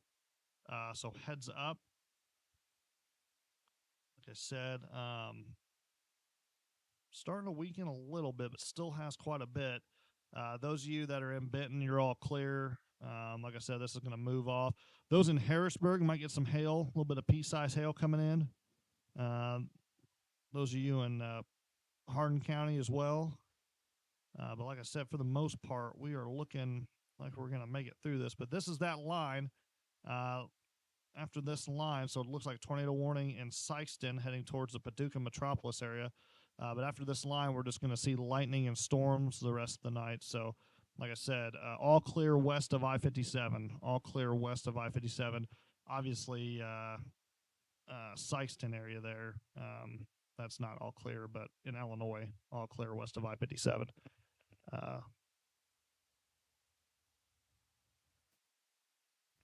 So let's see here. Let's switch up. So like I said, Saline County, or not Saline, Macedonia, going directly off to your north, riding Route 14. Looks a lot better, not really rotating as much. So please let me know, anybody in Macedonia, if you made it through that. Anything weird happening, please let me know. But no tornado warning and severe thunderstorm warning continues. And I think we're going to switch back up radars because, I mean, I don't really see anything else that was too impressive. So like I said, Harrisburg, no tornado threat or anything like that. Just getting some hail right now. Like I said, let's see here. No power. No, there's no active tornado or anything that scares me in Saline County. So, like I said, just right now we're just monitoring that line of severe storms. Thompsonville, you're all good. Like I said, everybody west of I-57 is all good. So, like Jefferson County, Franklin County, you're good now. Williamson County, you're all clear. Johnson County, you're pretty much clear. Anna Jonesboro, you're clear. Jackson County, clear. Perry County, clear. Randolph County, all clear. Like I said, just very, very um, strong, dangerous flash flooding and lightning is going to be the problem the rest of the night. Okay. Thank you, Jonathan. I appreciate that. Like I said, I was just kind of worried. A lot of rotation. It might have been more of the upper atmosphere, but like I said, it does not take much to have a quick spin up. So, those of you in McLeansboro, like I said, I'm going to watch the rotation, but I'm not seeing anything right now. So,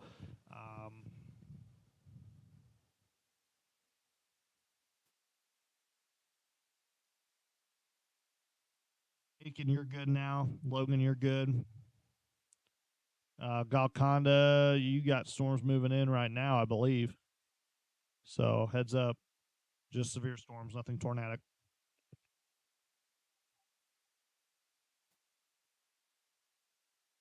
But just crazy lightning right now.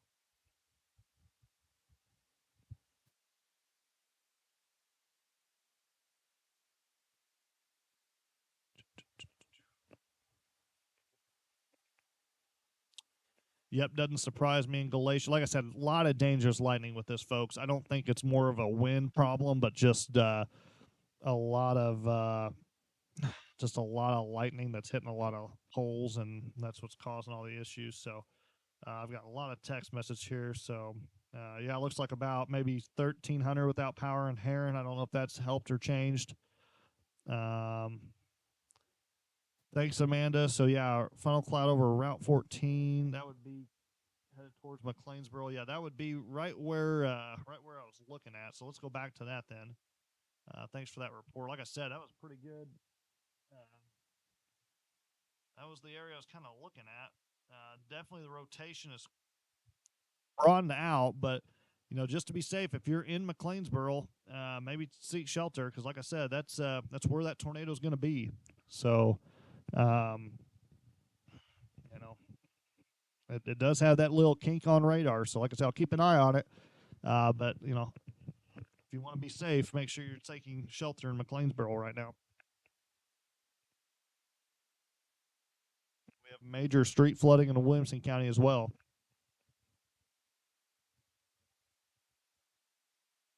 Thank you, Clinton.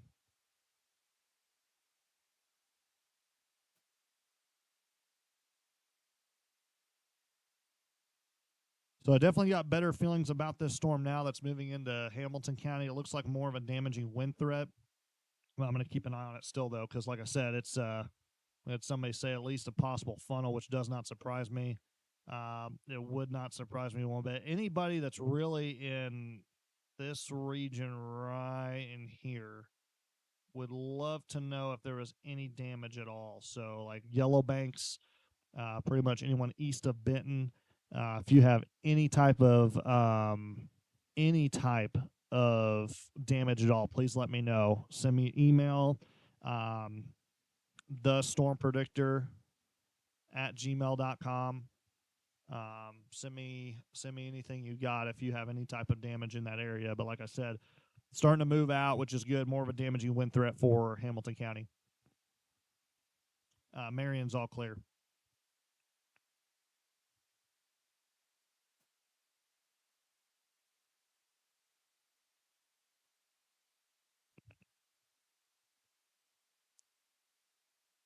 Not really seeing anything else. So like Jefferson, Williamson, Franklin, Johnson. You guys are all good, all clear. Cobden, Anna, you're all good, all clear. Here's our tornado warning down to our south. That's going to impact more along the Ohio River and parts of western Kentucky. So, like I said, Illinois is all clear with that portion. So, just got to get through this last line, and we'll do that with the Evansville radar and just kind of keep an eye on this stuff. But, like I said, just kind of going through some more stuff. So, let's see here. Tornado watch now getting down to the nitty gritty. So, tornado watch expires for Jackson, Williamson, Butler, Union. So starting to shave off everything. Severe thunderstorm watch. It continues till 4 a.m., but it's going to be done for Franklin, Jefferson, and Perry County here shortly.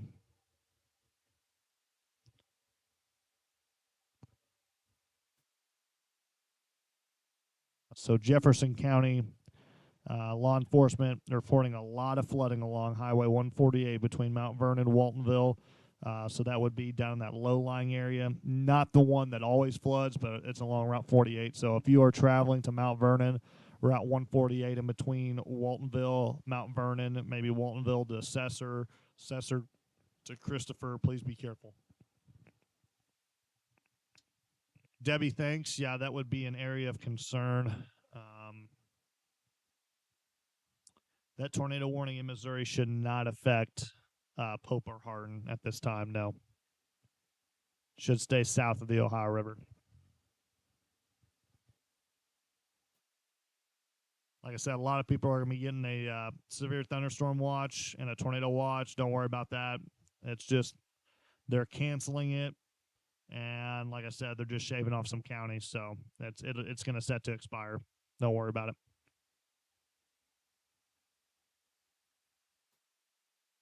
Yes, I'm aware of the tornado watch. Like I said, it's going to literally 15 more minutes. Benton, all good, all rain and storms the rest of the night. Disregard the tornado watch and the severe thunderstorm watch. McLeansboro, you got a storm heading towards you. Like I said, a little bit of rotation, but right now, 60-mile-an-hour winds and some pea-size hail.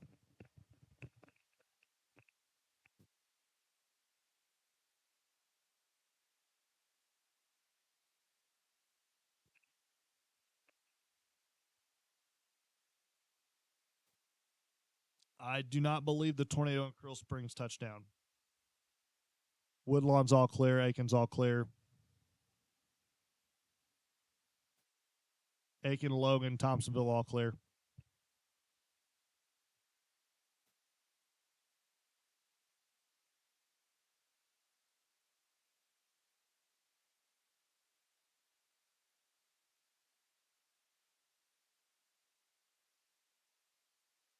No, don't need to be worried, Emily. That's going to be you got a line of storms coming your way, and then that tornado watch is going to go. Like I said, everyone's going to be all clear by 11. So we just got another for our very eastern counties. We just have about an hour left. So you guys are good. Trust me. No problem.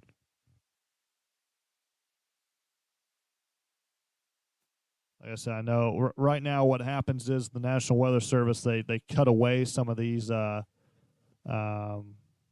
Thanks, Jonathan. I appreciate that. Yeah, let me know if you see anything. Yeah, Macedonia, you're good now. All right, thanks, Terry. Glad you're safe. No, Harrisburg, you're going to be all clear here in about 10, 15 minutes.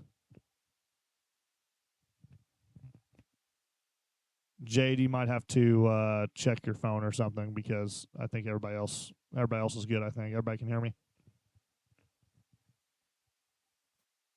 El Dorado, you're going to have some looks like some pea-size hail, maybe a little bit larger, and maybe some gusty winds.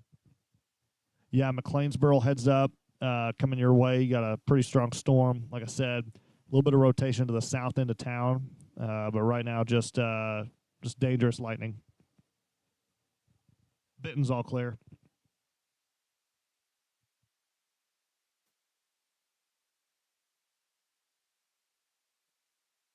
Thanks, everybody. Yeah, I think she's just having problems on her end. Fairfield, let's see here. Fairfield, how do I feel? Yeah, you're good. Fairfield, all clear.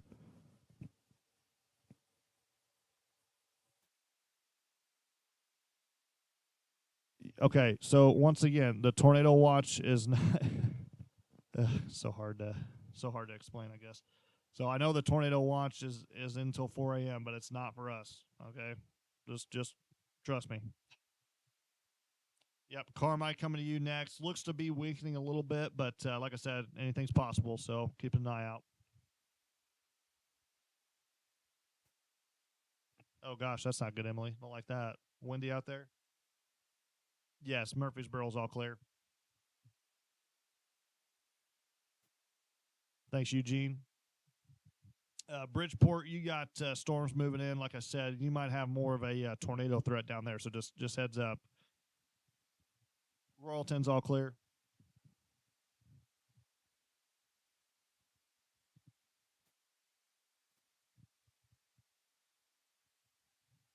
Stonefort Ridgeway still coming your way. Heads up. Severe line of storms coming your way here in the next 15, 30 minutes. Yes, Murfreesboro's all clear. Goreville's all clear rest of the night.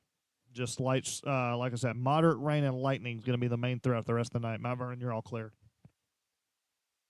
Like I said, most of everybody's clear. If you are east of I-57, really coming into like Gallatin County, White County, Saline County, those are the areas I'm most concerned with right now. John said you're all clear. Mount Vernon, you're all clear. Goreville, all clear.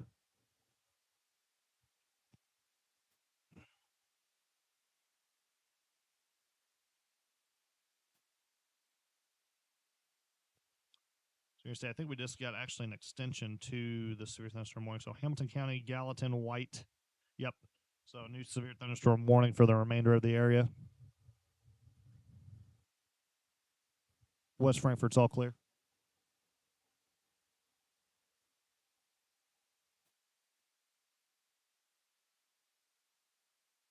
Flash flood warning now for Wayne, Perry, and Jefferson County is now critical or considerable. So please do not travel. It's being advised. Please do not travel in Perry, Jefferson, or Wayne counties. The remainder of the area now is included in that severe thunderstorm warning. So Carmi, Ridgeway, Omaha, those areas. Franklin County's all clear. Galatia, you're all clear. Severe thunderstorm warning is now, looks like, canceled for Massac. Surprise there. They might have. Yeah, flood warnings for Paducah will continue. Going to be a flash flood warning soon.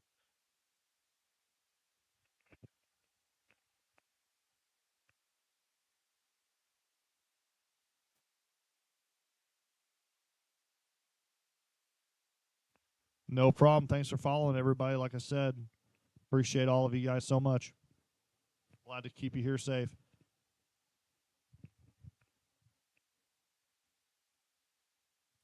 Just over McLeansboro, pretty good rotation. Man,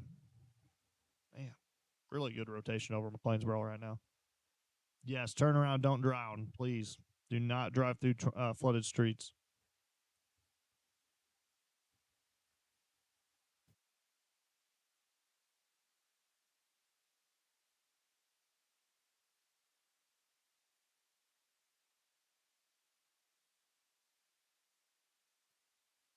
No problem, Lisa. Stay safe. Glad you're all right.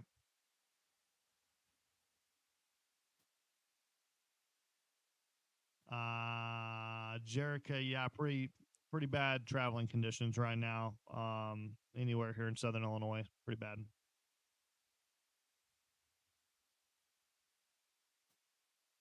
I'm with you, Lorraine. I'm with you.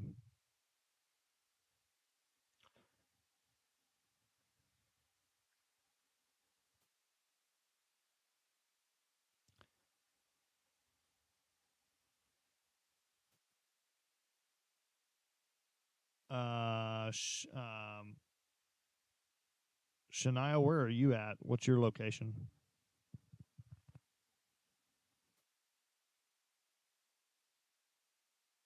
Pittsburgh's all clear, yes.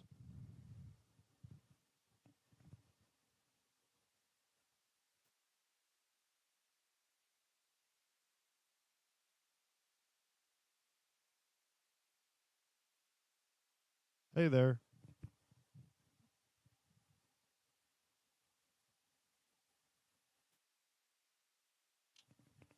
Yeah, so probably looking at you're looking at the other map. So that's it's just junk. Sometimes these radars have fits like that. You're talking about this purple. Yeah, don't worry about that.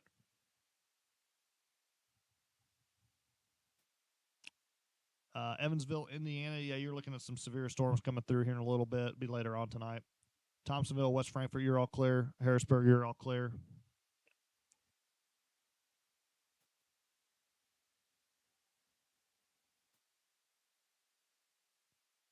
Oh, Shania, you're good.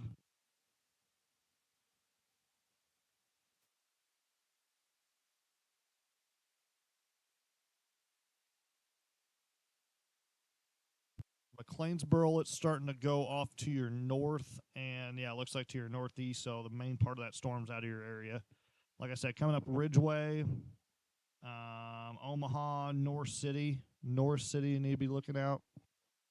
Like I said, just severe storms, so nothing like tornadic or anything. Thanks, Darcy. Appreciate that. Vienna is all clear.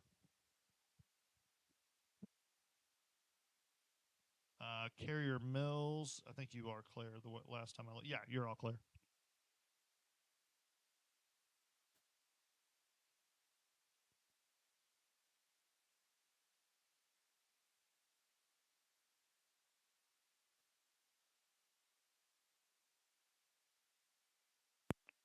Harrisburg's all clear.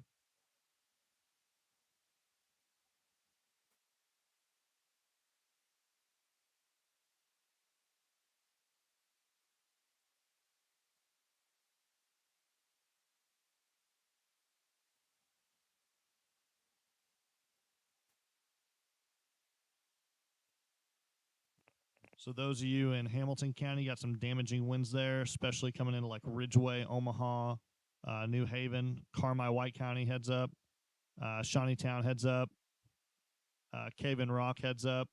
You have some stronger winds coming your way. Shawneetown, Ridgeway, New Haven, Emma, Carmi.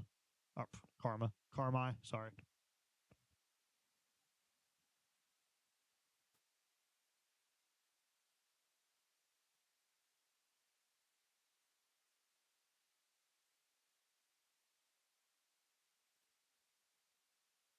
Franklin County all clear.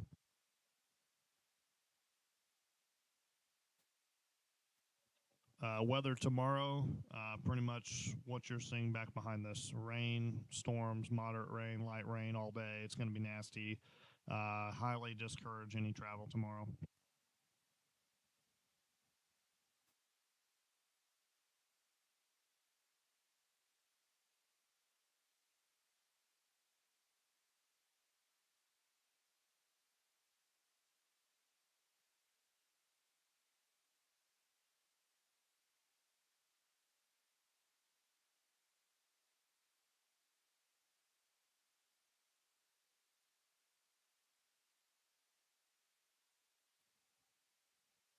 Well, not surprised, but flood warning for Franklin, Perry, and Jackson County. We're going to have to see the update here from the Big Muddy River. I know I posted some updates, but looks like tomorrow it'll crest at 27.1 feet. So a little bit better than 30. So we'll keep an eye on that. Williamson County's all clear.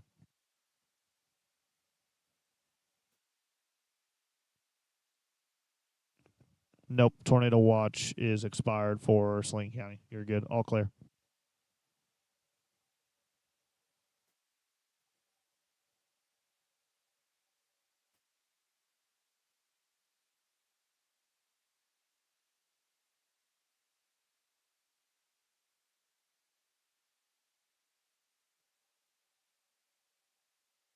Yeah, Paige, there's you're all clear there in Harrisburg. Don't worry about the tornado watch. It'll set to expire.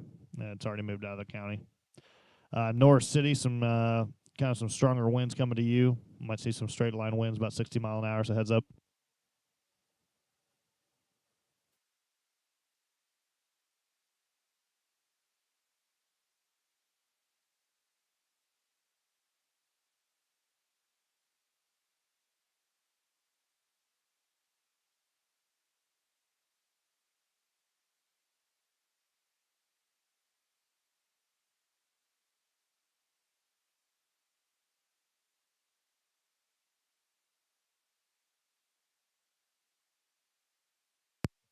You are welcome. Like I said, kind of wrapping things up, everybody. I'm going to wait for this last line of storms to make its way through. Once they move into Indiana, we'll give it the all clear for the state of Illinois and call it a night. Like I said, we're going to go back here just to one big screen so you guys can see what we're finally dealing with, and we'll kind of go over here to Paducah. As you can see, let's just back up real quick. I'm going to switch radars to like way over here in Cleveland. Look at all them flash flood warnings, all the way from Indianapolis, Indiana, all the way down into SEMO. You can see how treacherous things have been, and so yeah, travel along these areas very, very dangerous. It's going to be the next 24 hours.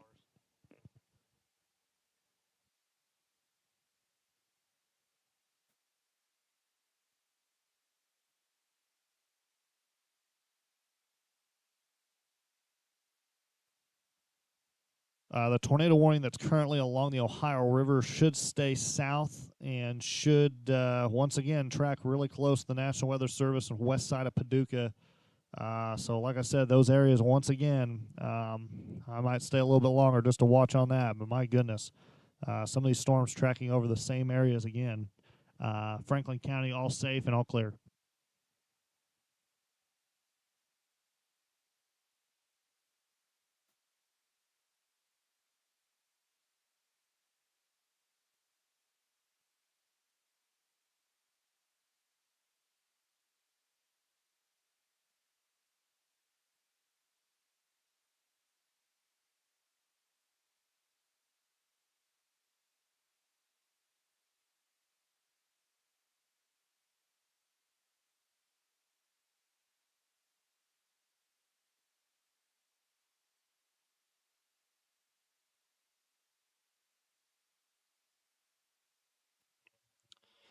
Might start doing open mic night since we're going down a little bit.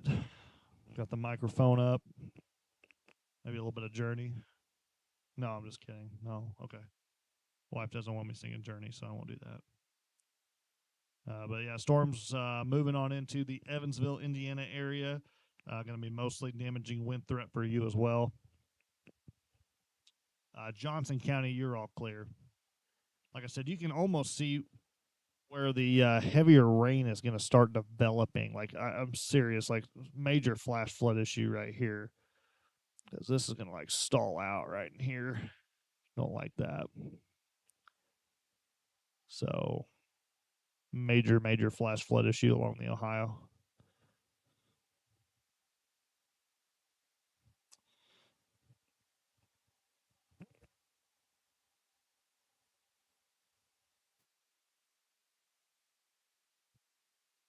You are. I'm just kidding. The Backstreet Boys. I'm just kidding. Yep, Nicole. Yep, definitely getting some good stuff over in Omaha right now.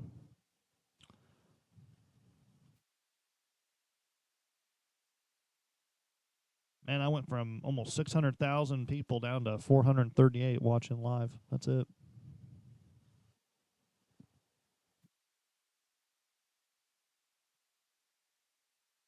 Check in here. Let's see.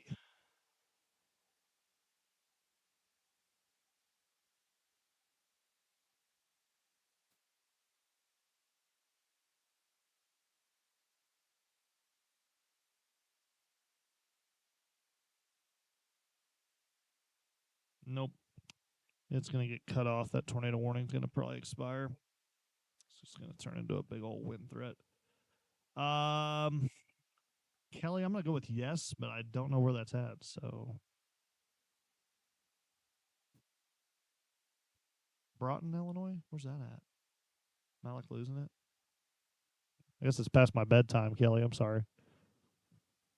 Crab Orchard's all clear.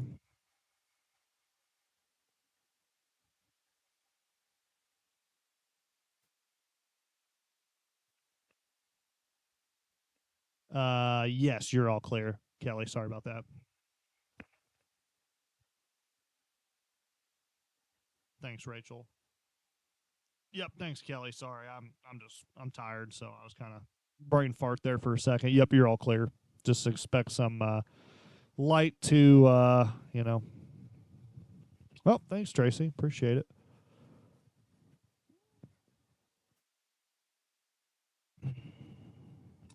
Let's see here. It's definitely one of my shorter lives because we're just now getting on 4 hours. I think my last one was 5.5, and then one before that was like super long. It was like 12 hours. It was nuts. No, no more, Marlene. Thank goodness. All the severe weather should stay south of us the next couple of days. And like I said, the bulk of the flash flooding will be along the Ohio River. So, yep, definitely not surprised there in Ridgeway, seeing that hail starting to move off to your east now as well. So just like pea-size hail over in Ridgeway, or how big we talking?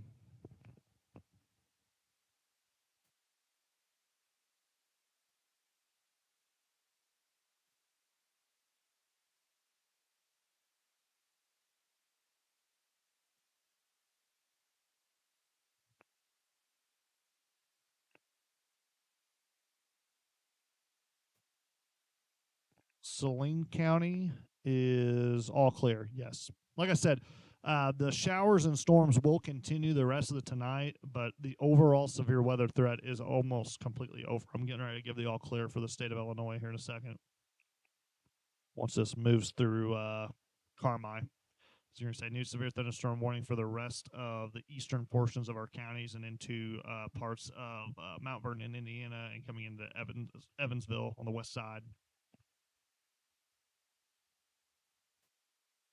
Hope and Hardin, yeah, you're pretty much good. Like I said, right now I'm just kind of worried about you in a flash flood. So, like I said, you guys are kind of setting up in a really bad flash flooding epidemic right now. So, Dusty, be careful. Um, that's my biggest fear right now is just a lot of flash flooding. Browtown, okay. Oh, I said Browtown. I'm losing it. Kath, yeah, just disregard what I just said.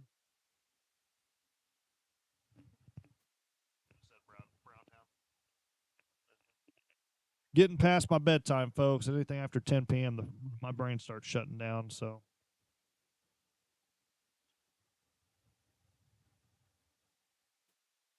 I'm gonna say at the very latest we're gonna get off here at 10:30. I'm thinking right now probably 10:15. But like I said, I thanks Dusty for your service. Be safe out there.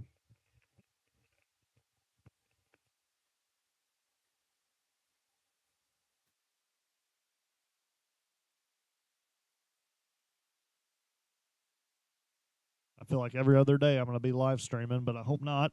Like I said, I'm going to start looking at longer model data for the later part of the week, and we'll see what's going on. But like I said, tomorrow's just going to be one of those crappy spring-like days where it's just going to be raining a whole bunch, and yeah, nobody's a fan of that. I get it. But hey, Final Four, March Madness. If anyone's into basketball, 5 o'clock and 8 o'clock tomorrow night.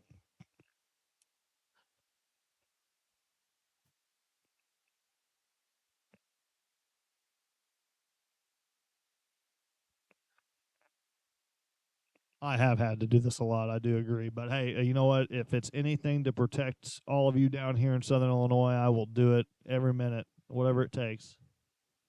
That's true too, Sarah. I will take the rain over the severe weather. So I mean, this ain't like I said, it wasn't really too significant tonight, which what I was hoping for. But I mean, like I said, it kind of looks like a couple tornadoes, at least one maybe east of or west of Cape. Um, but like I said, looks like we're good right now.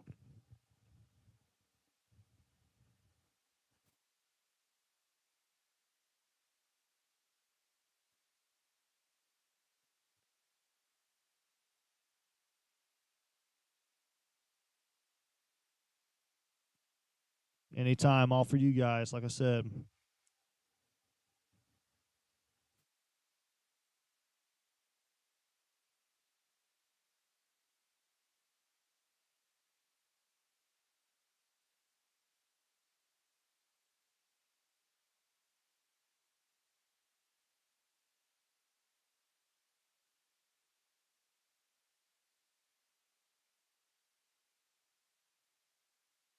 Yes, DuCoin, Perry County, all clear. I'm looking down there at down in Cairo. That tornado warning should expire. It's really starting to kind of dissipate. Hi, Carrie. How you doing?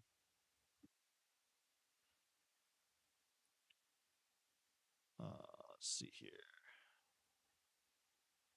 Okay, Darcy. Yeah, just let me know. You can send it to me over Messenger or. But yeah, Franklin County is all clear. Said rotation. Oh, let's take a look here. Level box real quick. It's our only other storm.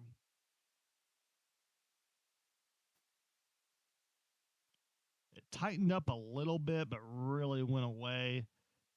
If there's any, it'll be a little bit. We can keep an eye on it. Like I said, it would be going close to K Road. It's kind of making more of a left turn.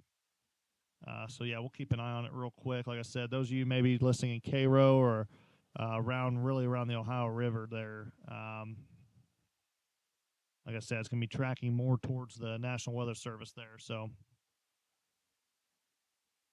oh hey Jack, okay, nice to meet you, buddy.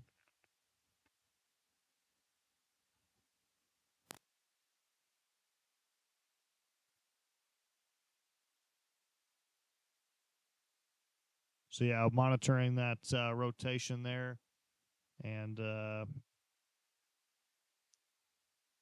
you have a good night as well. Thank you.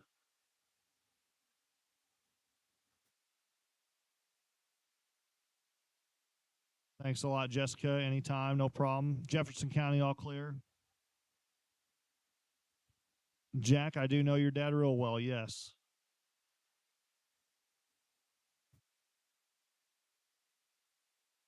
Well, thank you so much. I appreciate it. Hopefully, learning some stuff. And you interested in being a meteorologist one day?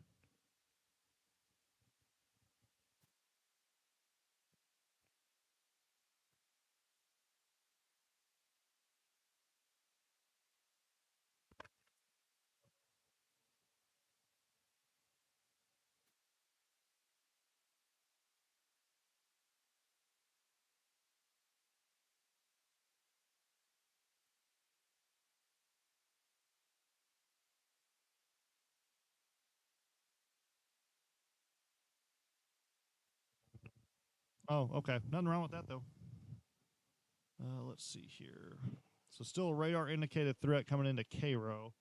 But like I said, it's going to get embedded in that line, so it should turn more into a severe weather, or I'm sorry, more of a just a damaging wind threat. But we'll keep an eye on it.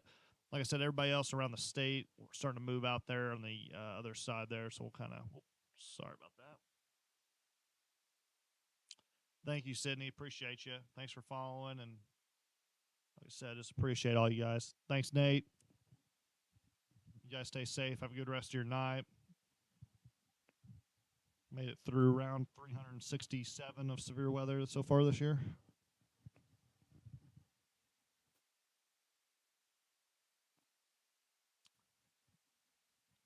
Thanks, Melba. Appreciate you.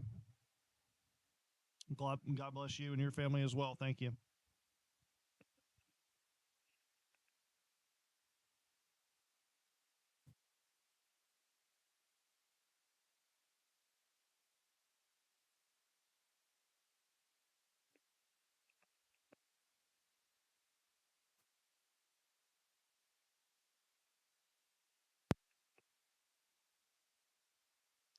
Okay, Jack. Yeah, you're all clear in Williamson County. Just some light rain, moderate rain, and some lightning the rest of the night. Yep, you're all good, buddy. No problem, Braden.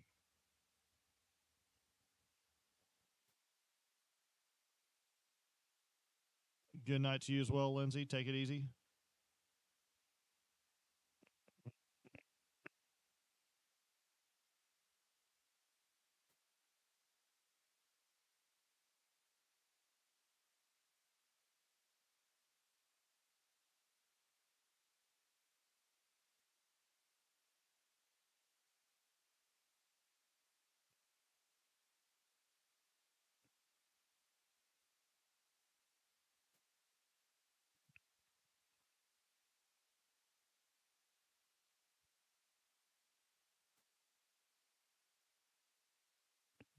So those of you in Metropolis got a severe storm coming your way down there. No problem, Mary. Thank you for thanks for following and appreciate that. No problem, Mike. No problem, Christy. No problem, Jordan. Thank you for following and appreciate it. Good night, everybody. Good night, Eugene. Lynn. Yes, you can sleep fine in Harrisburg. Open up the windows if you want to.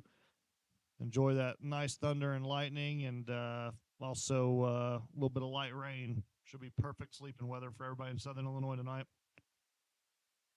Nice to meet you as well, Jack. Have a good night, buddy.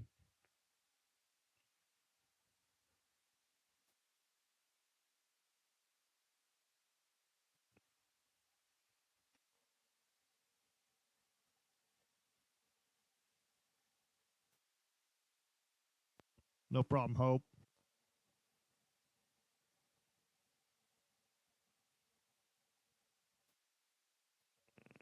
The tornado sirens shouldn't be going off in Carmi. If they are, I would be very confused, but let's take a look. Yeah, not seeing any rotation in Carmi. They're under severe thunderstorm warning for damaging winds, but nothing that I see would cause that.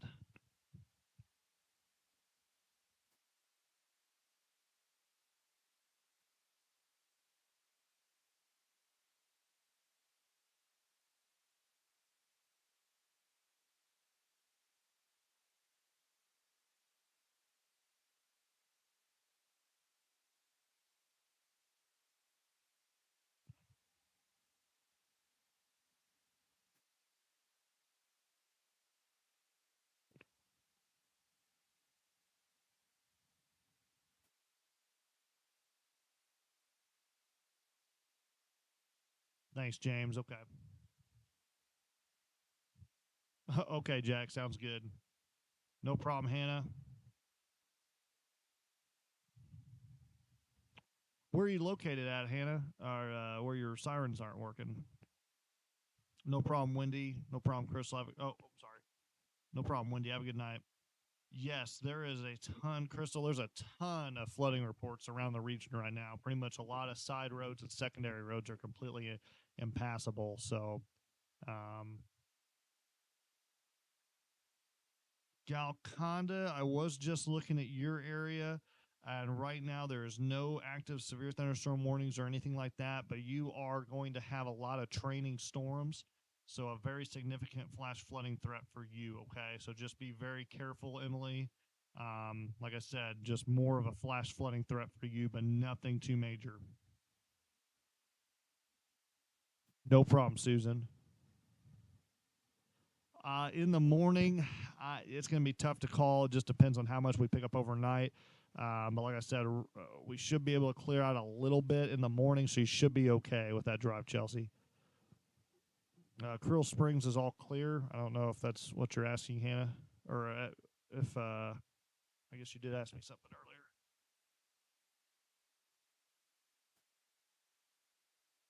Thank you so much. I appreciate that. Let me see here. Go back to Emily or Hannah. Hannah was asking me something. Oh, okay. Yeah, Hannah, your tornado sirens there. I bet they are not working. So hopefully we get them up and going soon.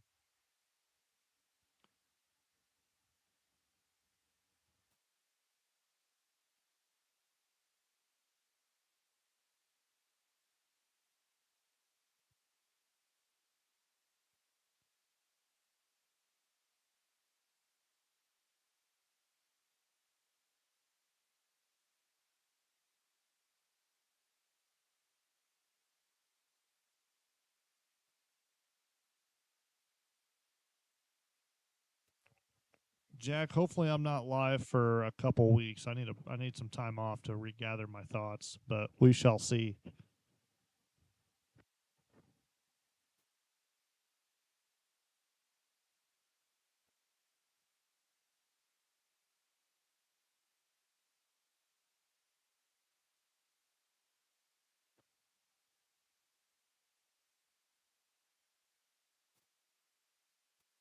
Crystal, not a bad idea. I know things are just really crazy. If you stay on the main roads, you should be okay. Even though I think the bulk of the heaviest rainfall occurred right along Perry, Jefferson, and northern Franklin County. So as long as you stay on the main road, you should be okay. So just be careful.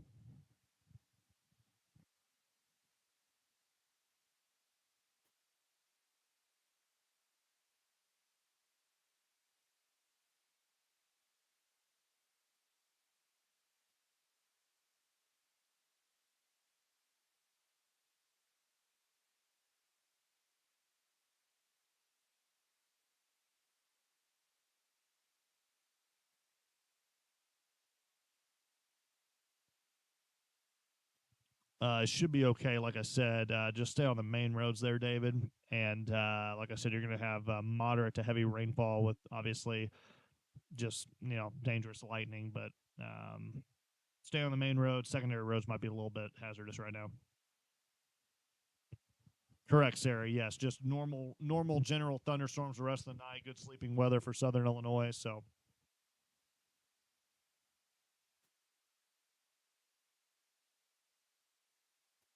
no problem, Pat. Glad to have you here. Thanks for following.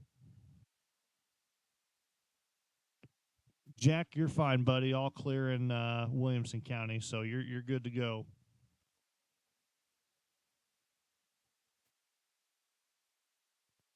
No problem at all. You guys have a great night. Like I said, we're gonna give it maybe about 10 more minutes, and I'm gonna give it the all clear. The last thing I was looking at was close to Metropolis, and I think, like I said, I'm kind of got a good feeling for the rest of the night. Like I said, the main thing is going to be in our area.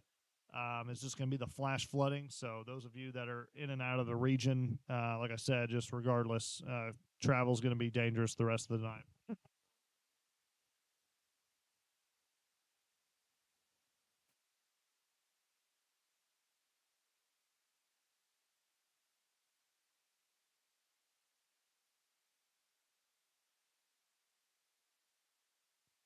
Yeah, Don, not surprised by that at all. There's a major issue going on in Salem, which typically that town does like to flood a lot, but I've seen some images. It was not good.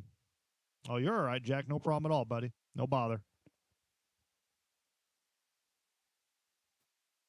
Yeah, I did see some. Thank you, Melissa. I did see some reports on that. Paducah, I'll be honest with you, I don't think it's going to be too bad. I am really concerned for just flooding, flash flooding for your area. So heads up. Like I said, severe storms making their way in.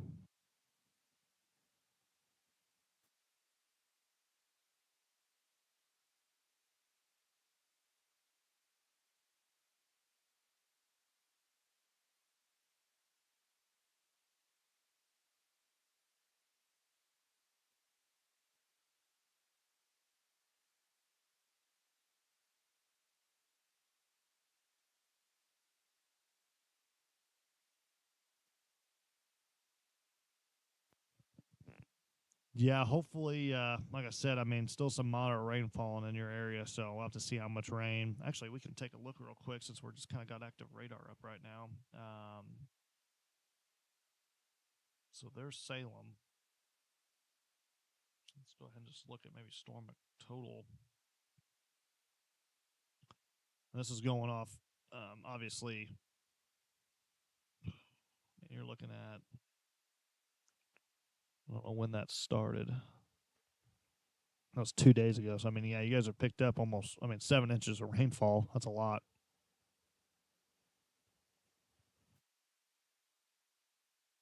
Oh, thanks, Jack. Appreciate it. That's okay, buddy. I'm not good at spelling either. So,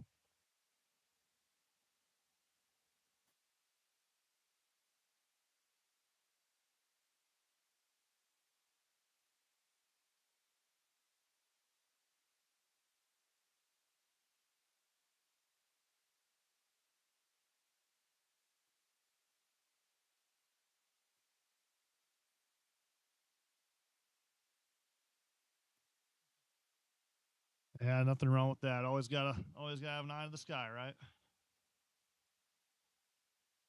I'll go back to radar now. So, there right there is just your kind of storm total so far. So, Believe it or not, you can kind of see that big hole right in kind of the central part of southern Illinois. So this area right here really hasn't received that much rain, but really north and south have just been obliterated. So kind of dodged a bullet here in the really central part of southern Illinois, but just goes to show predicting rainfall. It's those heavier bands that set up. So we'll go back to normal radar here. And there we go. So we'll kind of give it one last good look around here. That severe thunderstorm warning for Carmi, White County, pushing on into Evansville, is set to expire, and our final cells are starting to exit our region. So those of you that are watching maybe in Paducah or Western Kentucky, I know you guys haven't really seen any weather yet, but there is a chance of a quick spin up or two. So just heads up, be safe and be careful. But like I said, regardless, I think the main issue is just going to be flash flooding in this area the next 24 hours. So, like I said, I appreciate everybody. I'm really thankful for everyone in our region for tuning in tonight. Like I said, I'm always here to keep you guys as safe as possible, and that's what I'm here for. So. Hopefully you guys have a good rest of your night and your Friday night here on Friday, April 4th, 2025. And I'm going to go ahead and I'm going to end this live stream at 10:23 p.m. Central Daylight Time. And like I said, those of you that are in Western Kentucky and parts of Paducah, just make sure you have a way of getting some weather warnings before going to bed. Before you lay your head down, okay? So I'll be keeping an eye out. If I see anything, I'll post it on my page. But like I said, tomorrow is just going to be, one of those spring-like days where it just sucks. A lot of light rain, some thunder, lightning, stuff like that. So thanks to everybody for tuning in.